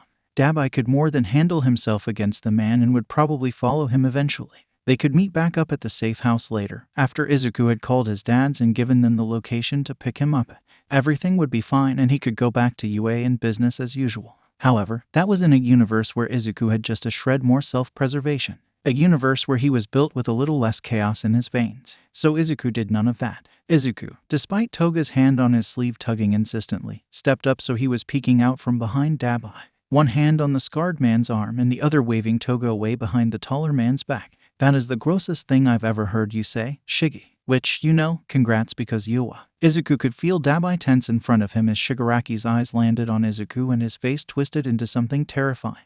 Blue flames licked at Damise's hands as Shigaraki took several steps forward, advancing on them with hands raised. The sight of the flames gave him pause, and his rage-filled gaze trained solely on Damise again with an intensity that Izuku honestly doubted the man capable of before today. Take one more step towards him and you're going to become barbecue crusty, Damise drawled, letting his flames dance around his fingers to illustrate his point. Consider this my resignation. Mine too, Toga chimed in, leaning out into sight on Damise's other side and giving a small little wave to the now growling Shigaraki. I like Izuku more than you. He's cute and I might get to see him covered in blood again. Izuku couldn't help the hysterical little giggle that left him as he caught sight of Damise's face after Toga's declaration. It didn't seem to do anything for Shigaraki's temper, but he couldn't help it. In the past 24 hours he'd gone up against All Might and won, been kidnapped, and then been saved by the two least likely people in the building. What else could go wrong? Okay, so I'm kinda tired and really done with this entire situation, Izuku began, stepping out from behind Damise and shoving his hands into his pockets. I would like to go home. It's been a really long day. His gaze jumped from Shigaraki to the rest of the league, hovering around the rest of the room. None of them looked particularly like they wanted to jump into the middle of the situation unfolding around them. Vaguely, Izuku could make out the hazy form of Kurogi towards the back of the room. It figured that he'd be waiting in the wings to step in if Izuku actually made a move towards Shigaraki. Typical. Next to him, Damise shifted a little and Izuku glanced over to find the man staring at him. His brow was cocked and everything in his expression was questioning. It wasn't the first time he'd seen the look and he doubted it would be the last. Damise wanted to know how he thought he was going to progress forward in this situation and was understandably concerned about what Izuku was about to do. Because while, yes, most of his plans went off without a hitch, there were times like this where the situation called for a little chaos. Izuku let his lips pull up in a grin as he turned away from Damise and addressed the room, fully ignoring Shigaraki's existence for the moment, something he knew the man loathed. So, I don't know any of you personally, but most of you have seen me before? Yes. Good. I'm going to give you one warning here, ladies and gentlemen. Izuku let his gaze bounce around to each of the members present before making a sweeping hand motion. Get out. Leave this idiot behind. It's in your best interests to vacate this shit show now, because when I burn this little club to the ground, anyone who's connected with Krusty the Clown here is getting thrown on the pyre with him. It felt like the temperature in the room dropped several degrees at his proclamation, but Izuku's smile stayed in place even as Shigaraki began to snarl at him again, advancing towards him menacingly. He had a point to make, and by the gods was he going to drive it home. Good talk. Please be smart and don't ruin your life over a man-child who only cares about destruction. When Izuku finally looked at Shigaraki and acknowledged the man, he was closer than was comfortable. The look in his red eyes screamed murder, and at Izuku's side, Damise's flames licked up higher in response. Hey Toga, got a knife I can borrow? He quipped, looking away from Shigaraki to the blonde girl who just cackled and reached into her pocket. Kid, you're fucking insane and I hate you. I want that on the record. Damise grit out, stepping in front of Izuku again to block Shigaraki from advancing any further towards him. Izuku didn't answer him, instead cackling to himself when Toga produced a knife and handed it over to him. Vaguely, he wondered how much of the building was going to survive after this. When Shouta, Hisashi, and Bakugou arrived at the address that Nezu had procured, there were a million possibilities for what they would find. Every possible scenario flipped through Shouta's brain at full speed, and he'd not even argued against Bakugou coming when the blonde had practically kicked down the door to Nezu's office and demanded he be included in the rescue mission. Given past experiences, if Shouta had said no, he probably would have found half of the class at the address when they arrived. He didn't have the patience to deal with that tonight of all nights, so he told the teen to suit up and be waiting at the gate. As they raced across the city, he tried his best to keep his mind clear and not think about every little thing that could be going wrong right now. His mind kept conjuring up the image of the hand-shaped scar along Izuku's collarbone and throat and all of the implications that it provided. Izuku hadn't been fast enough to evade the villain once, probably to near fatal results. Would he be fast enough now? Would there be anything for them to find when they reached the hideout? He couldn't focus on those thoughts, though, and tried his best to be logical. Surely Izuku was smart enough to be able to stall for time. Surely he could use his connections in the league to his advantage. Surely Damise wouldn't let Shigaraki kill him, right? Even Shouta knew his was desperately grasping at straws with that line of thought. Yes, Izuku had said the man had saved him, but Shouta didn't have enough details there to be able to postulate what kind of relationship the two had. All he could do was pray as they sped around corners and probably racked up a million speeding tickets as Hisashi blew red light after red light. So when they pulled up to the address, he was not expecting the sight in front of him. Nothing could have prepared him for the sight of the building on fire and Izuku sitting on the ground in front of it with Damise and Toga standing next to him. From inside the car he couldn't hear what they were saying, but he watched in almost morbid fascination as Toga threw her head back to laugh as Izuku flipped Dabai off and gestured wildly at the building at the same time. Shouta barely waited for the car to fully stop before he threw the door open and jumped out. The moment his feet touched the ground he was running towards the three of them at full speed, eyes locked on Izuku. He knew the exact moment Izuku recognized him and realized what it meant. The teen practically jumped up off of the ground, stumbling a little to get his balance, before bodily putting himself between Shouta and the two villains. Dad, wait, it's not what it looks like ISW. The teen didn't get to finish his sentence because Shouta finally reached him, pulling him into a bone-crushing hug and tucking the teen under his chin. Vaguely, Shouta could hear the kid sputtering a little before his arms came up to wrap around him and his fingers dug into Shouta's back painfully. Behind him, he could hear Hisashi and Bakugou pause and take in the scene in front of them. The building had obviously been condemned before tonight. The buildings around it just as run down and dilapidated as it once was. Now, though, it was engulfed in blue and red flames. The sound of the flames covered up the silence that fell heavily between the two groups as Shouta pulled back and held Izuku at arm's length. The kid looked a little worse for wear, his hoodie ripped and singed to the point that it was barely holding onto his thin frame. Injuries-wise, though, at first glance he seemed to be okay. There looked to be some minor burns around his hands and face, but that wasn't what drew Shouta's gaze. It was the ring of bruises around his throat. Bruises that were far, far more long than they should have been if they were inflicted in the few hours that the kid had been with the League. For a brief moment, Shouta regretted not slamming his knee into All Might's face. However, his attention was pulled away by Hisashi, who seemed to be pulled out of his state of shock and was wiggling his way between Shouta and Izuku to give the boy a hug. It was enough to pull Shouta back into the moment, and he quickly snapped his gaze to the two villains standing a few feet away from them. Toga was grinning, rocking back and forth on her heels as she watched Izuku and Hisashi. Shouta mentally cataloged her injuries, noting that her school uniform was disintegrated in several places and she seemed to be sporting minor burns as well. No, the worst of the injuries seemed to have gone to Dabai. Blood was leaking down his face slowly, several staples having been either knocked out or pulled out during the fight. The lower half of the man's face was purple and red mostly, and if the way he was holding himself was any indicator, there were probably more injuries hidden by his coat. The injuries, though, weren't Shouta's main concern at the moment. No, he was more concerned about the staring match that was going on between Bakugou and the villain. Both of them were tense and looked ready to leap at the other at the slightest wrong movement. The tension was palpable enough that Izuku seemed to feel it as well, pulling away from where Hisashi was fussing over him enough to glance between the both of them nervously. Bakugou broke eye contact first, surprising Shouta after giving the fire-quirked villain a short, sharp nod, seemingly done with whatever weird thing he'd initiated. The blonde teen stomped his way over to Izuku and pulled him into a bone-crushing hug. Shouta didn't miss the way Izuku sagged into the other teen, either. He was going to have to remind Izuku later, after everything had settled, about the no loud blondes rule. And maybe make a no fireworks rule as well if the way Dabai was staring at the two of them was anything to go by. Shouta could already feel the headache coming on from the soap opera levels of drama just waiting in the wings right now. Izuku pulled away from Bakugou slowly, finally turning to face Shouta again with a determined look on his face. A look that did not bode well for his blood pressure. He was sure this wasn't their fault. They broke me out and fought Shigaraki. The fire just kinda got out of control. The teen's eyes briefly flickered over to Dabai, who had crossed his arms over his chest and was glaring definitely at both Shouta and Hisashi. Shouta would admit in the moment that he had no idea what to do about the man. The picture that is being painted of the man at the moment was far more than he'd anticipated, and he wasn't sure he was comfortable with the light he was seeing the man in.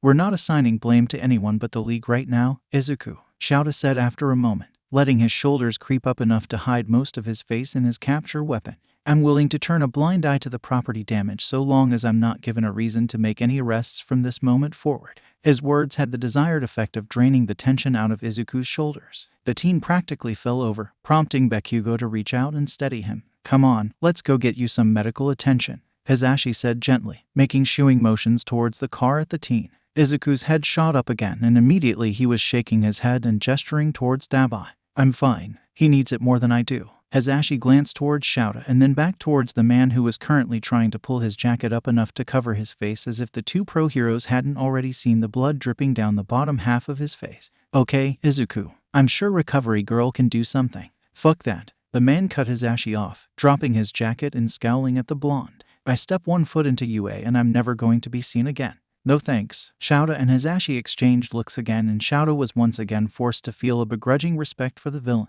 Or whatever he was. Because he was right, honestly. Even with saving Izuku tonight, the man had attacked the school once and taken a student.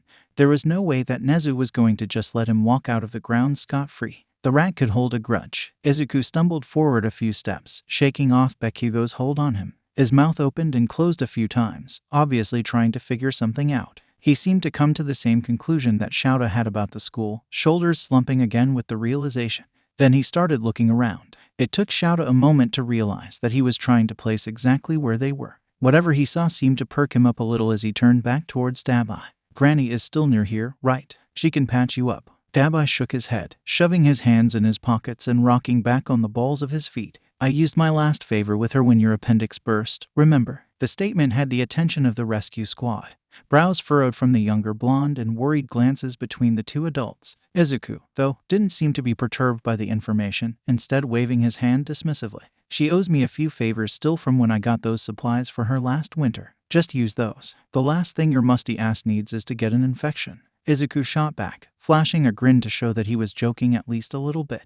The dark-haired man seemed to think it over for a second before nodding. Shouta watched in almost horrified fascination as Izuku's grin grew wider, and the teen seemed to stop himself from moving closer to the scarred and currently bleeding man. Green eyes met black and then darted away upon the realization that Shouta was watching his every move carefully. Toga, however, broke the moment by bouncing up to Izuku and thrusting his phone into his hands with a wide grin. At the boy's confused stare, she just giggled and reached up to poke her finger against his nose. I took it when I grabbed you because I didn't want Shiggy to dust it. I put my number in it for you so we can talk sometime. The girl bounced a little on her feet again before taking a step back and waving to the whole group. Don't worry, I'll make sure he goes to see the doctor lady. You go home and rest, MK. Seemingly off balance for the moment, Izuku let her shoo him away and didn't protest when Hisashi and Bakugou herded him back towards the car. Shouta glanced back towards the two villains only to find the street empty. Now the only thing in the road were the shadows cast by the fire blazing. Life was going to become way too chaotic for his tastes, Shouta mused as he followed his husband and student back to the car. The drive back to UA was a quiet one. Katsuki had gently guided Izuku to the car and slid in after him. The moment he settled himself down in the back seat, Izuku shuffled closer and carefully tucked himself against Katsuki's side. One of his hands reached for his and the blonde carefully intertwined their fingers. It wasn't a long ride back, but the longer the silence stretched on, the more tension Katsuki could feel the body next to his tensing. By the time they pulled into the teacher's parking lot of UA, Izuku was coiled tight as a spring. Katsuki rubbed his thumb gently over the back of his hand in an attempt to relax him and earned a tense smile in return. Neither Mike or Aizawa said anything as they herded both of the teens gently into the dorms. Katsuki expected to be gently shooed towards his dorms, but instead he found himself in the Aizawa Yamada apartment.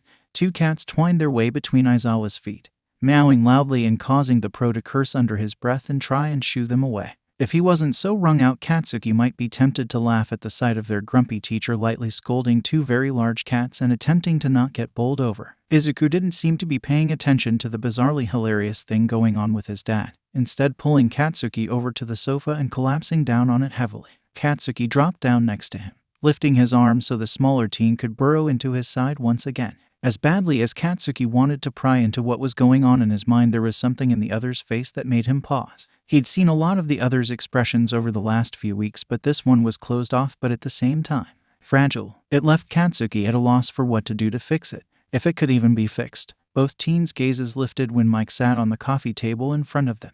The man's eyes were soft as he leaned forward, elbows on his knees and his hair slipping down over his shoulders as he leaned down.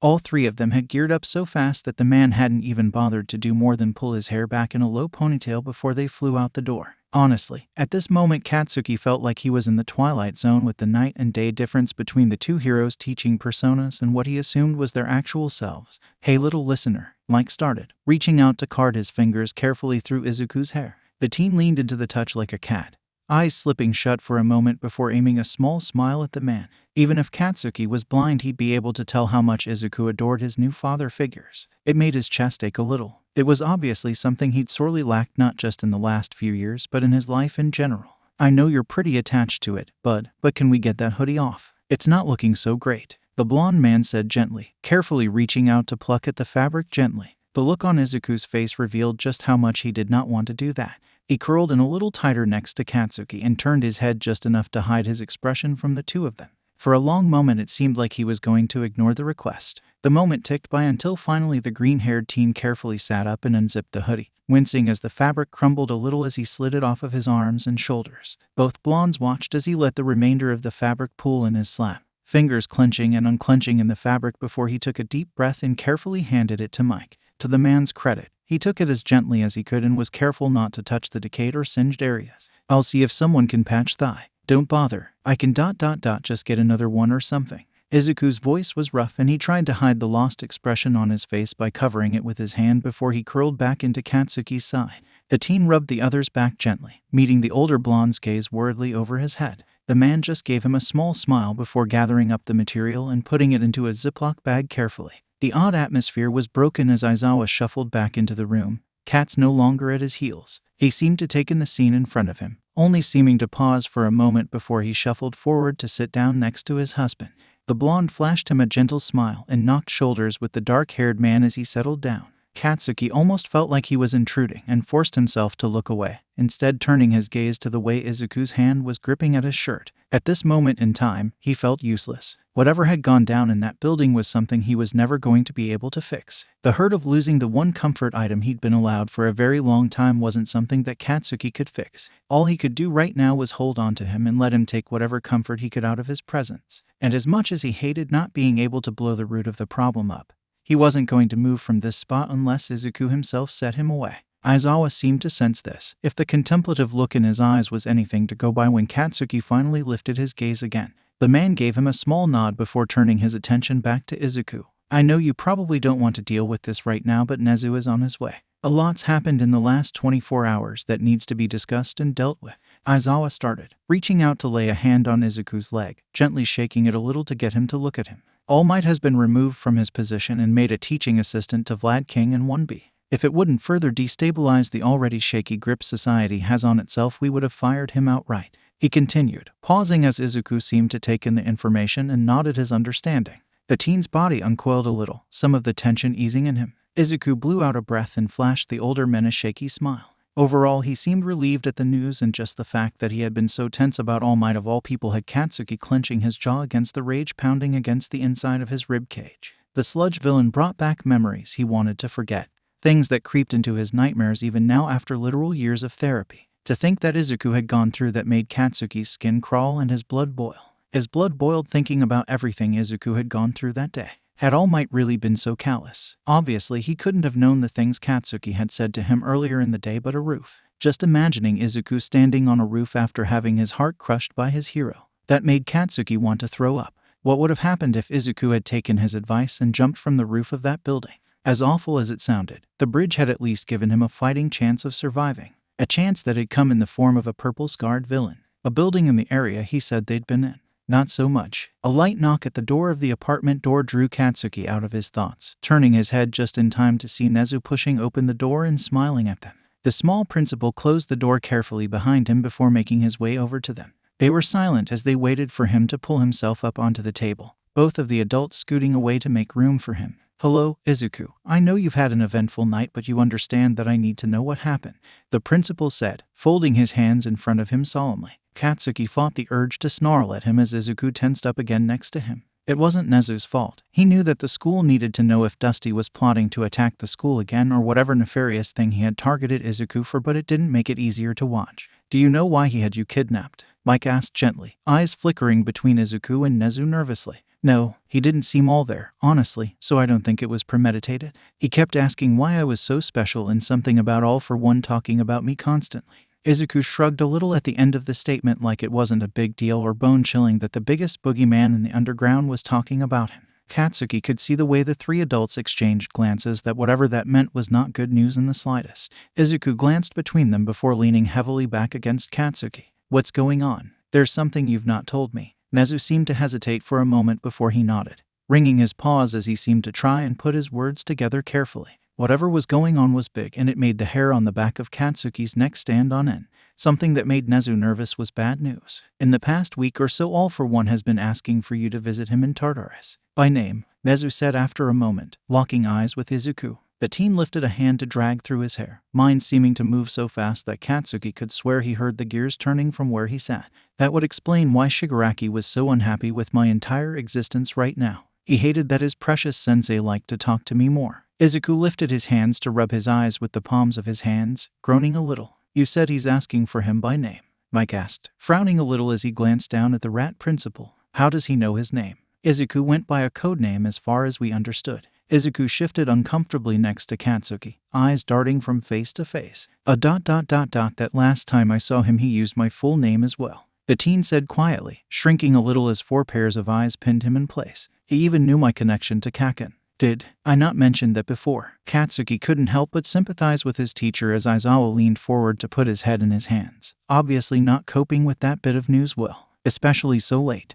That would have been helpful information to have sooner, yes, but it does feed into a theory I have about this entire situation, Nezu said after a moment, fingers twitching a little as he pinned Izuku in place with his stare. Katsuki, Mike, and Aizawa stared at the rat for a moment, waiting for him to elaborate. The principal seemed hesitant to speak further, but his need for information sooner rather than later seemed to win out. He clasped his hands behind his back and rocked forward on his heels a little. Tell me, Izuku, what do you know about your father? It took a very long moment for Izuku to process what Nezu was suggesting with that question.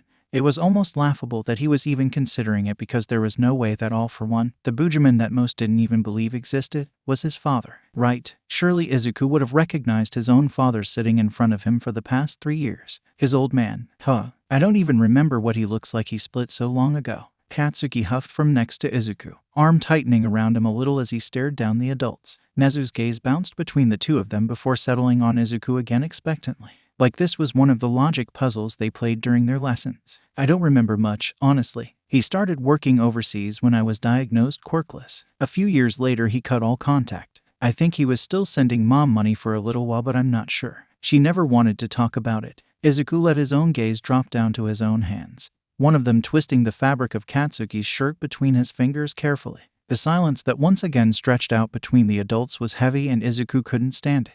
This was ridiculous. There was no way he stood in front of his own father and didn't recognize the man. His memories were fuzzy, yes, but not that fuzzy. Except the man had cut all contact when he was 8 years old. 7, almost 8 years ago. Right around the time All For One was presumed dead by All Might. And it would be a little hard to recognize someone's face when they didn't even have eyes or hair to identify them with. Would be even harder to recognize someone's voice when for the majority of your life you only heard it through a phone. Fuck. Izuku ground out the word, pulling away from Katsuki. He swung his legs down over the side of the sofa and dropped his head into his hands. This can't be possible. I stood in front of that man for 3 years, playing his stupid games and listened to him talk. He could almost feel the look the adults were giving him and fought the urge to shake Hizashi's hand when it came down onto his shoulder, giving it a small squeeze. His mind was whirling a mile a minute as he tried to go over every interaction he'd ever had with All For One, desperately trying to make it make sense. Hey, calm down. Take a breath for me, Izu. Hizashi's voice was soothing, and Izuku couldn't help but lift his head to look up at him. We don't know anything for sure right now, so let's not jump to conclusions. Nezu, deciding to jump in at that moment, finally nodded and rocked back on his heels again. He is correct. I am going to do some digging and see if I can discreetly get a DNA sample from All For One. In the meantime, he hesitated for a moment, the rat's gaze bouncing between Hizashi and Shouta for a moment. We're going to have to contact my mother. Izuku finished for him, dread seeping into his bones at the thought. Shouta, from the corner of Izuku's eye, did not look happy at that prospect. Even Katsuki next to him was tense at the mention of Inko. Izuku didn't like the idea any more than the rest of them, but outside of the man himself, she was their best bet for information at the moment. Izuku knew he wouldn't be able to play dead for the rest of his life. This moment was bound to happen sooner or later, but he'd really hoped it would be much later. That can be handled in the morning. I am sure you are exhausted. I apologize for the need to have the conversation we've had tonight, Nezu said after a moment before giving Hizashi and Shouta a small nod and jumping down from the coffee table. Rest up. There are a lot of things that need to be handled soon. No one said anything as they watched the principal leave. The only sound for a long moment was the soft click of the door and the padding of his feet down the dorm hallway. Finally, Hizashi stood up and flashed the 2 teens on the sofa a small smile. He turned to offer a hand to Shouta to help him stand as well before turning back to the 2 teens. I imagine neither of you are going to sleep well apart, so Bakugou can stay here tonight. I'll go grab him something to sleep in since I'm sure he's not going to want to leave, Hizashi said lightly, winking at the 2 and laughing at how red Izuku's face got. Keep the door open, Shouta cut in, frowning before turning to shuffle out away from the sofa. Izuku couldn't help but smile a little at the disgruntled noise Katsuki made, instead gently pulling the blonde to stand up with him and following after the 2 adults as they made their way down the hallway. Walking into Izuku's bedroom was a surreal experience to Katsuki. The last time he'd so much as stepped foot into a room that was Izuku's personal space, both he and Izuku had been children. And as a child, Izuku had so much All Might and other hero merch lining his walls. What he walked into this time was so far on the other spectrum that he stopped in the doorway to take it in fully. The walls were fairly blank aside for a lone present Mike poster that looked like both Mike and Aizawa had signed. Izuku's bed was pushed into the corner furthest from the door, covered in dark sheets and blankets. Honestly, the only interesting thing in the whole room was the desk. It was piled high with notebooks and textbooks. Stepping up to it, Katsuki could see at least one analysis in progress in one of the open notebooks. It was for a hero that he didn't recognize, but that wasn't a surprise. He hadn't really had the time recently to keep up with the rankings and all. Behind him, Katsuki could feel Izuku hovering nervously, tearing his eyes away from the notebook on the desk. Katsuki turned to raise a brow at the other teen. Izuku flashed him a small smile and lifted his shoulders in a small shrug. I know it's not much, but when I first got here I didn't think this setup was going to last very long, you know. And then by time I settled into the idea that I could stay long-term, shit kind of hit the fan. Katsuki didn't have an answer for that, honestly. Luckily, he was saved from answering by Mike poking his head into the room and holding out some clothes to him. It was still incredibly weird to see the domestic side of his teachers, honestly, but he wasn't going to look a gift horse in the mouth right now, especially when said gift horse had been completely correct. There was no way he'd be able to sleep in his dorm tonight, not after the mental image of that building burning was seared into the back of his mind. Katsuki mumbled his thanks and took the clothing from the man who disappeared back out the door, presumably to wrangle his husband into bed as well. Izuku grabbed his own clothes and quickly changed his back to Katsuki as he did so. And even while pulling on the oversized clothing, Katsuki couldn't help but catch small glimpses of Izuku's back as he changed shirts. His gaze was pulled like a magnet to the handprint scar that peeked over his shoulder. There weren't many people who could make a scar like that on a person. As much as he tried, he couldn't help but imagine how a wound of that size must have felt to receive, and how difficult it had been to heal, and how lucky Izuku probably was to even be alive right now, unaware of the spiraling thoughts of his companion. Izuku finished pulling on his sleeping clothes and turned to the bed to start pulling the sheets down and getting it ready for both of them to sleep. Katsuki pulled himself out of his thoughts and moved to hover next to the smaller teen, earning a bright smile as the other noticed his movement. Without a word, the other teen crawled into bed and scooted all the way to the wall to make room for Katsuki. It wasn't a very large bed, about the size of the beds in the dorms, and he could already see that Aizawa was going to threaten to skin him alive come morning time. That thought, though, didn't stop him from climbing into the bed after the other teen and pulling the covers over both of them. Once Katsuki settled into a comfortable position, Izuku put himself firmly into Katsuki's space. Not that he was complaining, though. The blonde was more than happy to tuck the smaller male underneath his chin and wrap a protective arm around his waist. It's okay, Kaken. I'm home. Everything's okay. Izuku mumbled into his shoulder, nuzzling into him lightly. All the response he got was a tightening of Katsuki's arm around him. He wasn't ready to use his words just yet, though he knew that was going to be something he'd have to do sooner rather than later. He just wasn't ready to admit to the terror that coursed through every vein in his body when he'd found out that Izuku had been taken by the League.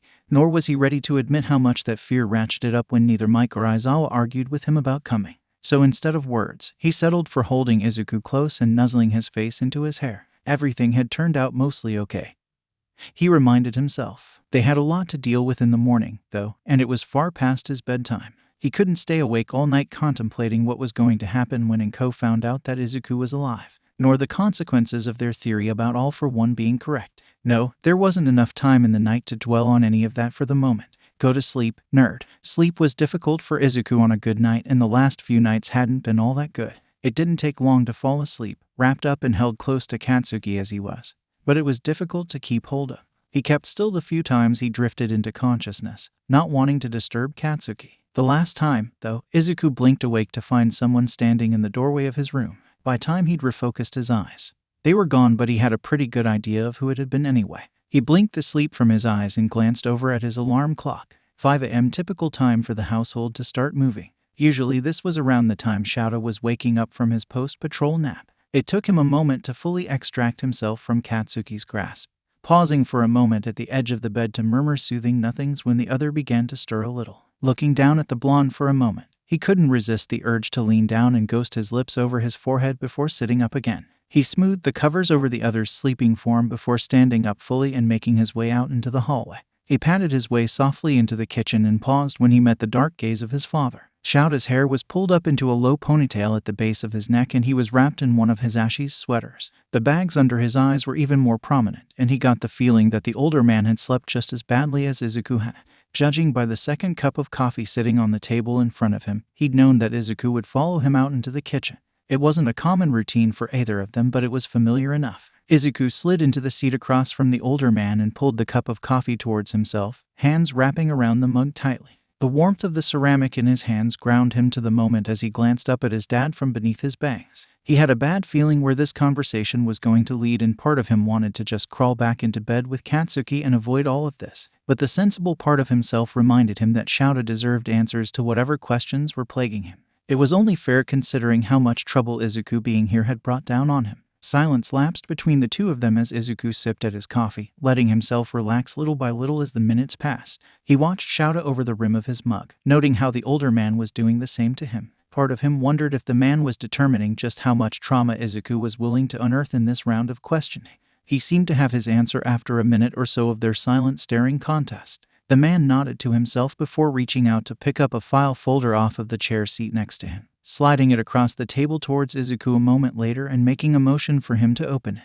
Not sure what to make of this, Izuku set his coffee aside and reached for the folder. He didn't hesitate to flip it open and start scanning the first page of the documents inside. What he was looking at wasn't possible. His eyes danced over the paper repeatedly, and he fully focused on it as he began to quickly glance through the rest of the paperwork inside. The teen's mind raced as he finally tore his eyes away from the documents to look up at Shouta in disbelief. What is all of this? He managed to stutter out, gesturing at the papers in front of him. It's insurance that no matter how this goes with your mother or all for one, you're not getting taken away from us. Shouta's voice was rough but firm as he leaned against the table heavily, a hand coming out to tap at the papers for emphasis. If this is what you want, I'll drop it back off to Nezu and have him push it through with his contacts. All Izuku could do was stare at the man, open-mouthed, for a moment as his words sank in. This wasn't possible. There was no way that and no. These are this would be a whole new identity. Adoption papers for that name. He stuttered out after a moment, gaze dropping back down to the folder in front of him. You want to? I don't understand. Shouta reached across the table to lay his hand gently on top of Izuku's, giving it a small squeeze when the teen twisted their hands so he was gripping the older man's hand tightly as his brain whirled a mile a minute. Kid, Zashi and I weren't kidding when we said you're our kid. And as long as you want to be our kid, we're going to fight tooth and nail to keep you. The man's voice was so serious and so firm that Izuku couldn't stop the flow of tears that sprang into his eyes. He brought his free hand up to scrub at his face, shaking his head as if to banish the emotion that was welling up in his chest. There was no way. Sure, they said all of that stuff, but he hadn't exactly expected them to go this far, especially now that his own biological parentage was looking so awful. But why? You don't know what I've done. You don't know half of the things I've said and done. You won't want me if you did. Izuku fought for breath against the sobs that clawed at his chest and throat, hand shaking as it frantically wiped at his eyes. I don't care, Izuku. Shouta cut in, getting up and moving around the table so he was kneeling down next to the teen.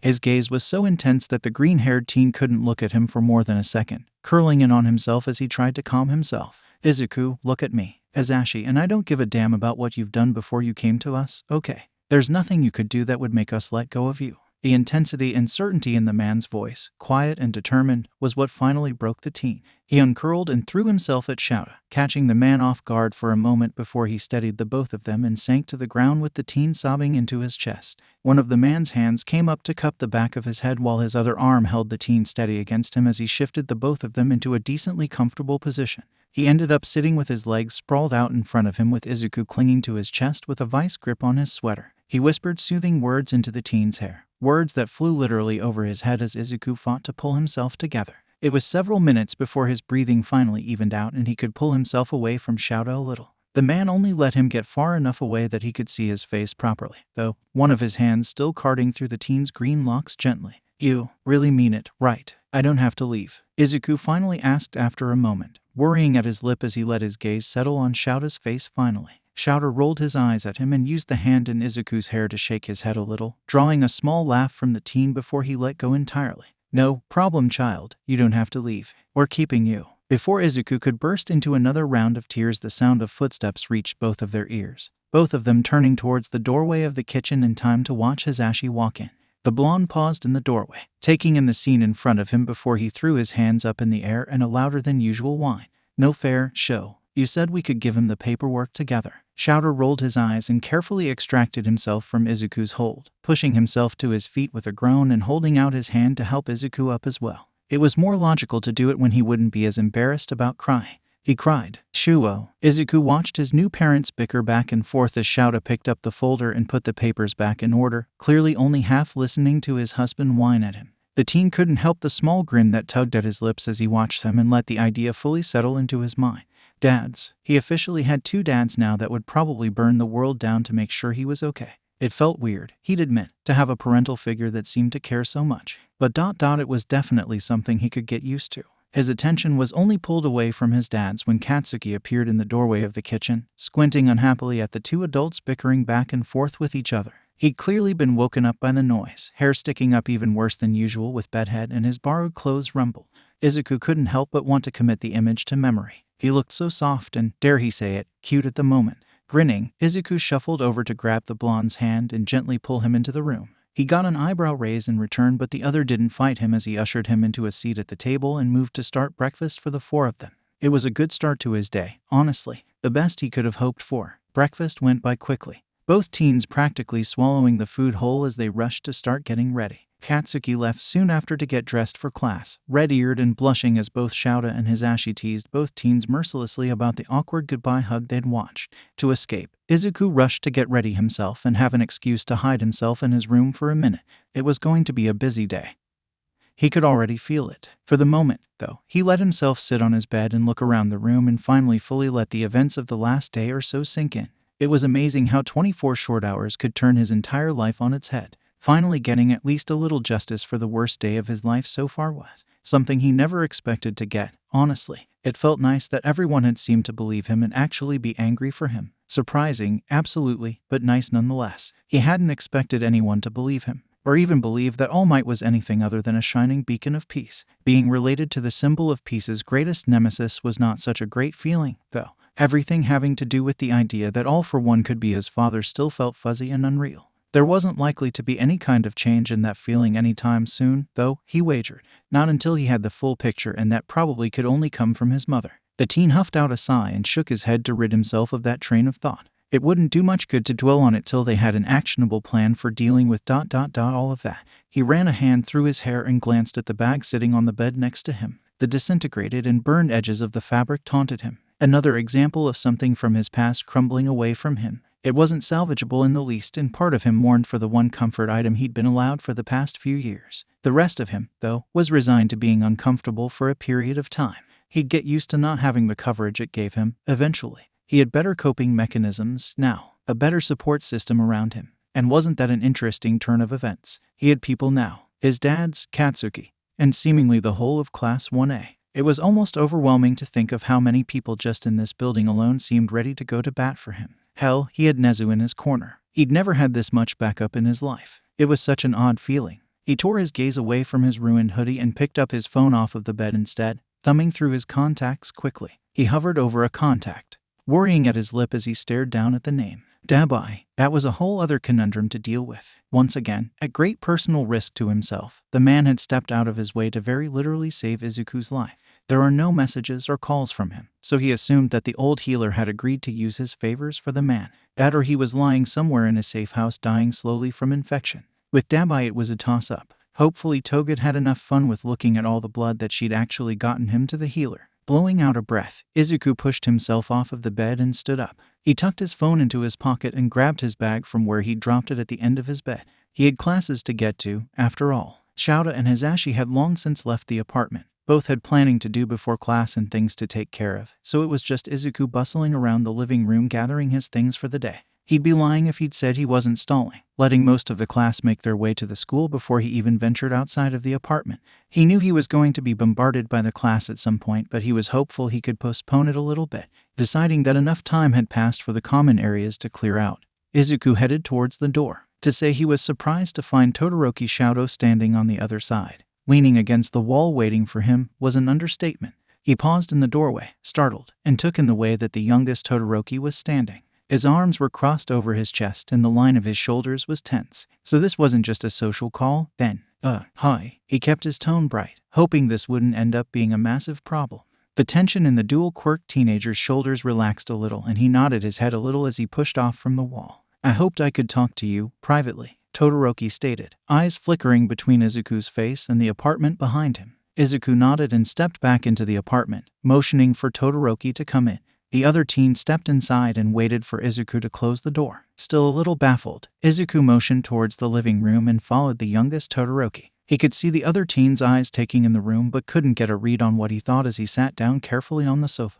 The other teen's face was stoic as ever as he surveyed the room. Izuku perched himself on the chair across from him and set his bag down on the ground. Whatever this was about was going to add to his stress levels, he could tell. He was careful to keep his face clear of the dread he could feel building in his gut, though. The last thing he needed right now was to spook the ever-closed-off Todoroki. This was a good sign of him finally opening up a little bit. Hopefully. What did you want to talk about, Todoroki? He asked brightly, patting his knees nervously. Todoroki tore his eyes away from the inspection of the room to settle on Izuku himself. He seemed to be deliberating his words. The silence stretched on for a moment longer than comfortable before he finally seemed to find the way he wanted to phrase his words. I wanted to let you know that I understand your feelings. With all might. For the first time, as he spoke, Izuku could see some emotion in the other's face. He averted his eyes and his posture loosened enough for Izuku to see the weight of the story he wanted to tell sitting on his shoulders. If you need to talk about it, I would be willing to lend an ear. Izuku was quiet, watching the way Shadow's posture unfroze little by little as he worked himself up to what he wanted to say.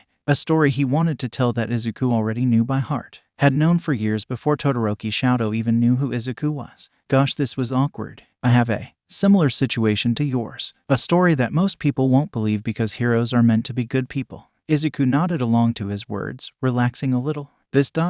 was something he could handle. This would be fine. He hoped. Your father, he said after a moment, watching the way Shadow's head jerked back in surprise. He seemed to gather himself quickly though, nodding and plucking at an imaginary string of his uniform pants. Bakugou told you, then, he said, voice quiet and reserved once more. I slipped up during the sports festival and used my fire. He took offense to me not using it in my fight with him and I felt obligated to explain considering how the award ceremony went. Izuku could practically see the regret pouring off of the other teen, which was understandable considering the mishandling of the blonde teenager during the awards ceremony. Izuku would have to remind himself to ask his dad's whose bright idea that had been later. For the moment, though, Shadow had given him the perfect out in this conversation. He could claim that Katsuki had told him the information and keep it moving. But for once, he wanted to be honest. Shadow deserved that much. I might not agree with him, but at this point if the man wanted to keep Izuku quiet he could come shut him up himself. Kaken didn't tell me, Todoroki. He pushed forward before he could convince himself to back down from this. Tauya did. Surprise flashed across his face briefly before his expression closed off altogether. Izuku wondered for a moment if he'd made a grave miscalculation. That's ... not possible. It's not possible for you to even know that name. Despite his closed-off expression, the teen's voice shook a little, just enough to show just how shaken the other teen was by the entire conversation. It is, because he survived, and he saved me. Izuku could feel the familiar lump in his throat that arose whenever he thought about that day, and the days afterwards. He cleared his throat and shifted so he was leaning his elbows on his knees, not meeting the piercing gaze of the teen in front of him. He pulled me out of that river and spent so much time and energy making sure I stayed alive. And I know you're not going to like this, but you've seen him recently. He could visibly see the confusion in the dual-quirk teen when he glanced up to meet his gaze again. This needed to be done, he told himself. If he wanted any chance of getting close to and helping the youngest Todoroki, he needed to rip this band-aid off sooner rather than later. Secrets were not advisable when trying to gain someone's trust, especially not ones this big. Blue flames, Shadow. And just like that, he could see the realization click into place on the other's face. He could also see the range of emotions that seemed to flicker over the teen's face quickly. Disbelief, anger, confusion. Dabai is Tauya. You're sure? He demanded, hands clenched into fists in his lap. It was the most emotional Izuku had ever seen the other teen. Positive. He told me the whole story himself almost 3 years ago. Izuku nodded, blowing out a breath. I was trying to convince him to let go of his vendetta against your father before he got the stupid idea in his head that the League was the way to go. Izuku let that information settle into the other's system, sitting back in his chair and letting the silence settle over the two of them like a blanket. He could practically hear the gears turning in Shadow's brain and felt a little bad for dumping all of this information on him like this. Classes hadn't even started for the day yet and already it was a long day. just like he thought it was going to be. "So, you and he are close?" "We're close," Shadow asked finally, expression settling once more into his usual stoicness. "Yeah, he actually saved me again last night. The League grabbed me when I was on my way back to the school and he defected. He hoped that information would at least be a little soothing to the other. I wasn't a direct enemy anymore." Hopefully, he could see Shadow digesting that information, the other looking a little lost as he tried to make sense of it all. Izuku felt bad for dumping all of it on him, but this was important. Last thing he needed was for Shadow to find out his brother was alive on live TV or something. Taking pity on him, he decided now was a good time to give him some space to figure out his feelings on the matter, or at the very least digest it in peace. "Class is going to be starting soon. We should probably go or we'll be late," he said with a bright smile, reaching down to snag his bag against as he stood up. "Walk with me." Of course, by the time lunch rolled around, Izuku was tired and quite frankly a little cranky. Nezu had cranked up the difficulty of their lessons to the point where it was an actual challenge, which would be nice on a regular day, but today it was almost torture. On top of that, the rat refused to answer any of his questions about the process of getting a DNA sample from All for One. Nezu must have noticed his mood and dismissed their lessons a few minutes early with the instructions to go straight to 1A. For once, Izuku wasn't inclined to argue. It would be easier to drop his bag there and not have to cart it around with him at lunch anyway. He arrived to the classroom a few minutes before the lunch bell, sliding the door open and pausing in the doorway. It looked like Hisashi had wrapped up class early as well and was standing at the podium sorting papers. He looked up when the door slid open and flashed Izuku a bright smile. He didn't get a chance to say anything, though, because the class noticed him in the same moment, and the uproar of noise was something that even present Mike's voice would be drowned out by. Izuku couldn't help but laugh a little, shoulders loosening as he waved and the tension bleeding out of him. It was so nice to see all of them. It felt like it had been a million years since he walked through these doors, even though it had only been a day. "He returns, the Slayer of All Might." Zero's voice was distinguishable out of all of the no's, and Izuku turned towards him and tilted his head questioningly. "Dude, you got All Might fired from the hero course," Kaminari crowed, slapping the desk as he leaned back to cackle. The noise of the class welcome died down as he made his way across the room and perched himself on top of Katsuki's desk. The blonde huffed at him and pulled his notebook out from under him with a grumpy look on his face. The green-haired teen flashed a smile at him before turning back to the rest of the class. "I didn't get him fired from the hero course. He's just not teaching this class anymore," he said with a shrug, unable to hide the small smile tugging at his lips. "Good riddance. He was a shit teacher anyway." Jiru snorted, twirling her jack around the finger and flashing Izuku a smug grin. He loved these kids, he really did, he decided. Now, little listeners, don't start any fights with All Might, okay? Hisashi drew the attention of the class back to him, a small indulgent smile on his face. "That being said, if you happen to spot him causing trouble for our favorite teaching assistant here, come get a staff member and we will handle it, okay?" The class nodded in unison, every face so serious that it made Izuku's chest tight. As if he knew how overwhelming the feeling of being this supported was to the other teen, Katsuki's hand came up to gently rub against the small of Izuku's back. The green-haired teen shot a smile at him before jumping a little when the bell for lunch sounded. The moment was broken and Izuku blinked as the class began to move, everyone getting up and moving towards the classroom door in their various groups. Izuku laughed when Katsuki pushed him off of his desk with a grunt as he got up from his seat. Izuku caught himself and held out his hand to Katsuki, grinning when the other teen interlocked their fingers together. They both turned to leave and were startled to find Shadow standing near the door waiting for them. Katsuki was already tensing for a fight, but Izuku gave his hand a squeeze to divert his attention, giving him a small smile. "Shadow, did you need something?" he asked pleasantly, mildly impressed that the other students seemed to be reaching out already. Shadow, what the hell, nerd? That was going to be a problem. He had not counted on Katsuki's jealousy. "I was curious if I could eat lunch with you. I'm trying to be more social with my classmates," Shadow said slowly, blinking like it was still a foreign concept that he was unsure of.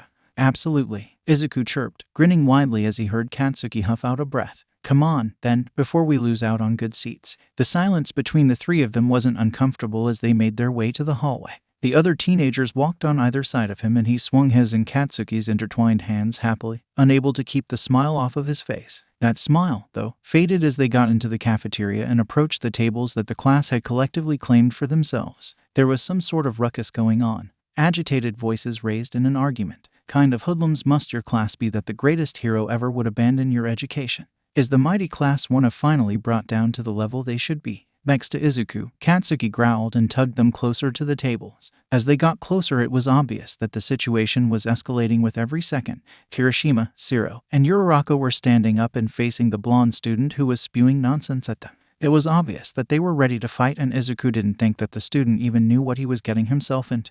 "Excuse me, is there a problem here?" Izuku cut into the blonde's rant. Katsuki and Shadow flanked either side of the green-haired teen, both of them stone-faced and ready to back him up if needed. "Oh, it's 1A's pet villain." The blonde laughed like he'd made an amazing joke, turning to the other students that Izuku didn't recognize. None of them looked like they shared their friend's glee. "Wonderful to finally catch sight of you. All Might had some good tips on how to deal with you. I mean, you're quirkless after all, so not like it would be hard." Izuku threw out a hand and caught Katsuki in the chest, holding him back from the lunge he had started in the other blonde's direction. Kirishima had to be held back by Shiro and Uraraka at the same time, and the antagonistic student took a step back, seeming to realize he was in a dangerous position. "Go back to being second-rate, Monoma," Uraraka growled, helping Shiro pull Kirishima back down into his seat. "Monoma was it. If I were you, I wouldn't take too much stock in what All Might has to say. He's rather old-fashioned and biased in his views," Izuku said mildly, redirecting Katsuki into a nearby seat and nodding to Shadow to do the same.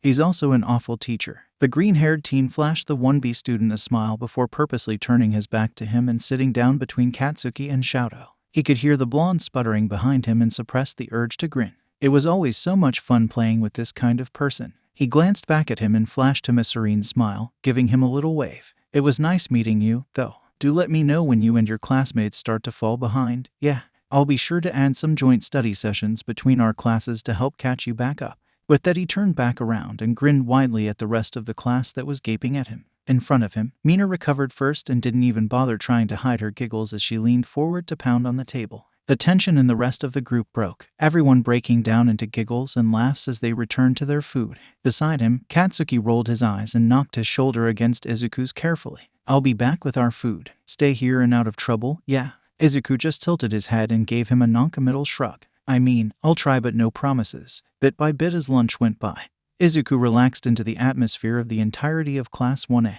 Sure, some people wouldn't exactly call the chaos going on around him as 20 teenagers talked and joked with their friends peaceful. Izuku, though, he was relaxed enough where he was sitting, leaning against Katsuki, that he could fall asleep. Katsuki, the good sport that he was, didn't complain when Izuku let his head drop against his shoulder. He didn't even pause his conversation with Kirishima, arguing about something or other to do with training. Izuku let their voices wash over him, closing his eyes and drifting for a little while. He was safe. His friends were happy and rowdy. All was well. Sure, there were still things lingering in the background that had to be dealt with eventually. The entire situation with All Might, his now uncertain parentage, the upcoming provincial licensing exam were all things that were going to ruin his peace, but they could be dealt with later. Now, though, he was going to bask in the comfort of the class being rowdy. It meant they were safe and free to be teenagers. It was a nice little bubble of chaos where he could put everything out of his mind and relax for the moment.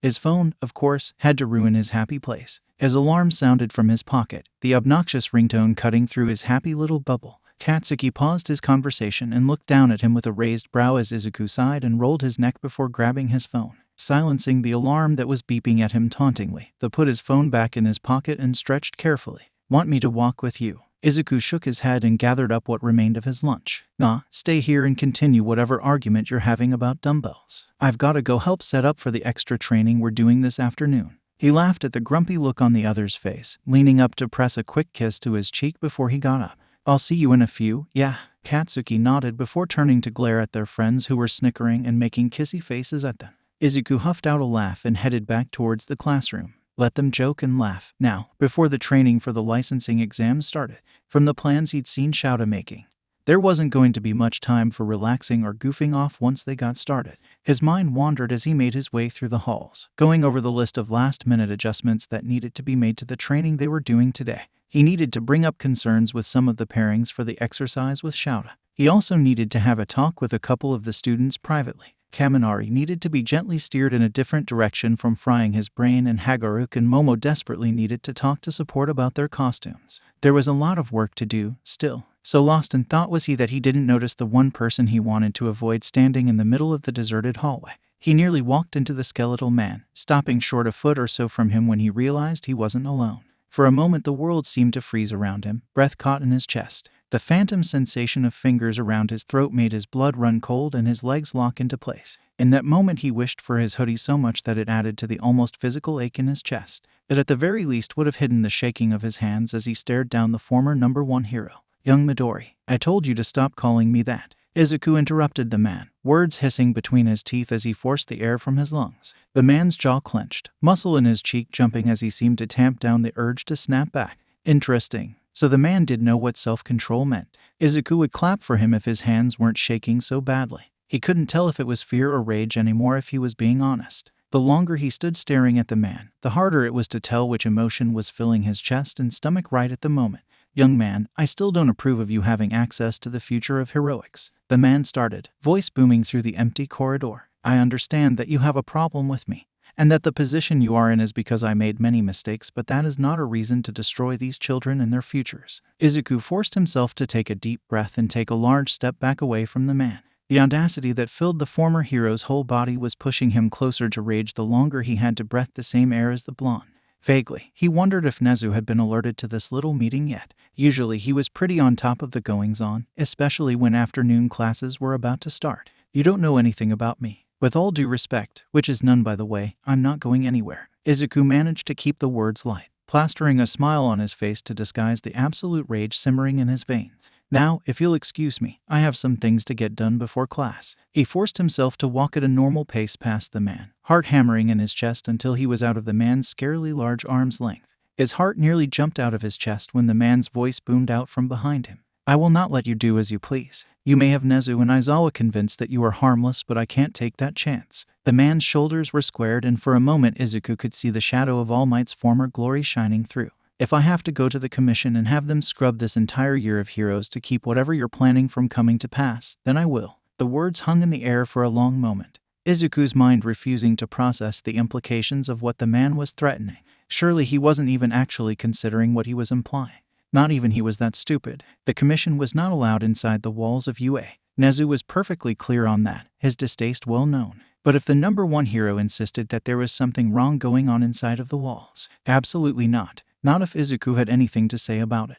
Izuku saw red. The only sound in his ears was the pounding of his own heartbeat. Before he even realized what he was doing, he had turned on his heel and was striding towards the former hero. He couldn't fathom what his face looked like in that moment, but by the way the older man tried to step backwards and away from him, it must not have been pretty. He didn't get far, though, before Izuku reached him and snagged the front of his shirt. The teen pulled until the man was forced to bend to eye level, Izuku's gaze boring into his with a terrifying intensity. "Listen to me carefully, Toshinori Yagi. If you so much as breathe in a way that hurts those kids' careers, I will make sure that there isn't a single bit of your legacy left untarnished." His voice was quiet, tone brokering no doubt that he was deadly serious. He waited for a moment to make sure his message was perfectly clear before releasing the man's shirt and taking a step back. He made a show of straightening his own clothes, eyes narrowing as he pinned the man in place with his gaze. "One toe out of line and I will make sure that the entire world knows exactly who you are. You and that borrowed quirk of yours." The man's face was pale and his entire demeanor screamed how absolutely rocked his world was by that last statement.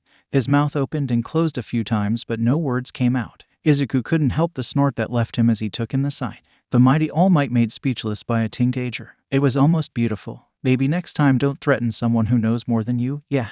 The teen shoved his hands in his pockets and turned his back on the man, satisfied that his message was loud and clear to the man. Nezu had texted both Shouta and Hisashi after lunch to inform them that some kind of altercation had happened between All Might and Izuku between lunch and afternoon classes. The rat hadn't given much information, just a heads up to keep a closer eye on the teenager in case he needed something in the wake of what had apparently been a very intense conversation. However, as the day went on, the teenager didn't come forward with any information about the incident. He instead seemed to withdraw within himself, spacing out during the afternoon exercises and barely noticing when any of the other kids tried to draw him into conversations or the usual shenanigans in the common area. More than once Shouta had caught Bakugou watching the green-haired teen worriedly. Not even the blonde's presence seemed to draw Izuku out of whatever thoughts were running wild in his mind. It wasn't until dinner time that they got a glimpse into whatever was going on inside his mind, and it was nothing close to what they were expecting. Some angst over having been cornered by All Might again was expected, sure. Anger over whatever the topic of discussion had been was a reasonable guess. No, instead he decided to drop a bomb like it was nothing. "I want to talk to my mom personally." Both heroes exchanged baffled glances before turning to face the preoccupied teenager. He was flipping through the notebook he'd brought down to dinner with him like he hadn't just thrown them a curveball of sorts. Izu ... You don't have to do that, you know that, right? We can question her under the pretense of thinking he might be a villain. It isn't far from the truth anyway, as Ashi said, glancing over at Shouta, who was letting his gaze bounce between their kid and his husband. There's no need to even mention you to her. The teenager finally looked up at them and shook his head quickly, hand pausing from where it had been playing with the pages of the notebook. And if she knows the truth about him, it's going to be really suspicious that you're sniffing around right after he was taken into custody. Izuku replied, fingers tapping against the paper nervously. He took a deep breath and pushed his plate away. I have a plan that I think could work and leave it to where she has no way to find me after. Shouta exchanged a look with his husband but motioned for Izuku to continue. I was thinking that Shouta, Kaken, and I would go visit her. The story wouldn't be too far off from the truth. I got captured and charged with villain crimes after rescuing Kaken and have been in custody. Only, we don't tell her that UA technically has custody of me or that you guys want to adopt me. The teen's gaze bounced between the two of them nervously, and the tapping against the paper grew a little faster, betraying his nerves with the situation. I don't want to give her away to stop the adoption or to find me after everything is said and done. As Ashi reached out to lay his hand over Izuku's, giving it a small squeeze and a reassuring smile. Are you sure? We won't be upset with you if you want to go back to her. He kept his voice soft, and Shouta reached out to mirror his husband's action, giving Izuku's other hand a gentle squeeze. The teen shook his head vigorously, curls bouncing as he did. His eyes were wide and imploring as his gaze bounced between the two of them. No, I mean ... The meeting will kind of determine if I ever want to see her again, but there's nothing that can change my mind. I want to stay with you guys. I don't think I could ever live with her again. Not after everything that's happened. His voice broke a little at the end, gaze averting as he blinked back whatever emotion he was feeling. Hey, it's okay, little listener. We're going to follow your lead on this. In the morning we'll talk to Nezu and see if he has any ideas to fine-tune your plan. Okay. As Ashi's voice was soft and soothing, Shouta watched as some of the tension bled out of the teen's shoulders and gave the kid's hand another squeeze before pulling his own hand back. Finish your food. I don't imagine you had much time at lunch to eat between dealing with Monoma and All Might. The hero couldn't help but huff out a quiet laugh at the teen's indigent cry. Shouta crouched down on the edge of the building he had scaled, eyes roving over the alleyway beneath him as he settled into his perch. He didn't expect much trouble tonight. Honestly, just the usual petty criminals and drunks out wandering the streets. So he let himself settle on the ledge and his mind wandered to the issue at hand with his problem child. There was no telling what kind of trauma the kid was going to dig up by talking to his mother face to face, but it wasn't like Shouta could really tell him no. Not when he was so insistent that his plan was the best. Not for the first time Shouta wondered if he and his Ashi had bitten off more than they could chew. He wasn't going to take it back by any means, of course, but he was going to have to adjust how he went about dealing with his problem child. He was abruptly pulled out of his thoughts as the sound of footsteps behind him reached his ears. Years of practice had him turning around and pulling at his capture scarf before he even registered what was happening. When his mind finally caught up with his reflexes, he glowered at the scarred man tangled up in his capture weapon. Demise scowled right back, wiggling a little to try and free himself. Do you mind? I'd like to have a conversation, the former League member drawled. Do you mind? I'd like to have a conversation, the former League member drawled. Shouta scowled at him and pulled his capture weapon tighter, taking a little bit of satisfaction from the groan that came from the scarred man as he did so. I'd like to know how you found me, Shouta growled, tugging on the weapon again as he stalked forward. Despite Izuku's wishes, the animosity Shouta felt deep in his bones for the fire-quirked man in front of him was not going to just disappear. Not when the phantom panic and horror of the training camp still lingered in his chest whenever he saw the man's face. Dabai had purposely made himself the face of that attack, and the effect lingered long past the actual event. The scarred man wheezed a little as the weapon constricted around him. Blue eyes shot him a dirty look before the man sank to the ground, crossing his legs as the fabric tightened around his upper half and restricted his movement even further. It was obviously a ploy to seem unthreatening. For some reason, Izuku, he said, rolling his eyes as the thunderous look on Shouta's face darkened. He's had your patrol patterns memorized for years. He used to be a big hero fanboy. Shouta rolled that information over in his head as he stood over the villain. The kid had told them that at one point he used to watch villain fights and wanted to be a hero. It would stand to reason that he'd look up to one of the few heroes around that fought quirkless considering his own goals. How exactly the kid had found out enough information about him to predict his patrolling patterns was a little disconcerting, especially considering the circles he and the villain in front of him ran in. That was certainly a serious conversation he was going to have with Izuku when he got home tonight.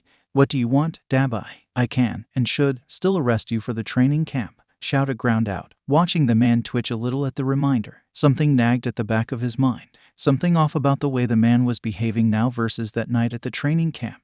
In the few minutes he'd been wrapped up, not once had the villain attempted to escape his hold or burn the fabric holding him in place. There had not even been a hint of his quirk, which could be chalked up to knowing what Shouta was capable of, but that didn't seem like the right assumption. The twitch was mostly in his face, lips down turning before his expression wiped clean and was a blank mask of indifference again. I have something to pass along to Izuku. I figured it'd be easiest to give it to you since he's, living with you. The man rolled his eyes for effect, but now that Shouta was watching him he could see the way his shoulders were tense and his posture deliberate. He had a ton of puzzle pieces, but he was not particularly a fan of the picture they were forming at the moment. Taking a deep breath, he flicked his wrist and unwound the capture weapon from around the younger man and took a step back, still wary of an attack from the scarred man. Said man pushed himself back up onto his feet before turning his attention back to Shouta. In his right hand, he clutched a large piece of black fabric. He seemed to hesitate for a moment before he tossed it underhand to the older man. Shouta kept his eyes on the villain for a moment longer before turning his gaze down to the fabric in his hand. A hoodie, a large, black hoodie that was very similar to the one his son had insisted on wearing since the day he'd met him. The one that he'd looked absolutely gutted over being destroyed in whatever had gone down inside of the League's former hideout. Dark eyes met blue, the younger not backing down from whatever image was being painted in the man's mind. It was yours. Shouta's voice was accusing as his hand closed around the fabric tightly. Exactly what are your intentions with this? He is a child, as I'm sure you are very well aware. Damise's lip curled a little, as did his fists at his sides. Still no sign of his quirk, though, which made something twist in Shouta's stomach uncomfortably. My intentions aren't what you're twisting them to be. The younger man spat, seeming to restrain himself for a moment with a breath before continuing. The sleeves give him something to fiddle with when he's anxious, and a place to hide his knives. I know the last one was pretty much ruined and I didn't want him to spiral. Shouta blinked, a little taken aback by the intensity of the other's words and how quickly they were coming now. It almost reminded him of Izuku when he was nervous. It's a little insulting that you think you know him better because you've known him for a few weeks. There is not a damn thing about that kid that I don't know. Like the fact that if you continue to treat him like one of those goody two-shoes hero kids, then you're going to fuck everything up. Shouta's hair rose from his shoulders as his quirk activated and he took a step forward, the familiar protective anger rising in his chest whenever it came to Izuku. Care to repeat that? Because you're already on some thin ice with me. Shouta's voice was deadly calm, but his gaze was filled with fire. That did not seem to faze the former League member, however, who stepped even further into Shouta's space with a growl. Then why was he out on the streets without protection? Not once but twice, Demise snarled, hands lifting like he was attempting to use his quirk finally. Toga never would have been able to grab him if he'd had his knives. His way to protect himself. You trying to declaw him and turn him into one of your students is only going to get him killed. Shouta blinked and fire sprang to life in the villain's hands. The younger realized and dropped his hands, letting the fire die out. If anything, that action alone was enough to make Shouta's mind race. He had sent Izuku out into the world twice without protection. That much was true. Would the entire confrontation with All Might have gone differently if Izuku had a weapon? Would that have prevented him from fleeing the way he had and thus not been taken by the League in the first place? Now was not the time to contemplate that particular oversight, not with a villain acting oddly in front of him. What exactly do you want, Dabai? He ground out, dragging a frustrated hand through his hair. All he wanted was one normal night of patrol. At the very least, though, he wasn't the only one frustrated. From the posture of the man in front of him, he was feeling very similar things. He hadn't answered his question yet, instead looking a little lost and wild around the eyes as his hands flexed at his sides. I want Izuku to be happy, he said finally. After the silence stretched on for a few moments, he met Shouta's gaze evenly. You might not believe me about my intentions, but that's all I want. And the last few times I've seen him, not exactly inspiring confidence in you heroes. The last word was sneered and Shouta gave in to the urge to pinch the bridge of his nose and contemplate his life. This was his life now, having to mediate between heroes and possible villains. Because honestly, the only actual crimes they could definitely pin to Dabai at the moment was the training camp attack and the kidnapping of Bakugou Katsuki. Bakugou Katsuki, who was sort of dating his son who was in whatever this thing he had with Dabai was. He stopped that line of thought before it could go any deeper because he honestly could not deal with that right now. To deal with that he'd need several bottles of very strong alcohol. The things he did for his child. I can't exactly control what the former number one hero does, He finally ground out, grimacing as the younger man laughed out loud. You should have seen that problem coming, old man. The kid was with you for a few weeks before that incident.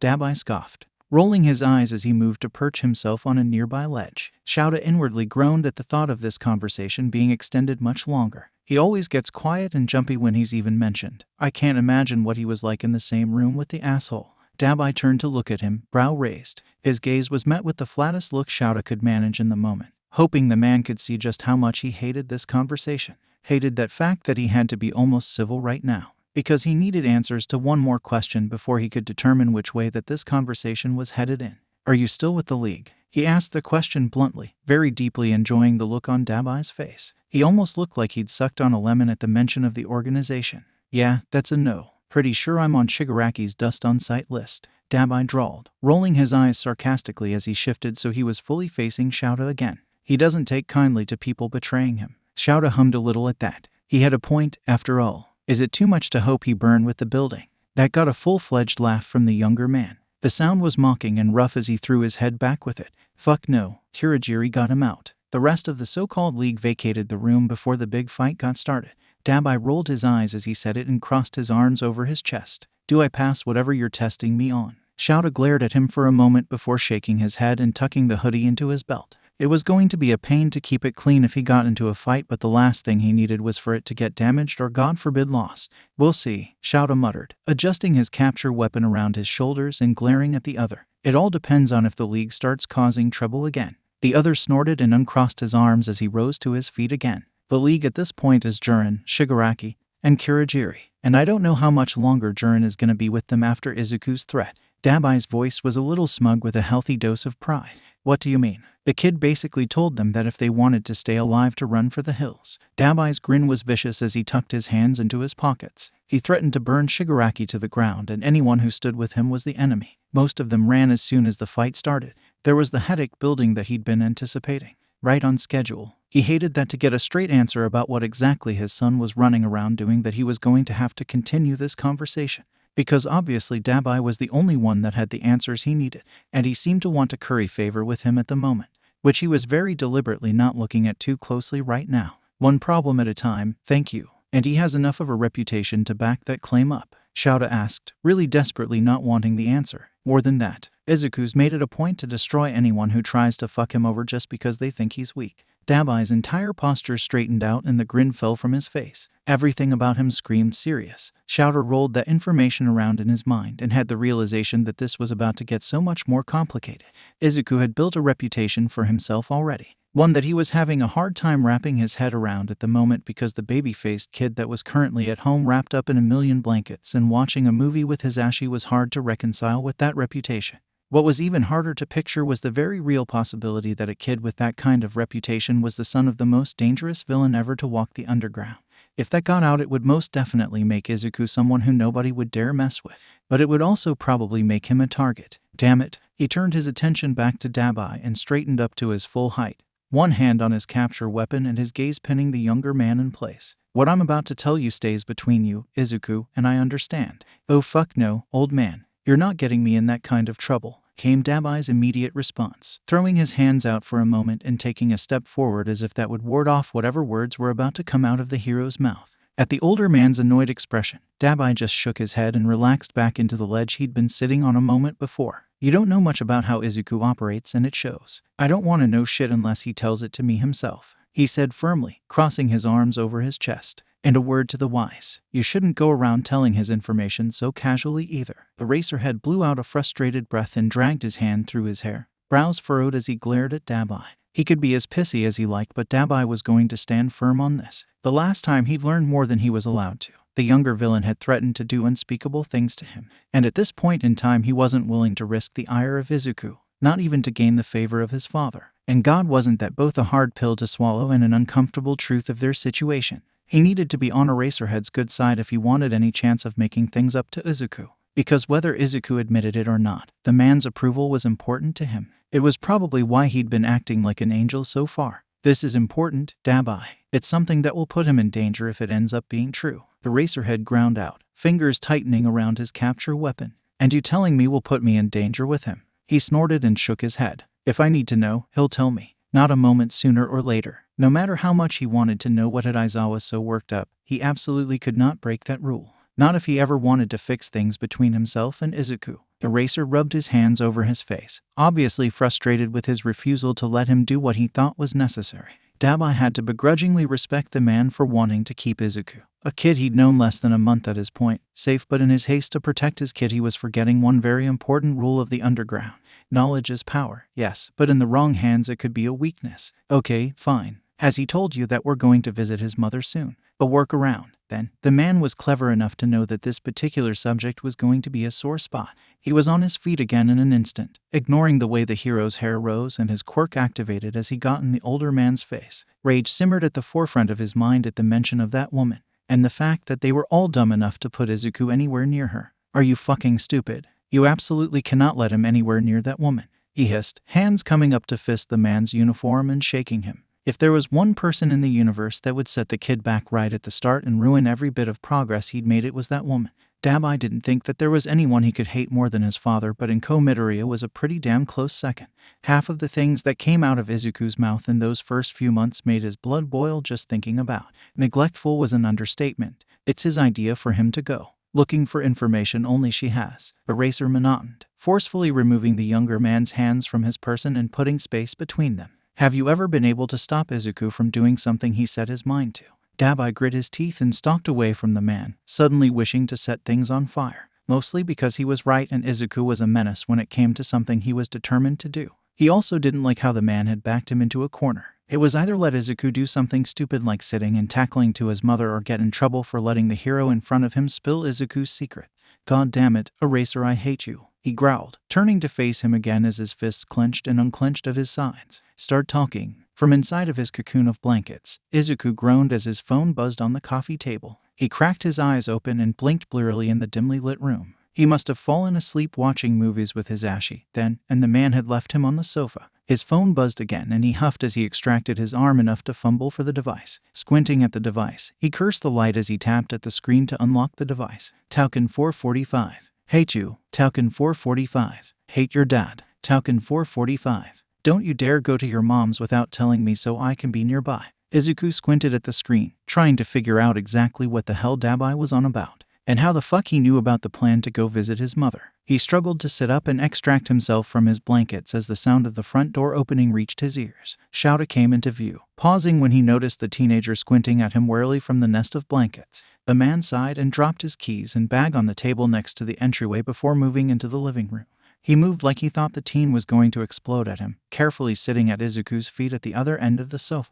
I'm guessing you have something to do with Dabai blowing my phone up this early in the morning, Izuku grumbled, waving his phone at him crankily. Shouta sighed heavily and leaned back against the sofa, slumping a little in exhaustion, and Izuku felt a tiny bit bad. Just a little. But mostly he was panicking because his dad and Dabai in the same place. Unsupervised. Fuck that. He sought me out. Not the other way around, Shouta said, leaning his head back against the sofa and speaking the words to the ceiling. Had something for you. The man shuffled a little to pull something out of his belt and lifted it up and out to the teen. Izuku hesitated for a moment before taking the bundle from him, fingers curling into the fabric that was passed to him. He didn't have to look at it for more than 2 seconds to know what it was. Izuku hid his face in the fabric of the hoodie, trying to will the tears from his eyes, because honestly, he should not be this emotional over a goddamn hoodie. There was silence between the teen and adult while Izuku tried to pull himself together. It took several minutes, but when he pulled his face away from the fabric and met his dad's gaze, his eyes were dry. There was a pit in the bottom of his stomach, though, because of the look on Shouta's face. It was contemplative, and Izuku knew deep down that the resulting conversation was not going to be something he wanted to talk about.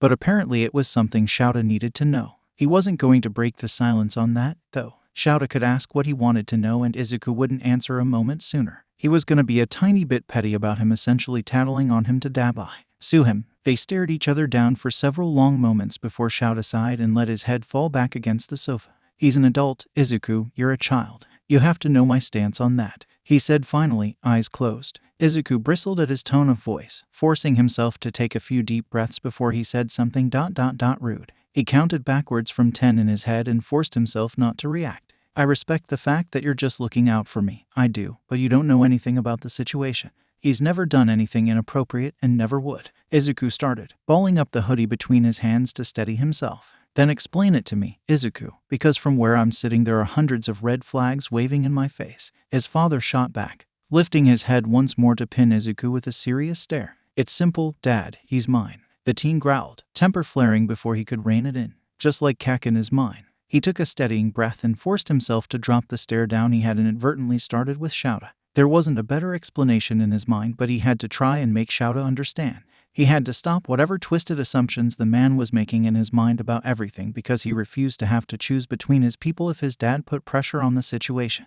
Honestly, I don't know how to put it into words better than that. He's very literally, up until recently, the only person who has ever had my back and cared. So yeah, I'm a little clingy, and I'm not going to lie and say I don't love him. He could see the way his dad's face hardened, and he rushed to try and make him understand. His fingers twisted nervously in the hoodie, and he thanked all the gods listening that Dabai had the foresight to send him a new one. I don't feel things like what you're thinking. I tried to once with someone age appropriate, calm down, and I just can't. It's uncomfortable trying to force that kind of attraction. He glanced up at Shouta's face, trying to find anything in his expression. The older man's brows were pinched, puzzling out where Izuku was going with this. The teen took a deep breath and plowed on forward, hoping to make the man understand. I thought I was broken, honestly, and Dabai talked through it with me. He flashed his dad a small smile and saw the understanding dawn as he put the puzzle pieces together. Do you understand? Kind of. Yes. Okay, yes. Shouta rubbed at his face with his hands and heaved out a deep sigh. I don't fully like it, but that's a me problem. I'll adjust. The older man seemed to be bracing himself as he got up and moved to the bag he'd brought in with him and retrieved it. He turned and walked back to the sofa and dropped the bag in Izuku's lap. At the teen's questioning stare, he motioned for him to open it as he moved to sit back down. I was very painfully reminded that you are more than capable of defending yourself if you have the right tools. Tonight, he sounded pained as he said it, eyes rolling skyward. Declawing you is doing you a disservice. Izuku glanced between him and the bag before snatching it up and unzipping it quickly. He couldn't help the happy noise that left him as he dived into the bag and started pulling out what looked like the majority of his knife collection. Do not throw any of these at All Might, he warned, pinning the teen in place with a stare. Sure, right, no throwing knives. I'll just use the stabbing ones. Izuku. It didn't take long to put together everything they needed for the conversation with Inko Midori. In truth, there wasn't really much preparation that they could do. If Izuku's plan worked, the woman would be none the wiser for where her son went afterwards. Nezu and Shouta spent the day before going over all the paperwork for Izuku's new identity and adoption. Nezu was going to push the paperwork through with his connections while they were visiting the Midoriya household. If everything went smoothly, this whole thing would be behind them soon. At the end of the paperwork, Nezu leaned back in his chair and pinned Shouta with a critical stare, pause coming up as he steepled them in front of him. Have you given any thought to what you're going to do if what we suspect is true? What will you do if Izuku truly is the son of All for One? He asked seriously. Shouta pinned him with a bored stare and leaned back in his chair. Make sure no one ever finds out and keep him safe. I'm not going to abandon the kid, if that's what you're worried about. I'm a little insulted you'd even think it at this point. The man grumbled. Nezu nodded and something in his posture relaxed a little. Shouta tried not to take offense to the suspicion, especially considering all he'd done so far to keep the kid happy and safe. Izuku was his kid now. He couldn't care less about the biological parents as long as they stayed away from his kid. I had to be sure, Shouta. The man sighed and rubbed his hands over his face, slumping back as he nodded. I know. This isn't exactly known territory. The next day found Shouta escorting Izuku and Bakugou up the stairs to the apartment of a one Inko Midori.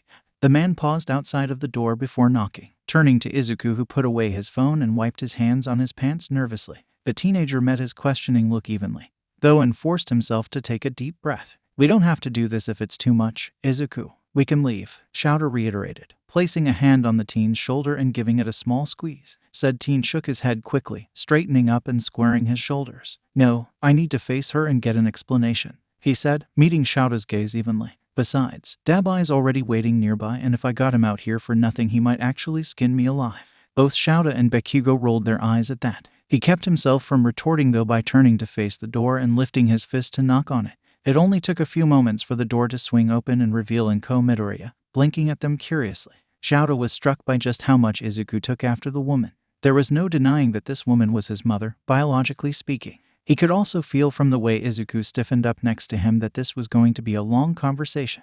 Inko's eyes moved across the three of them quickly, eyes wide as saucers as she took in her son. Ma'am, may we come in and discuss some things with you? It's rather important, Shouta said gently, bringing her attention back to him. The woman nodded shakily and stepped out of the way for them to step inside. Izuku led the way down the hall into the living room, apparently still familiar with the layout of the apartment. The teen paused in the middle of the room, shoulders hunched and face carefully blank as his mother came to stand in front of him. My baby, she murmured finally, lifting up her hands to cup his face before drawing him into a hug. Izuku, you're really here. Shadow watched the kid awkwardly hug her back before trying to wiggle his way out of her embrace. She let him go after a moment of wiggling and turned her tearful gaze. Let's sit down, Mrs. Midoriya. There's a lot to discuss, Shouta said evenly, nerves on edge from how absolutely uncomfortable Izuku looked as he edged his way back around to his side. From the corner of his eye he could see Bakugou shifting around to sit on the sofa and pulling Izuku down next to him. Shouta was going to have a talk with the teenager and praise his instincts. Inko sat on the sofa across from the three of them, wringing her hands and dabbing at her eyes with a handkerchief. To begin, your son is in my custody at the moment until we sort out some things, Shouta started, leaning forward so his elbows were on his knees and he was pinning the woman in place with his stare. Hopefully that would keep her focused on him instead of the teen next to him. Custody? What's happened? What's he done? Inko's eyes flickered briefly to Izuku before bouncing back to Shouta. Shouta's gaze bounced over to Izuku for a moment, something in his gut hesitating with what they'd agreed on. The teenager's gaze was sharp as he noticed Shouta's hesitation, giving him a small go-on nod towards his mother. Gritting his teeth, he turned his attention back to Inko, who was still staring at him looking ever the picture of a grieving mother. Something nagged at Shouta's mind, though. He couldn't put his finger on it, but something was wrong. He pushed it aside for the moment and got back to why they were here in the first place. He's been accused of acts of villainy. However, as he did aid in Bakugou's rescue, we've kept him in custody. Shouta recited the reason Izuku had presented, watching the woman's face carefully. Something flickered in the woman's expression, but Shouta couldn't see what it was before she dropped her head into her hands and began to sob. Her shoulders shook and something in Shouta's stomach twisted. Logic said this is what a mother looked like being told her son was a villain and a criminal. Izuku, how could you? You were always such a good boy. The woman sobbed, turning her eyes to Izuku now. Her eyes shined with unshed tears and the teen looked away from her quickly, sinking into Bakugou's side in shame. The woman wiped at her eyes and straightened up, giving a small nod to herself and turning her gaze back to Shouta. I will take responsibility for him, sir. I am truly sorry for all of the problems he's caused, she said, moving to stand up. That is not why we're here, ma'am, Shouta said quickly, holding out a hand to her and motioning for her to return to her seat. We're here because I've been with Dad the entire time, Mom. Izuku cut in, voice trembling. When Shouta looked over to the teenager, he found unshed tears in the boy's eyes as he stared at his mother. Why didn't you tell me? The woman froze in place, eyes wide and her hand halfway to her face to dab at her eyes. What are you talking about? Izuku, your father is in America, the woman said slowly, hand lowering into her lap as she stared down the teen. It struck Shouta now what was wiggling around in the back of his mind. The woman seemed hollow. Her performance was good for the emotions she was supposed to be portraying, but it didn't ring true. This reaction, though, this was the first genuine reaction she'd shown since she opened the door to them. Izuku seemed to have clocked the same thing because he was on his feet in an instant, hands fisted at his sides as he stared the woman down. Both Shouta and Bakugou reached up to try and pull him back down onto the sofa, but the teen shook their hands off. I said I've been with Dad this entire time. You know, the villain in charge of the League of Villains. All for one. The teen spat the words, glaring down at the woman. In an instant, her expression shifted from the grieving mother to something else. Izuku Midoriya, you've been with those people? I taught you better than that, she scolded, face hardening and tears disappearing in the blink of an eye. No you didn't. You locked me in my room and looked the other way whenever something happened. Izuku grit out, stomping his foot in frustration. How much did you know about this? Were you aware the entire time that you're married to a monster? How dare you? I haven't seen or talked to that man in 10 years. He stopped sending me money after your quirk didn't come in for sure. She sniffed again, this time in derision, and ran a hand through her hair. He'd call to talk to you sometimes, but even that stopped when he realized all you cared about were your stupid heroes. That's enough, Shouta said, cutting off Izuku as he opened his mouth. We're here to talk about your husband, not Izuku. Inko's gaze cut his way again, this time full of disgust. The woman shook her head fiercely and stood up. We will do no such thing. Get out of my house. My son and I have things to discuss. The way her eyes hardened when she cut her gaze back to Izuku made every protective instinct in Shouta rise. It had the same effect on Bakugou, it seemed, as he rose to his feet as well and addressed the woman. He's not staying here with you, old hag. The teen's voice was low and dangerous as he reached out to pull Izuku closer to himself as if she was going to snatch him up and put him out of reach. Katsuki, Bakugou, don't you take that tone of voice with me. The woman shot back, expression cold. What would your mother have to say about you defending a villain? My mother would punch you in your stupid fucking face, hag. Bakugou shot back with a snarl. this time full on stepping in front of Izuku to hide him from his mother's sight. She's even said he could come live with us if he wanted. The woman's expression froze and she rocked back on her heels like she'd been slapped. Her grip on her handkerchief was so tight her knuckles turned white as she seemed to process what the teen had said. Excuse me, Mitsuki knows about all of this. Her question seemed to be calm, but the storm in her green eyes belied that entirely. You're telling me that she has known that my son was alive and did not tell me? The silence after Inko's question was heavy and charged as she and Katsuki stared each other down. The blonde's hands flexed in front of him as he outright resisted the urge to pop off miniature explosions in his palms. He didn't dare do that in Inko's home. Years of punishments and scolding lingering in the back of his mind. From a better perspective, Katsuki could now see exactly how things had gotten to the point where Izuku would rather be a criminal than come home to this woman. The skin on his arms crawled just thinking back to how much he admired this woman once upon a time.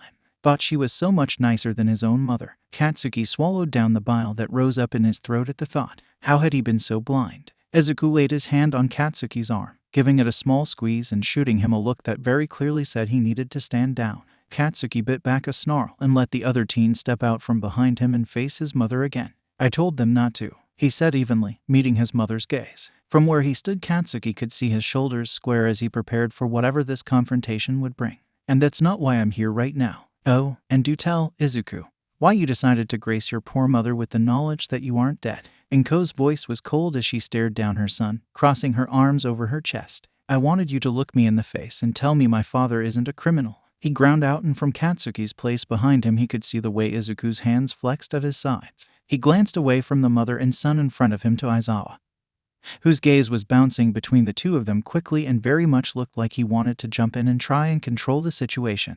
It was obvious that alarm bells were going off in the man's head at the tone both of the Midoriyas were using. Inko, throwing her hands in the air, drew Katsuki's attention back to the woman. I don't know what you want from me, Izuku. He left and I did my best to take care of you, for all the good it did me. She lifted her hands to her face again, pretending to wipe away tears as she turned to Aizawa. Her attempt at sympathy was met with a raised brow. The woman's mouth clicked shut around whatever she was about to say to the man. It was obvious from the look on his face he was not going to take her side in this conversation. You didn't have to lie to me and tell me some story about him being in America. Izuku mirrored his mother by throwing his hands up in the air before turning away from the woman and dragging a hand through his curls. You could have handled this like a goddamn adult instead of letting me walk into that man's hands without even realizing. Inko rocked backwards like she'd been struck at his frustrated yell, brow furrowing as Izuku turned back to face her. The look on his face was pinched and upset, and Katsuki wanted nothing more than to pull him away and leave, to avoid this entire conflict. But that wouldn't help anything. It wouldn't bring Izuku the closure or the answers he so desperately seemed to want. What does that mean? I've been the adult in his situation. I've been here. I didn't abandon you because you didn't get a quirk. Inko spat the word quirk like it was disgusting on her tongue. God forbid I try and protect you from the truth of that hurt. The green-haired teen didn't even bother trying to stop the sarcastic laugh from bubbling up in his chest. His hand came up to cover his face as he attempted to bring himself back under control, shoulders shaking with the force of his laughter. Protect me. Protect me. Izuku dropped his hand, a cold kind of mirth dancing in his eyes. You didn't protect me from anything. Your favorite way of dealing with everything was to act like it didn't happen. I don't have a clue what you're talking about. Inko scoffed and waved a dismissive hand in his direction. I protected you from everything I possibly could. Izuku turned to face Katsuki, his face screaming for him to confirm what he'd just heard. It made Katsuki's stomach clench and twist uncomfortably when he realized that Aizawa was watching him as well, lips turned down in a frown and brows furrowed. Before he could answer, Izuku was turning back to his mother with a feral gleam in his eyes. I came home every day from school with torn clothes or bruises and you did nothing.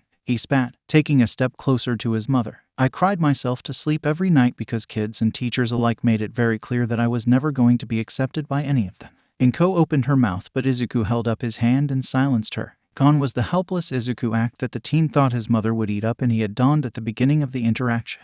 Katsuki couldn't even tell you if the woman had noticed that it was an act at first, either, so wrapped up in her own little world and pity party. No, the energy he was giving off was the same vibe Katsuki had seen in the other teen when he'd stood in front of the Burning League hideout joking with Toga and Dab.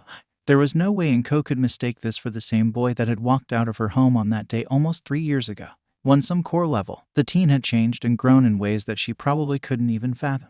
This Izuku was confident and sure of himself. Katsuki didn't know what conclusion Izuku had come to in the past few moments, but he could already tell whatever it was. Inko was not going to like it. First year of middle school. We both sat in that teacher-parent conference where my homeroom teacher told you that you might as well get used to the idea of taking care of me for the rest of my life because I had no future." Izuku's voice was cold and closed off as he laughed, posture loosening as he purposely did not look at Katsuki and Aizawa. "And you apologized to him for my behavior." The woman's face and eyes hardened and she crossed her arms over her chest, obviously done with this conversation. "I don't know what you want me to say, Izuku." She shook her head, heaving a sigh. "I did the best I could. It's not my fault that you couldn't wrap your mind around the realities of the world. All you had to do was be realistic and keep your head down." Something shifted in Izuku's posture, all of the fight leaving him. Katsuki watched him warily as all of the tension drained out of the other teenager and his head cocked to the side. It set off alarm bells in his mind as the teen was silent for several long moments.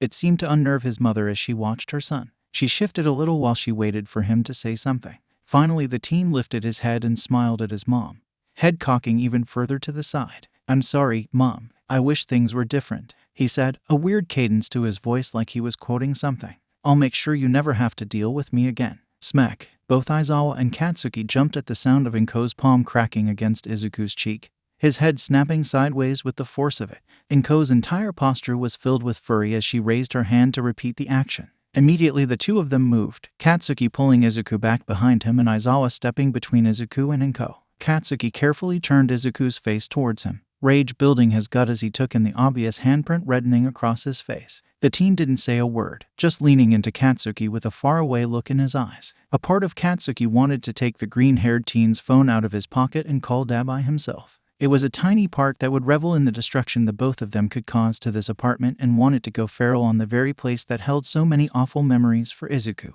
He was sure Demise would love a chance to have a crack at the woman since he was the one who put Izuku back together, or at the very least watched what had to have been a heart-wrenching process for the green-haired teen. Instead, he was pulled out of contemplating giving in to his destructive tendencies by Aizawa turning to glare at him and motion towards the door with his head. The man was still blocking both of them from Inko's view. Katsuki could still see the fury in her eyes, though, and it was something he didn't think he'd ever be able to forget. It was now one of the many things he was going to have to make fit with the new knowledge that this woman was not who he thought she was, not who his entire family thought she was. Gods, he was going to have to be the one to tell his mother about this. "Go, get him out of here," the older man barked, fully pulling the teen out of whatever he was contemplating. "He is not going anywhere. He is my son and still a minor. He will be staying here with me where he belongs," Inko interjected, trying to step around Aizawa. The hero, however, was not having it and blocked her path once more, and Katsuki took that as his opportunity to carefully herd Izuku down the hallway and to the front door. He paused as Aizawa's voice floated down the hallway, angry and low.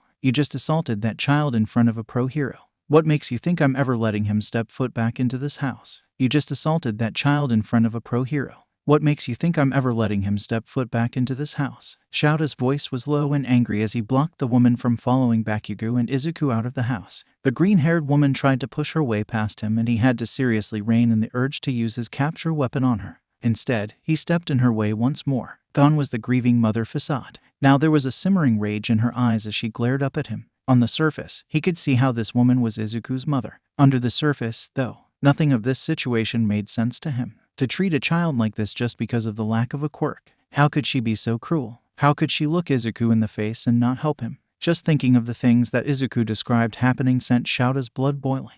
How could she have looked that child in the face and told him that it was his fault? Shouda couldn't imagine Izuku at age 4 crying to him and not doing everything in his power to remove the boy from whatever was causing the pain and the tears. So how could this woman who claimed to love him just ignore all of that? "That child is mine and you have no authority to make decisions in where he goes." The woman snapped at him, voice sharp and gaze narrow. "If you continue to interfere, I will have you reported to your agency and your license revoked. If you do that, I can promise you that you'll do jail time." Shouda didn't bother keeping the ice out of his voice as he leaned down into the woman's space. "I personally just witnessed you assault him, and if the things he says are true, then you at the very least will be charged with child neglect." He watched his words sink in her mind and the flip switch within her. She scoffed and turned away from him, crossing her arms over her chest as she did so, as if the courts would believe the word of a quirkless villain over his poor mother. The word struck something deep in Shouda's gut. His vision washed out red and for a very brief moment he wasn't sure if his quirk had activated or not.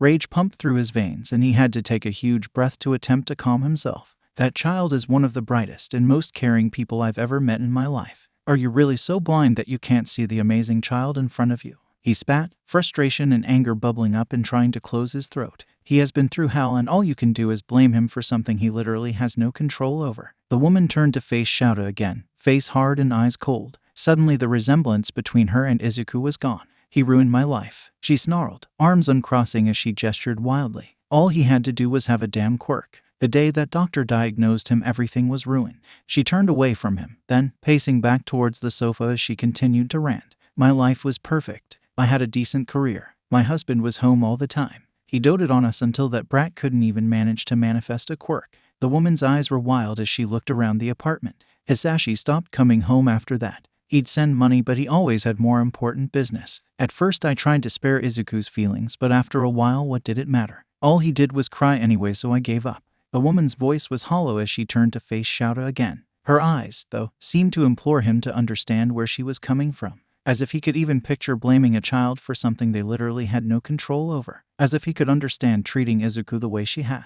Then why are you not happy that he wants nothing to do with you? From your logic, you should be happy to see him go. Shouta intoned, hands flexing at his sides as he tried to keep himself under control. The woman glared at him, shoulders coming up around her ears, and have him running loose. He's already a damn villain. There's no telling what he's out there destroying right now. She gestured wildly to the hallway. Bakugou and Izuku had disappeared down, voice loud and tone cruel. Katsuki had barely closed the apartment door behind them when Izuku crashed into his chest, latching into him as his shoulders shook. He very carefully shuffled to the side so he could lean back against the wall next to the door before wrapping his arms around Izuku. One hand swept over his back carefully while the other gently carded through his curls. The teen made no sound, even though Katsuki could feel the wetness of his tears soaking into his shirt. He stayed quiet as the green-haired boy fought to get himself under control. This breakdown was expected, honestly, considering the awful things that woman had said to him in the short time they'd been in the apartment. Katsuki's own mother wasn't sunshine and roses before therapy, but she had never said anything close to as awful as what Inko had spewed at her own son. If Izuku had grown up with a mother as resentful of his very existence, suddenly a lot of things made sense. A renewed sense of guilt bubbled up in Katsuki's stomach and he tightened his grip on the teen in his arms. Between his mother and Katsuki's bullying, it was no wonder Izuku thought his only option was that bridge. It took several long moments for Izuku's tears to slow and for his grip on Katsuki's shirt to loosen. He could feel the several deep breaths the teen took before lifting his head to peek up at the blonde, brows drawn and eyes red-rimmed. None of that was your fault, Izu, Katsuki said quietly, answering the silent question in the teen's eyes. Your mom is the one to blame. No one is going to judge you because of her prejudices. Green eyes flushed with tears again, one hand coming up to try and scrub them away quickly. Watching the teen attempt to pull himself together, something nagged at the back of the blonde's mind. Call it morbid curiosity. I do have a question, though, Katsuki started hesitantly, waiting till the boy mostly had himself together to voice his curiosity. He continued once he got a head tilt from the other, silent permission to go on. That thing you said in there, before she slapped you, please tell me that wasn't from your ... you know. Izuku blinked at him, confused for a moment, before the understanding clicked in his mind and he very quickly raised both hands up and shook his head very quickly. Oh my god, no. His voice rose a few octaves before he got a hold of himself again and dropped his hands and glanced away from Katsuki, not meeting his gaze again. It ... was something she said to me after I was diagnosed quirkless. The teen's shoulders slumped again, still refusing to meet Katsuki's eye. I was so upset that I couldn't be a hero that I watched that All Might video over and over again before. I asked her if I could still be like him, if I could still be a hero without a quirk. Izuku pulled away from Katsuki a little, crossing his arms over his chest. His entire posture and stance closed him off from Katsuki, and the blonde grit his teeth against the anger swelling in his chest once more. If Inko thought Katsuki wasn't going to tell his mother about this in great detail later, she was a fool. They might not be able to physically deal with the woman without risking their licenses, but Mitsuki Bakugou was a whole other story. Katsuki was drawn out of his rage-filled fantasy of watching his mother beat Inko by Izuku's voice. The teen continuing on with his explanation. It was by far the nicest answer she ever gave me, but somehow it still hurts the worst. Izuku's voice was small as he hunched in on himself a little. When I said it in there, I was just trying to provoke her to drop the act. I didn't think she'd actually hit me. She's going to regret laying a single finger on you when I'm done with her. A voice growled, making both teens jump a little as they turned towards the new voice. Demise stood a few feet away, entire stance screaming rage just as clearly as the little flickers of flames that danced between his fingers as his hands clenched and unclenched at his sides. Those flames, though, disappeared as he stepped closer and raised them to carefully cradle Izuku's face. He turned the teen's face gently, fingers brushing over where Enko had slapped him, checking for damage. The green-haired teen watched him with wide eyes as the flame-quirked man continued to scrutinize his face. Whatever Dabai found there, he apparently didn't like, because he let out a frustrated little growl and tugged Izuku closer and into a hug. Katsuki didn't miss the way that the green-haired teen slumped into the other. He did, however, ignore the stab of something heavy and painful in his chest. There was no time or room at the moment to be worried about whatever was going on between Izuku and Dabai.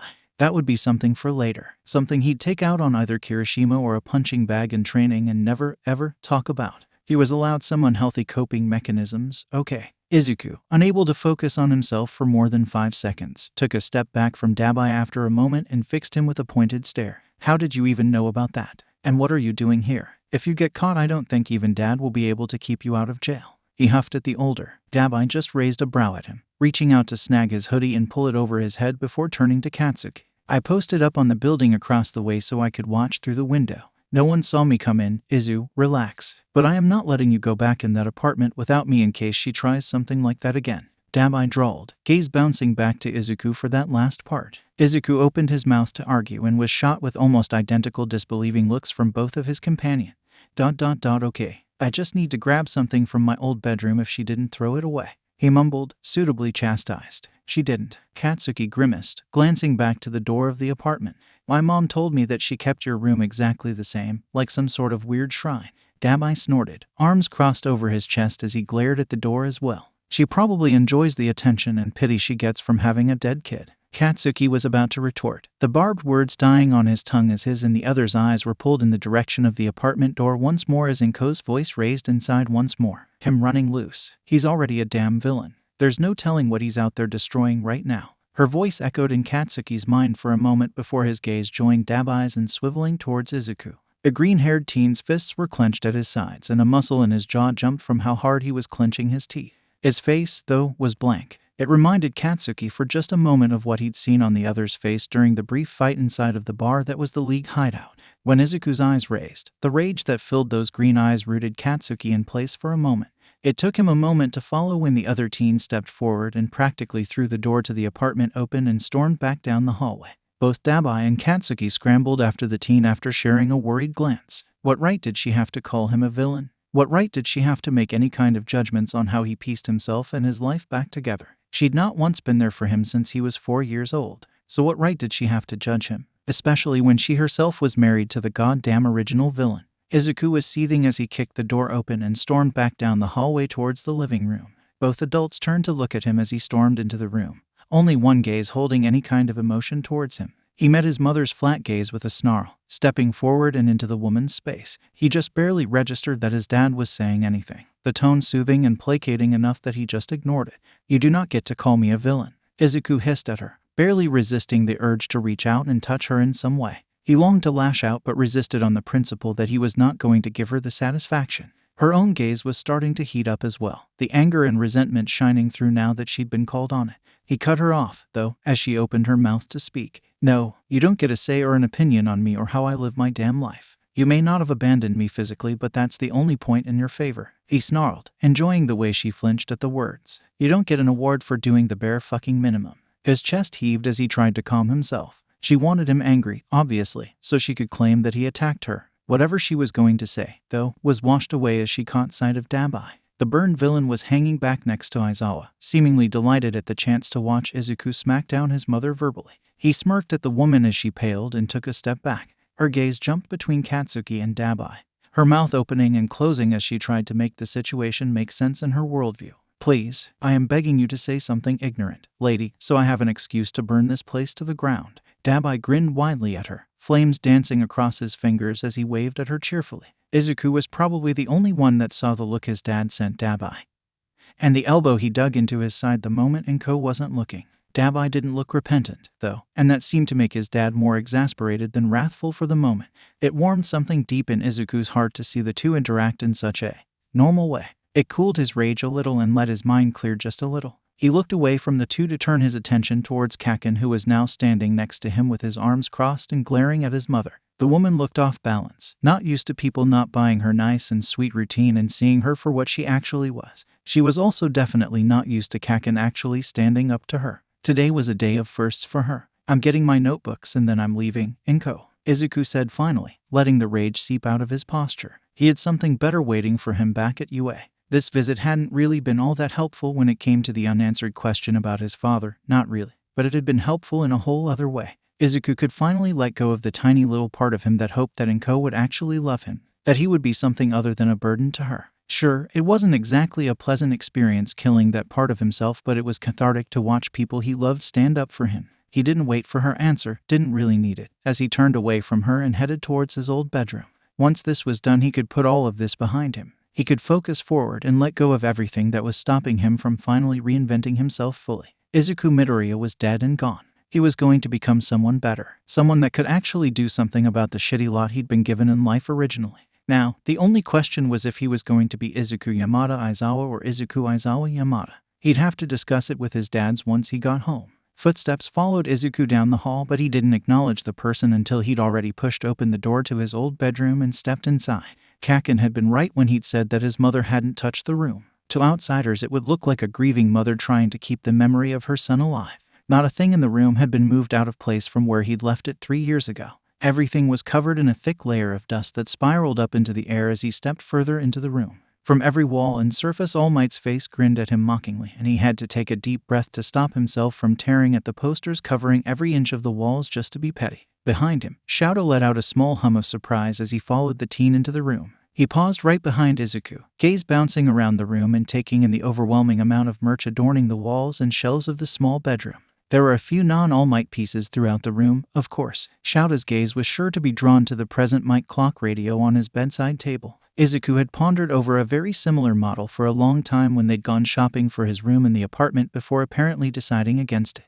There was a single Endeavor poster in one of the corners of the room. Even before finding out the awful truth about how the man treated his family, Izuku had never really been that big of a fan of the man. Call it an instinct he'd developed to avoid bullies. Izuku pulled himself out of that depressing thought with a small shake of his head, heaving a small sigh as he made his way over to the long-abandoned desk. He grimaced a little as he sank down into the chair, fanning the air around him in an attempt to push away the dust that was floating up into his face at the movement.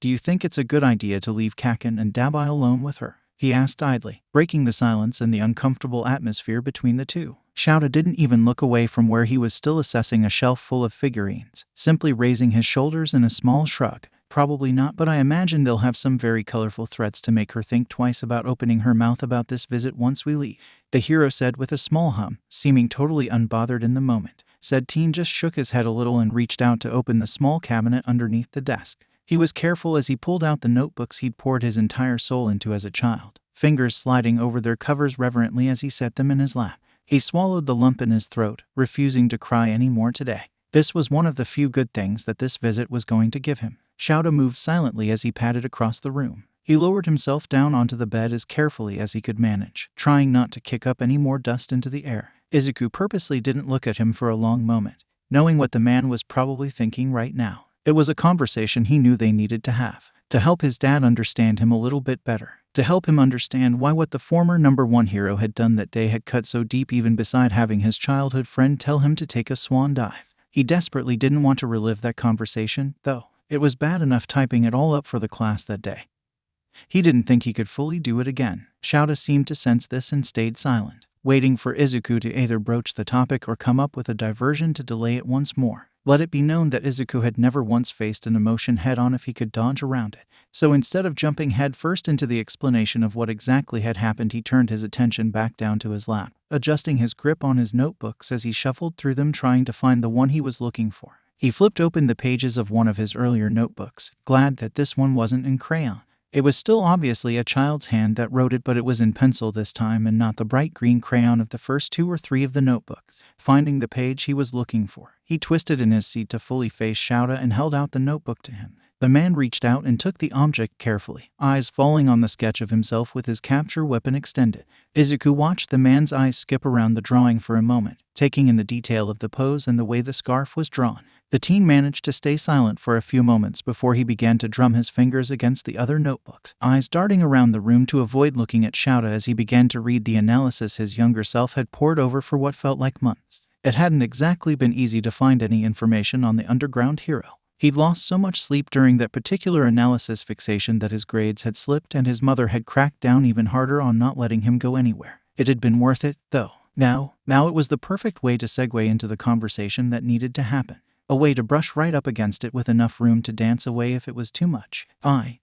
I saw you take down a villain once when I was younger. Maybe 8. I don't remember. Izuku started carefully, keeping his gaze down on his hands and picking at the cover of one of the notebooks to distract himself from the weight settling in his gut. I'd been chased pretty far by some of the other kids and was hiding in an alley until I was sure they were gone. He'd been out there for hours, and it was way past the time he'd supposed to have been home. The boy had stayed crouched behind that dumpster for so long that he was almost afraid of going home. Honestly, to whatever panic his mother had probably worked herself up into. After I saw you, I went online trying to figure out who you were and found out that you fought Quirkless. Izuku blinked back, the wetness building in his eyes, refusing to give in to the emotions swirling in his gut. He could feel the weight of Shouta's gaze on him, but he refused to meet his eye, instead turning his gaze back out onto his room and glaring at the All Might posters. Of course, being underground and all, I couldn't find any merch for you, but you were one of my favorite heroes. You and All Might were kinda what kept me going, you know. Every time someone pushed me, or told me I was better off dead. He jumped a little as Shouta reached out to pull him into a hug, notebooks falling onto the floor as he let himself be maneuvered into his arms. His gripped the back of his jumpsuit for dear life and buried his face in the man's chest, shoulders shaking a little under the man's grip as he tried to pull himself together. I know I shouldn't have done it. I know it was stupid, but I just had to ask him. Izuku mumbled, words almost muffled in his dad's chest. He knew Shouta could hear him, though, by the soothing rumble the man made as he shifted them into a comfortable position sitting on the bed. Once the words started, he couldn't stop them. They flowed from his mouth just as freely as the tears were beginning to flow from his eyes once more. I adored him, Dad. I mean, who doesn't? But I latched onto him when I was little as what a hero should look like, you know. I watched his debut rescue over and over again. Mom used to joke that all of the views on the video were mine. He pushed the thought of his mother and that video from his mind, though, and continued on. Too many memories he didn't ever want to relive there. So when he rescued me from the sludge villain, it was my only shot at asking the one question I couldn't ask anyone else.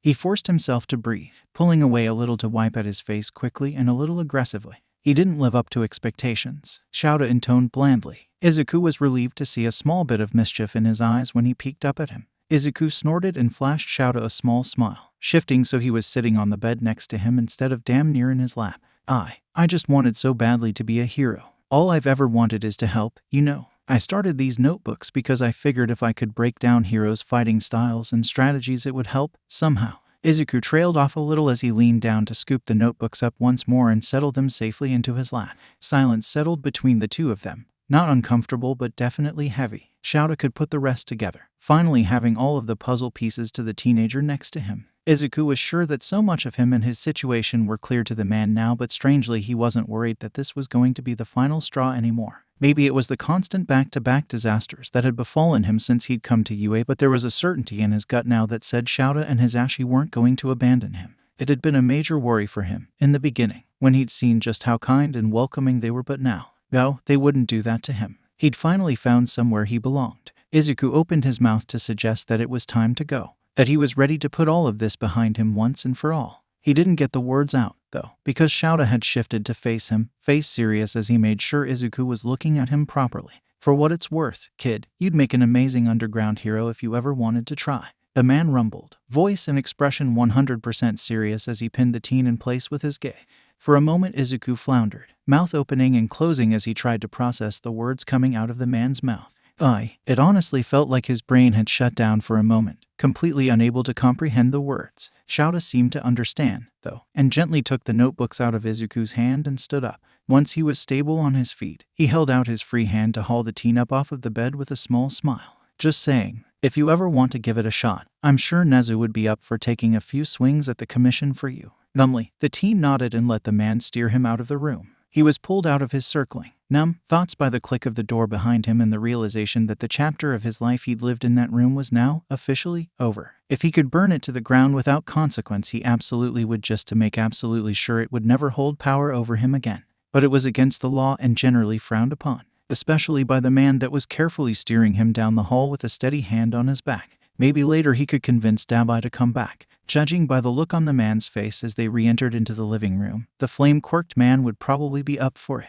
Dabai's smile was angry and closer to a sneer than anything else from his perch across from Inko on the sofa. Kaken didn't look all that happy, either, so Izuku was betting his mother had picked another petty little fight while they'd been in the room. Inko's eyes snapped to Izuku the moment he stepped in the door, and he felt an unfamiliar annoyance settling in his gut as she glared at him, hands balling up in her lap like she was resisting the urge to strike out at him physically again. Izuku Midoriya, I raised you better than this. Associating with this disgusting trash villain, she hissed, eyes bouncing between Izuku and Dabai in a way that the teenager didn't care for. Well, you didn't raise me to do anything, so I guess you are right there. He snapped back, suddenly ready to be out of this situation and apartment. He wanted to go curl up and sleep for a week straight and not think about anything that had just happened today. And that disgusting trash is the one who saved my damn life, so maybe shut the fuck up about things you don't understand.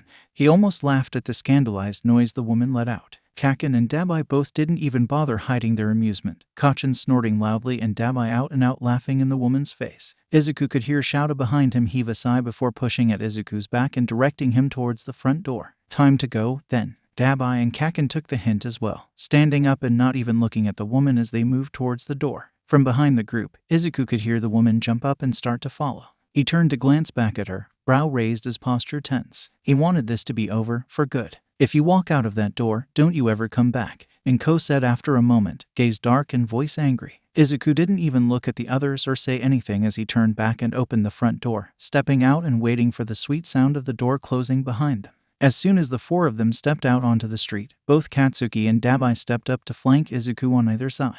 The green-haired teen didn't seem to notice the glaring contest going on over his head, instead happily reaching out to take both of their hands in his. It seemed whatever emotional epiphany the teen had gone through inside of his mother's apartment had maxed out his capacity to read a room.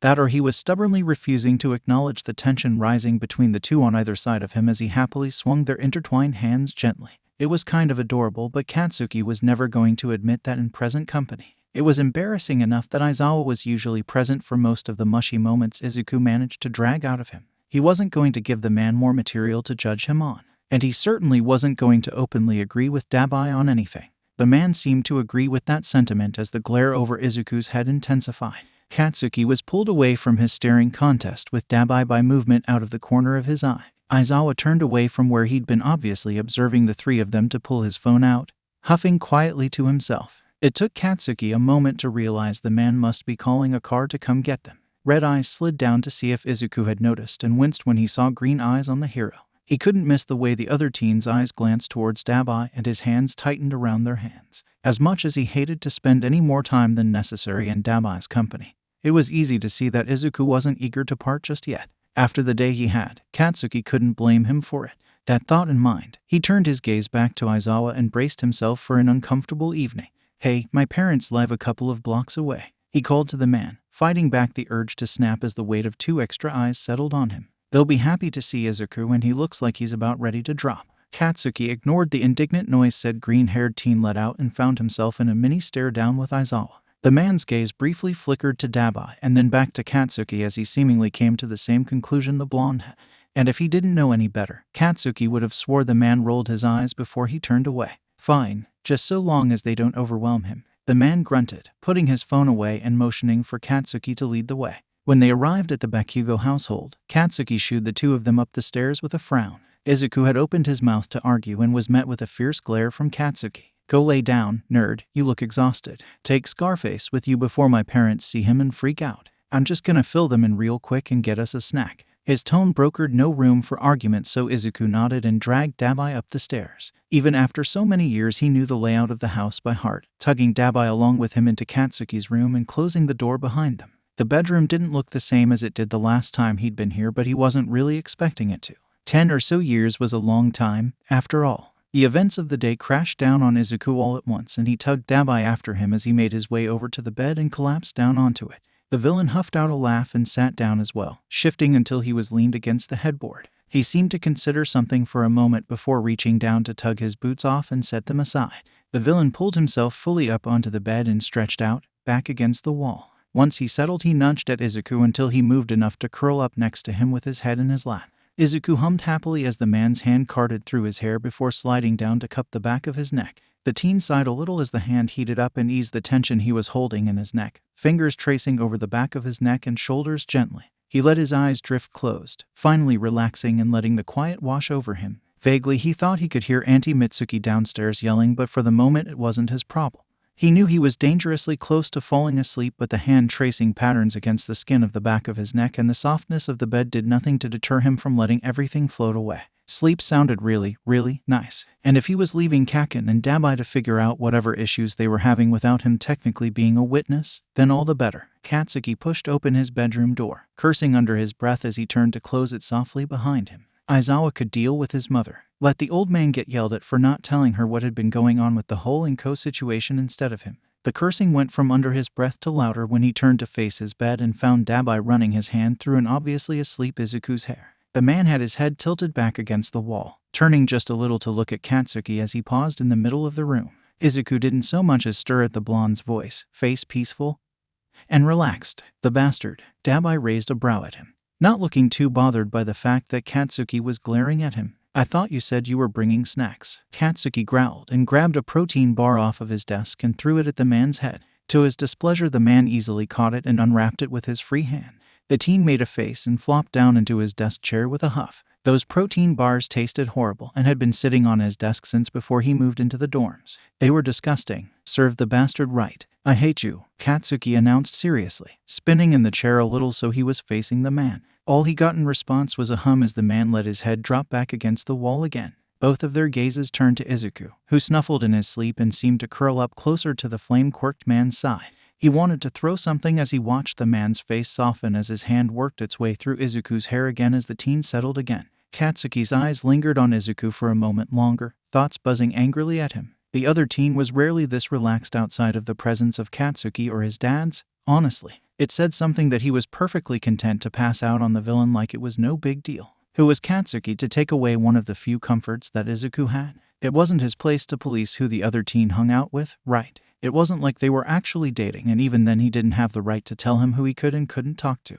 So as much as he hated it, Dabai was going to be a fixture in his life for the foreseeable future. Because if he tried to pressure Izuku into dropping the man, then he'd end up being the toxic little shit he'd always been, and that would leave them right back at the start of this whole mess. Something clenched in Katsuki's stomach at the thought of the start of this whole mess. No matter how much therapy he went through, he was sure he was always going to feel guilty in some way about how he'd treated Izuku. There were so many nights of sleep lost to the what-ifs. If he hadn't tortured the boy, would he have jumped? If he hadn't put Izuku into that mental state, would All Might's callous dismissal of his dream have broken him like it did? There was no winning with the what-ifs, though. He had to do what he could in the moment to move forward. And moving forward right now was sitting in his childhood bedroom watching someone he loved cuddle with a man that haunted his nightmares with blue flames and his classmates' screams. So he might as well start the conversation with their shared history. Was it personal, the camp? Did you know what I did to him? He asked, gaze finally leaving the two of them and finding an interesting spot on the wall to glare at. He didn't catch the look of panic that flashed across Dabai's face, but he didn't hear him choke on his own tongue for a moment. His words, though, were what drew the blonde's gaze back to him. Fuck no, Dabai said, coughing to clear his throat a little before he shook his head. Really, he didn't mention me or any of the actual reasons he didn't want to come home, Katsuki challenged, hands curling into fists against his legs. Oh, he talked about you all the damn time, but he always used that dumb nickname. Dabai sneered, relaxing back against the headboard. I didn't know your actual name until he burst into the bar that night. Katsuki stared at him for a moment, jaw clenching and unclenching as he processed that information. It was hard to believe that he'd continued to use that dumb nickname. Trust me, kid, had I known I would have run the other way. Izu and I weren't on good terms at the time, but I still wouldn't have invoked his wrath like that. The blonde turned those words over in his mind and tried to make sense of them. Izuku had given him a little snippet of why he and Dabai hadn't been in contact at the time, but it was missing something. Even Katsuki could tell that. Izuku had been keeping some secret for the man that he wouldn't tell even him. His hands unclenched and tapped out a nervous rhythm against his leg as he pondered over the situation. Looking at the man go back to petting Izuku's hair and keeping perfectly still as to be the perfect pillow, it was a little hard to feel the fear that clawed at his throat that night. It wasn't gone, and probably wouldn't be for a long time, but knowing that the villain could be literally intimidated by the teen sleeping on him made him a lot less outright scary. There was still a missing piece, though, something that was nagging at him. Why were you with the League in the first place? Why abandon Izuku after nearly 3 years? Katsuki demanded, sitting up in his chair as the logic began clicking in place in his mind. Dabai glared at the blonde teen for a moment before dropping his gaze back down to Izuku. Katsuki could practically see the cogs working in the man's mind. Dabai looked away from the blonde teen and glared down at Izuku, frustration welling up a little. He couldn't blame the explosive teen for wanting answers in the slightest. Dabai had been the one to pull him through the portal in a moment of petty revenge against Shoto. It all led back to that one word, revenge. The more he actually had to sit with himself and look around at the mess of his life, the more he realized just exactly he'd sacrificed for his revenge. What exactly was waiting for him if he managed to ruin or kill his father? Damn near nothing. He'd come dangerously close to losing the one person who gave a shit about him, though. It wasn't like that anger and rage had gone away, though. He doubted anything would really ever cool the fire that licked at his very blood at the thought of his father and what the bastard had done to him, to his family. There was still the urge and need to watch the man bleed to ease the intense anger he felt at his very core. However, the teen that was currently curled up next to him cooled the fire just enough for it to stop consuming his every waking thought. And if he wanted to be allowed to stay close to him, he'd have to explain himself to the hero brat. Have you ever heard of quirk marriages? Shoto watched the youngest Bakugou storm from the room and resisted the urge to roll his eyes at the teenager's dramatics. From across the coffee table, Masaru caught his eye and flashed a small smile at him in support. The hero figured the man must be used to it by now since his son and wife had such similar personality. The teen also fooled none of them with his attitude. Every adult in the room was very aware that the only reason he'd picked the fight and attitude with his mother was so he could storm from the room and go upstairs to see Izuku. Teenagers, Mitsuki huffed and dropped down onto the sofa next to her husband, arms crossed over her chest and a familiar scowl tugging at her lips as she stared Shoto down. Exactly how worried should we be that there's apparently a villain that's already kidnapped my son in our house? She practically growled the words, posture tense, with Izuku present. Not at all, Shoto drawled, eyes drifting towards the stairs as he contemplated when exactly his life got this complicated. They both have a soft spot for him, so they'll behave. Both of the Bakugous stared at him like he'd grown a second head and Shoto sighed heavily, dragging a hand through his hair. This was his life now, balancing and managing teenagers and their love triangles. Hisashi was at home laughing at him, probably. Dabai is the one who's been taking care of Izuku since he disappeared, he said finally, shoulders slumping as he watched the emotions flash across both of their faces. Grief at the years of thinking Izuku was gone. Confusion about how exactly that situation would work. Masaru's face smoothed over first, seeming to accept the situation for what it was. The man didn't relax fully, but some of the tension drained out of his shoulders as his eyes briefly flickered towards the stairs. Mitsuki, though, confusion made way for growing horror and anger. Shoto could see it in the way that her posture grew stiff and her gaze slipped away from him and into the middle distance. Whatever was going on in her mind, whatever worst-case scenarios that were playing out in her mind's eye, were enough to have her hands trembling in anger as she uncrossed her arms and made a motion to stand up. If that bastard hurt Izuku, I'm going to kill him, she growled, tugging her arm out of her husband's reach as he reached to try and get her to sit back down. Her gaze swiveled back to Shoto, red eyes alight with anger so similar to her son's. Tell me you're not condoning this. Shouldn't you do your damn job and put his ass in jail? The hero let his head drop a little and dragged a palm over his face, reining in the urge to snap at the woman. The urge to tell her that he knew how to raise his own damn kid. Thank you very much. That thought alone sent uncomfortable prickles down his spine at how similar they sounded to something Inko probably would have said in this situation. Dabai defected from the League for Izuku and has shown a quite frankly surprising amount of effort at playing nice with us so far. Shoto settled on focusing on one problem rather than the other for the moment. For the moment he is not a threat. Not a threat. He's a villain, Mitsuki shrieked, throwing her hands up in the air and turning away from Aizawa and towards her husband, hands gesturing wildly at the hero as she lost her words in her anger for a moment. You're just letting a villain do as he pleases around teenagers on blind trust. I trust Izuku, he answered calmly, far too used to the Bakugou anger to give the woman a rise. His tone was bland and his face was blank. I trust that he knows what is and isn't acceptable. I also trust that your son knows what to do if he were to do something threatening. The woman stared at the hero, eyes wide and her mouth agape. It took her several seconds to form words, but once they did, they were still unhappy.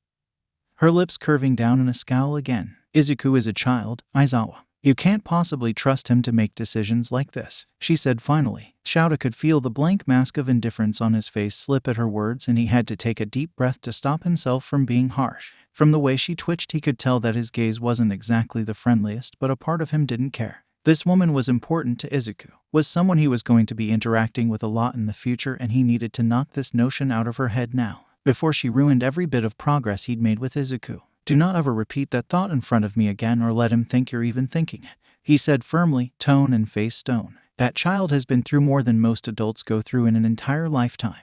You will respect that and his ability to decide what is best for himself. He plowed on forward, even as the woman opened her mouth to argue. This was important, and there was absolutely no way he was letting it go without her understanding exactly why she was wrong. This was a delicate balance they'd reached, and he'd be damned if he let anyone break the trust he'd put so much work into building with Izuku. I understand you want to protect him, but at this point, it's too little too late. There's very little at this point that he hasn't already seen. Trust me on that. He kept Mitsuki pinned in place with his glare, trying to will her to understand the situation. If we try and impose what we think he should be doing with no regard to what he's gone through, then we'll be just as bad as Inko, and he'll most likely disappear for good this time. The blonde woman sank back down onto the sofa like her strings had been cut at his words, and Shouta heaved a small sigh of relief. He almost felt bad as Mitsuki dropped her head down into her hands, shoulders shaking under the weight of her emotion. Almost, she had to understand, and he wouldn't regret doing what he had to. What did she do to him? Mitsuki broke the silence finally, lifting her head to meet Shouta's gaze once more. The look in her eye was a little concerning, but if he was being honest, he wasn't going to think too hard about it. He wanted plausible deniability for whatever she was planning. She blamed him for being quirkless, he said slowly, not even trying to keep the disdain from coloring his tone. I didn't see any sign of physical abuse. She seemed to prefer to ignore what Izuku was going through as a form of punishing him. I think she believed he deserved the abuse brought down on him from his peers and teachers. He let that absolutely disgusting thought hang in the air for a moment before leaning forward, planting his elbows on his knees as he let his gaze bounce between both of the Bakugous. When we get back to UA, I'm finishing the paperwork to adopt Izuku under a new identity, he informed them. She has no proof that he's still alive and no way of finding him. Nezu and I are making sure she can never ever hurt him again. Mitsuki's mouth hung open again for a moment before she collected herself and glanced towards her husband, who smiled very genuinely at the underground hero. Welcome to the family, Masaru said with a small laugh as his wife swatted at his arm lightly. Would you like to get in on the bet on if Katsuki proposes before or after graduation? Masaru, it'll be before, I'm sure. Before anything else could be said, 3 pairs of eyes turned towards the stairs at the sound of Katsuki's rapid-fire mini-explosion. You have got to be fucking kidding me. You have got to be fucking kidding me. Dabai blinked at the blonde slowly, taking in the mini-explosions in his palms and the shade of purple the teen's face was taking on. At some point, the other had jumped out of the chair he was sitting in and now was pacing around the room like a caged animal. That's a rather strong response. I didn't even get into the stuff my old man did besides the unethical eugenics project, he drawled, brows raised as the teen turned to him with a snarl, the popping in his palms coming faster now. Shut the fuck up, Bakugou growled, eyes a little wild. I really don't want to listen to you go over what a bastard endeavor is. I got it the first time. The man blinked again, mind screeching to a halt for a split second. Because yes, it was nice to hear someone else call his father a bastard, but also, I didn't even mention his name, he said slowly, brows furrowing as he took in the way that the blonde was glaring at him like he'd just run over his dog or something. No, your goddamn brother already told me this story. The blonde spat, the small explosions fizzling out as the explosive teen froze in place. His gaze swiveled to him, eyes wide as some sort of realization settled in. You taunted him right before you pulled me into that portal, he said, and Dabai had to look away, eyes dropping down to where Izuku was sleeping. He took in the way the teen's brows were pinched together at the growing noise and smoothed his hand through his hair again in an attempt to settle him again. Not my finest moment, I'm now realizing, Dabai admitted lowly, glancing back at the teen to try and gauge the rage level of the other. Bakugou was standing next to the bed now, brows furrowed and hands flexing at his sides as he tried to work through whatever was going on in his mind. He didn't get a chance to voice his thoughts, though, because between one breath and the next Izuku moved. The green-haired teen reached out and grabbed the blonde by one of his arms and tugged him down onto the bed with a low grumble. Luckily, the explosive teen had enough flexibility to twist so he didn't land on top of both Izuku and Dabai. Instead of crushing them, he rolled off to the side and settled behind Izuku with a small grunt as he landed. Sleep time, Izuku mumbled grumpily, stretching out between the both of them before settling again. He still had his head on Dabai's lap, but he was now stretched out so his legs were over Bakugou's. Yell later. I'm tired. Silence settled over the 3 as Izuku seemed to drift back to sleep, content to be pinning the both of them down. Neither of them moved or dared to breathe too loudly for a long while, retreating into their own heads for the time being. It was only when they were absolutely sure that Izuku was asleep that Katsuki dared to speak again, voice hushed and strangely devoid of the anger Dabai had come to associate the blonde with. I'm not going to be fully okay with you overnight. It was a simple thing to say, but it held weight behind it, weight of a history that most people wouldn't even try to move past. As if Dabai even deserved anyone overlooking the shit he'd done. But we have to at least tolerate each other for his sake. We're going to make him miserable if we can't at least be civil. That's surprisingly mature for the human equivalent to an unpinned grenade. Dabai drawled, unable to help prodding at him a little. He chuckled lowly at the glare the other sent his way, raising his free hand in surrender. I'm just saying. The blonde was silent for a moment, sulking, as he glanced away from the flame-quirked man. Therapy will do that, came the mumbled reply a few moments later, almost too quiet to hear. Dabai hummed in reply and let his head fall back against the wall again. The silence that fell over them wasn't awkward, at least. It wasn't comfortable either, but in it Dabai could feel a middle ground starting to form. For Izuku's sake, they could do this much. Maybe later, they'd be able to do more than tolerate each other, but that would be a long ways down the road. There were bound to be things that the kid needed to work past in regards to Dabai's involvement in the training camp attack and everything else that went down. There was a lot still that Dabai himself had to work through to find out if he was even worth being forgiven for everything he'd done. Izuku would probably argue with him on that, but he wasn't stupid. He'd hurt a lot of people in his blind quest for revenge on his father. It was unlikely that he'd ever be able to wash his hands clean of everything. But he could try, for Izuku's sake, to be able to keep what little slice of joy he'd managed to create, deserved or not. He was too selfish to want to let go of the one person that made everything just a little bit easier to deal with. He couldn't let the first person not look at Dabai and write him off as a failure walk out of his life. Not again. So, little Shadow just trauma dumped all over you, I'm assuming? He asked, distracting himself from that line of thought by prodding at an obvious subject. The string of curses the blonde let out under his breath answered the question well enough, drawing a dry chuckle out of him. I hate all of you, Bakugou grumbled, shifting so he was facing Dabai with a glare. But yes, he said he felt he owed me an explanation as to why he refused to use his fire against me. Dabai couldn't help the snort that thought brought out of him. Spiteful, we Todoroki men are, aren't we? He couldn't help the humorless laugh that left his lips, the rage simmering just under the surface of his skin again. The silence that lapsed between them for the moment was charged and a little uncomfortable as red eyes bored into him as if they could force him to talk just from their weight alone. Part of Dabai wanted to rage against the blonde, but the part that sounded suspiciously like Izuku whispered that the teen was just trying to understand, as if the madness caused by his father that lurked in the back of his mind was something that could be understood. I watched that sports festival, he admitted quietly, eyes focused on the hand that was carding through Izuku's curls instead of the blonde that was trying to bore holes in him with his eyes. I saw him refuse to use his flames, and it just made me even more resolved to ruin my father. If the golden child was another failure, like the rest of us, then what even was the point of everything? All of the shit he put us through was for nothing. The words felt like acid on his tongue, bitterness welling up beside the anger now inside of his chest. He'd choke on it if he wasn't careful. It wasn't long after that I joined the league. Izuku and I fought about it, and I was so blinded by bitterness and the thought of ruining my father that I pushed him away. Dabai finally lifted his gaze to meet Bakugou's gaze, not sure what the teen was seeing in his face. So again, no, it wasn't personal. A little petty, yeah, but it had nothing to do with you. Bakugou didn't say anything, just watched him for a long moment before breaking eye contact. Dabai blinked, once again surprised as he watched the teen wiggle around trying to get his phone out of his pocket without waking or dislodging Izuku from where he was draped across him. What are you doing? Texting Aizawa and telling him to come get us in the morning. Izuku's gonna be knocked out for a while and I don't particularly want to move, Bakugou replied, face illuminated by his phone as he sent off the text. Get comfy, and prepare exactly how you're going to convince my mother not to gut you in the morning.